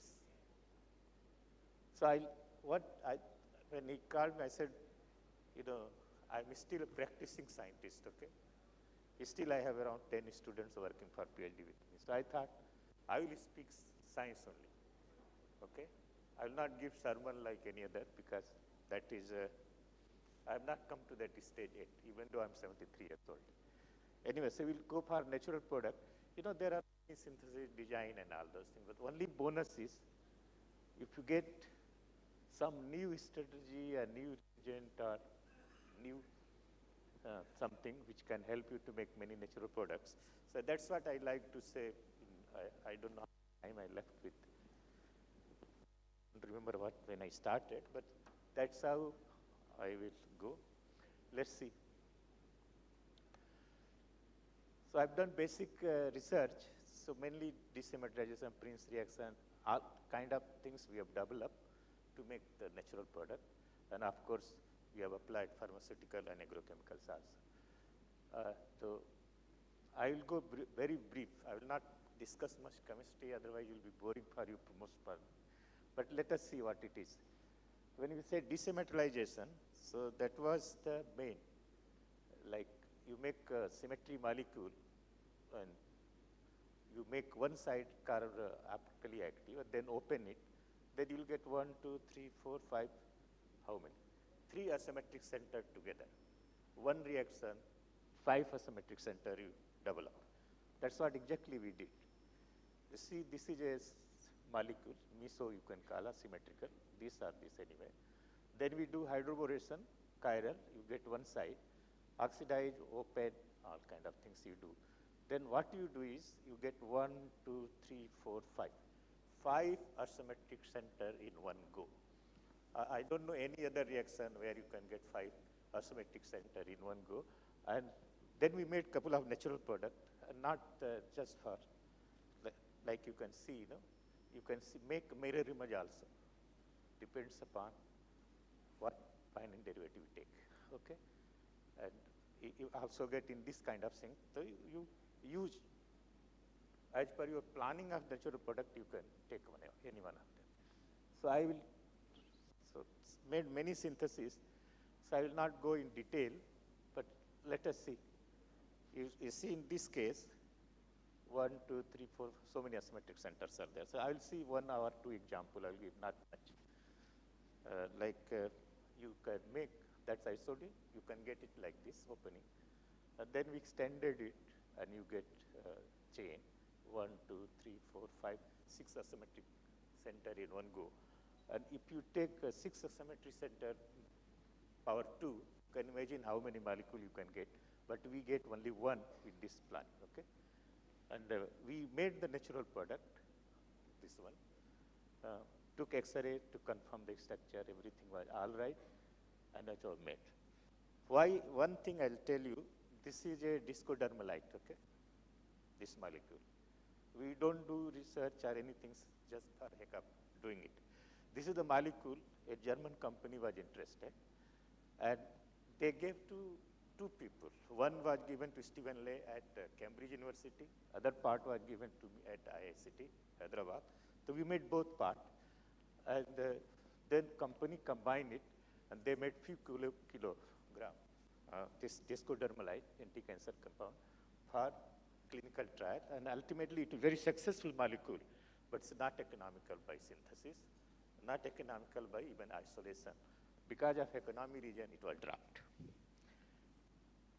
Similarly, many molecules was made like this, but most of them are very biologically active. So I will not go,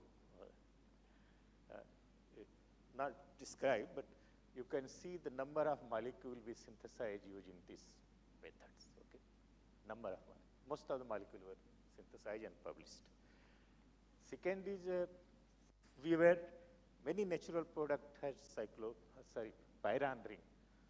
So this is the way we developed pyran ring making. You take allylical cohort, treat, you get 3 asymmetric center at a time. You start with 1, you get 3 asymmetric center, 1, 2, 3, like this. And so they are very high selective, and all you get in kind of arrangement I made. I have, because of passage of time, not go discussion, but that is the kind of things you get. Plenty of structure you can make by using that methodology of pyran ring. Plenty of them you can make. And the main reason, main thing is take one asymmetric center and then make it 3 asymmetric center in one go. And many molecules were synthesized by this. This was the molecule which is anti-obesity, and Bicon was interested. Actually, they sponsor us not through synthesis but purification of the fermentation product. So that was also done at ICT for Bicon. And say pyran is easy. When you go to tetrahydrofuran, control of histochemistry is very, very difficult. Very difficult to people who work in carbohydrate or other area, they know that how you can get it. But still, we could manage exactly the kind of things you need. You know, like we develop this reaction, and you do this. You know, these centers, all these centers, this 1/4, all depends upon what is you start here, the substituent. Okay, like you have here, so you get this one syn arrangement, this you get anti-arrangement, this again you get anti-arrangement. And why we did was actually was interested to make this natural product. A lot of work was being done on this amphenolide B and amphenolide T1 because they found it very active, and so that's how we developed that method. So I don't want to go chemistry, but take it, believe that this is the way it was done. And ultimately, when we ended up with the synthesis, we took biological activity of that. This is the natural product, and these are all open product. The natural product, that is the one, compound 1, has this kind of IC value. 2, synthetic one has a very good value. This one, not good. 28, this again open one is good, this activity. 27 is this one. So again, very good activity. So many times we do synthesis only because can we make better analogs. Of course, these are the molecules. You can only go for this, but commercialization is difficult because making of these compounds are not that easy. So it's still they are waiting for commercialization. If you say same tetrahydropyran I discussed with you, but one thing was there, in many natural products are common. Okay, one of the things you saw through Prince reaction, but I'll say there is some other methods also, like when you take this molecule, take triethylsilane, open with this, you get that kind of thing, okay? So if you see here, the arrangement, okay? Here, this arrangement. So that kind of arrangement you do. So it's basically what you saw in earlier example, these two are syn, okay, this level. In this you see NT. So when you want syn or you want NT, that is a choice method you can have, okay? So again, you can see that examples, and this is kind of mechanism. I have not much time to describe you the mechanism, but only you can get, this is the way you get a trans one, NT1. And of course, we use iodine as a catalyst. And one example, I'll tell you the synthesis of the natural product, this one. See, it has both. If you see this ring is syn, if you see this ring NT. So it's the ideal way of using both method and get to that molecule, okay? So what we did was, we made this through the Prince cycle as a intermolecular, and this we need to do with that iodine catalyzed reaction. I'll show you. So let us, we made this, treated all these molecules. You get this trans, okay, here. Then you elaborate aldehyde, all this go double bond allylic, and hook up this molecule here.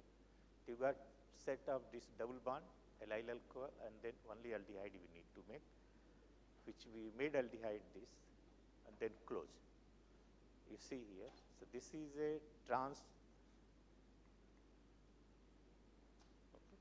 This is the trans arrangement, and this you can see in energy. So exactly in same molecule, you can control what you want to make. And total control is stereochemistry everywhere. So these are methods which means for making natural product quite faster and in a very controlled way. Same, you see this kind of, I just told you, here there are some molecules of this nature. Again, what we did was, you make a allyl alcohol like this, make a aldehyde, and you do the cyclization. So what happens, it gives you same Prince product, but since you have this unit, intramolecular attacks the lactone, and you get this kind of system in one go. And that's what we did. So it makes it very easy to make such kind of molecule, like this one you see here. Aldehyde, this hook up, you get that. Only two component you make, and you can make the natural product. Shortest synthesis actually, you can get this kind of center, 1, 2, 3, 4, 5 asymmetric center in less than 60 steps, I think. So you can make it. The other things was, in some cases where you have fully substituted molecule, that difficulty was also faced by Professor E.J. Corey at Harvard and also late Y. Kissy at Harvard. They faced all kind of method they devise to get to that. But one thing we found out, that if you take oxytane ring with the double hydroxy, you can get to that open. It doesn't go here, it opens only there. You get the 6-member ring. And only thing, what you built around this, and you get 6-member ring with all substituted in that. I'll demonstrate to you. And it works, see here.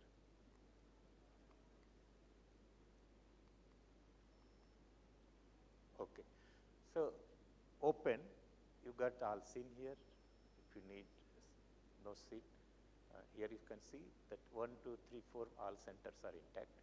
Here if you see fully substituted. Because there are some molecules where the fully substituted, any other method does not work. They have to come in a too much different way, but this works exactly. And you notice that what stereochemistry you take here, that will generate here. So in this case, you can make N or syn. So it is your choice. What you want to make, you can make it. And in organic synthesis practicing, people know how difficult it is to control the stereochemistry. Okay? Same way, so we took one natural product demonstrated, this particular one. Many people work on that. Celnomycin is antibiotics, INO4 activity. So we divided it into this portion and this portion. Okay. So let me take the western part. If you go retro, ultimately with this it will come this molecule, then it will go like this, and you do this segment, and ultimately end up with this, and then there. Okay. That's what exactly we did. It comes from our desymmetrization this ring, and then cyclobutane you make.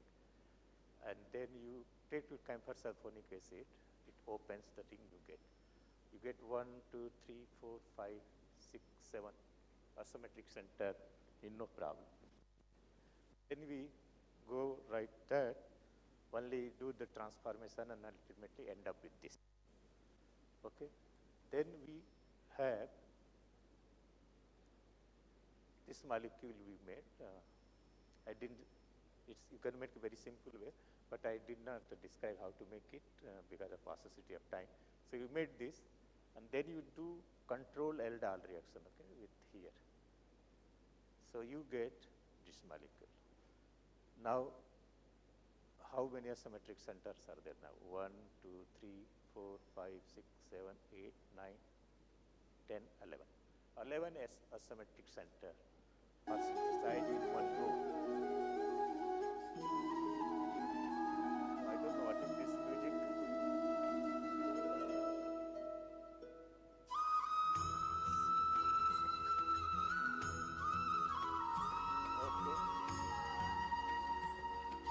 people got bored with chemistry, so now they want to listen music.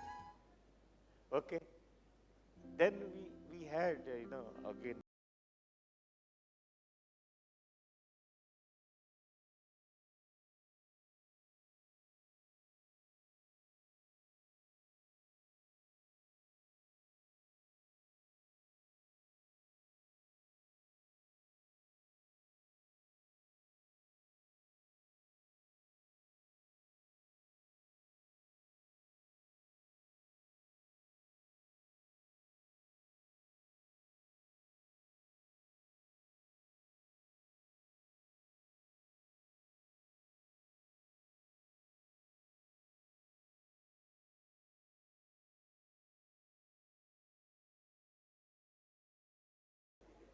ये कहाँ से आ रही है आवाजें? हाँ?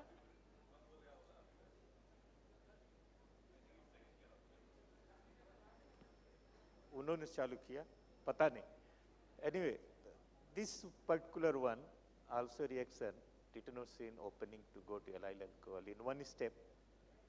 And this was also kind of serendipity. And now this is, many places they call this as a Yadav reaction in the literature. Okay, you will find this kind of new reaction. Anyway,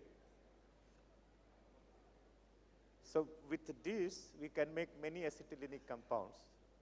You can start.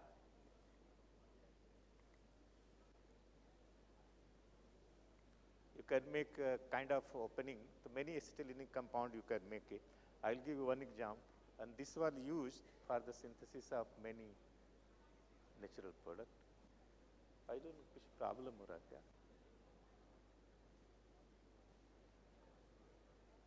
Not responding. Next one, please. Next.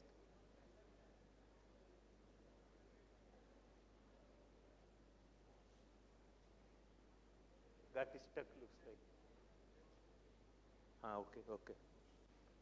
Only I want to say that, using that kind of methodology, several molecules we synthesize, okay? All these synthesized. Only one example I will describe, which we wanted to make for biological activity. Can you change to next one, please?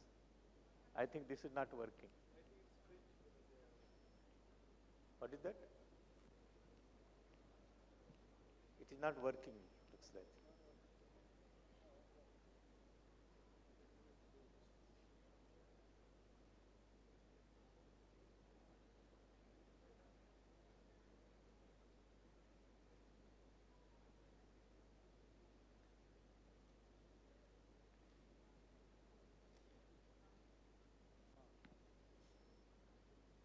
Okay, thank you. Okay, we wanted to make this molecule. One thing I like to tell you here, whatever molecule you make must give for biological activity. We made this one quite early, in 2003, this molecule. Sorry, we made 2003, all right. And same year, Daniszewski also made in 2003, and he gave this molecule for biological screening. Then he found this was more active than the natural product. See, this is just protected. So many times we ignore the molecule, don't go for biological activity. My advice will be all intermediate, when you are working on medicinal chemistry, give for biological evaluation, okay? So we want to say that we made it. I think Tanmay was talking about this chemistry only, okay? So we open this, you get 1, 2, 3 symmetric center, and then do another bond, and then you get all these molecules, okay? So what happens, we made several NLR and went for biological screening against deoxyribosine as an anti-cancer agent. And then you find that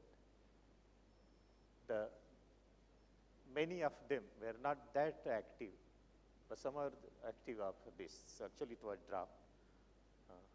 We were not lucky to get better than the already existing drug. And then we went to apply it. You know, morning he was talking about the, if you recall, he was talking about a lot of pesticide use and a lot of residual problem, crop problem and everything. So that we had realized quite early that one day there will be a need. So we started working on pheromone research. Pheromone means we take Indian insect and isolate the pheromones from the insect, synthesize it, and then go for biological. What is pheromone? Normally pheromones are released by female to attract male for mating and population growth. If you make same male pheromone and put in the field, male will think it is coming from female and he'll go there, get trapped. That way you can control. One good thing is, we don't kill another predator and also. You kill only the target insect by this route. And all predators are there. So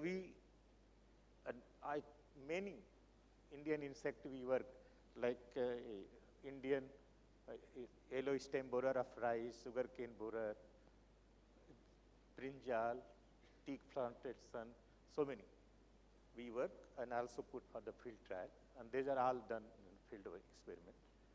And brinjal shoot, this is all done using this kind of. And sugarcane, I like to say here, in sugarcane, it was done more than 500 hectares at Coimbatore by Rajasi Sugar and established, and now they themselves make and use this. One thing they found that sugar cane, which comes to the pheromone application, contains more sugar than what they use conventional pesticide. So since they get more sugar, they get more profit. So they have made and given free to farmers. They themselves go and put the trap in the farmers, sugarcane farmers, and that's how they started getting money. And we don't know still the reason why they get more sugar content when they use pheromone as a control method for the sugar. So no pesticide is used in Coimbatore. It is only the pheromone technology used. Similarly, is the case of rice pest. You know, this goes in the stem, and you cannot use pesticide. But you can, by this technology, you can use, and it has been already demonstrated on 800 hectare farm in Andhra Pradesh by Directorate of Rice Research. It's already done. And this kind of trap we used. You can see the farmers themselves has participated, and we made a method by which farmer, we give them, they make lure, we give them a chemical, they make lure, and they do in the field trial themselves, in the field they put. And again, groundnut leaf miner was made it more difficult because they go and ripen the leaf. No insecticide can be sprayed. So again, that was done on 1,300 hectare of groundnut crop for mass trapping, and it was successful. Now most of the Anandpur district and Gujarat, they are using pheromone trap for control of groundnut miner. And actually, in Junagadh, we went, our family. So we know one family there, so we went there. All this, in his farm we went, so he did not know. He said, some Hyderabad company has made, and we are using it, and it's very successful. Then my wife said, and only he made it, So they were very happy, and we were very happy to see in the field in Junagadh, because they are the biggest producer of groundnut in Gujarat. So we made, that's why it's a rural pheromone making center. So directly they can, one was made in Kurnool, made in Gujarat, also made in Kerala. So it's practically everywhere it is used. In the field trial which was done, they were like in Kharif, pink Walmart, was done in Telangana, Army of Telangana, yellow stem bearer, Andhra Pradesh, pink bollworm, again Telangana, pink bollworm, also Telangana. And now ISCT actually makes the pheromone almost worth 4 crore every year 4 crore worth of pheromone they make, of course, they make profit, and that they give to local people where they make lures and put in the field. Okay, most of this money is supported by Telangana government or Andhra Pradesh government, and some NGOs also they support. And I will skip enzymatic transformation, but only thing I like to say is, we were using carrot for reduction of ketone, okay? And this paper, it was done by Nanda, who is in IIT, Kharagpur now, professor. So it was done, and we sent this paper to ChemCom in England. The referee says that, this carrot may be for Indian carrots, it may work in India, but may not work so in UK. So it's not a general thing. So he rejected. Same comment, everything same I sent to JOC. Same comment. And what they did, the referee of this paper, he did actually this reaction in his kitchen with carrot and took it. And he found the reaction is working. So now, this particular reaction is one of the best example for green chemistry demonstration. Now, in US, in most of the undergraduate courses, this has been introduced as a practical experiment as a green chemistry. But where you are doing the reduction with vegetable and getting no pollution, nothing. And now in UK, they said may not work. In UK, Cambridge University, when Ian Fleming came, he said it has been introduced in UK undergraduate course, practical course, and throughout the UK, the same method is used, demonstrated. This is the example of green chemistry. So both places, UK as well as USA, these are used as an example of best green chemistry experiment. Okay, so that I will go quickly because I want to say something about the pharmaceutical things we develop. There are, we develop heparin for Bharat Biotech, then anti-obesity for Biocon. This was anti-cancer compound for, I think, the other chemicals. Like that, all this, misoprostol is important, was done for Dr. A.B. Ramara. Actually, originally it was discovered as anti-ulcer, and then the lady which was pregnant got abortion. So now it has become more for used for abortion. So what Dr. Ramara was using, RU486, well, they were making and giving, selling, and there are a lot of problem for the lady because they were not cleaning the complete uterus. So they used to have a problem later on. Some of the problem was even to the extent that they were not getting any child anymore. So to clean a lot of medical complication, because this kind of things, many girls, they buy and use off the counter and problem. But they should not be used only RU486. When you use this combination with this, it's completely cleans the uterus. So there is no problem. So that's why we convinced actually Dr. Ramara was not ready to take. He was making RU486. I said, then government banned RU486, So then he said, okay, learning, he earlier was only something like 200 gram solution of making. Now he makes 1,000. It's still not sufficient. It's so much demand.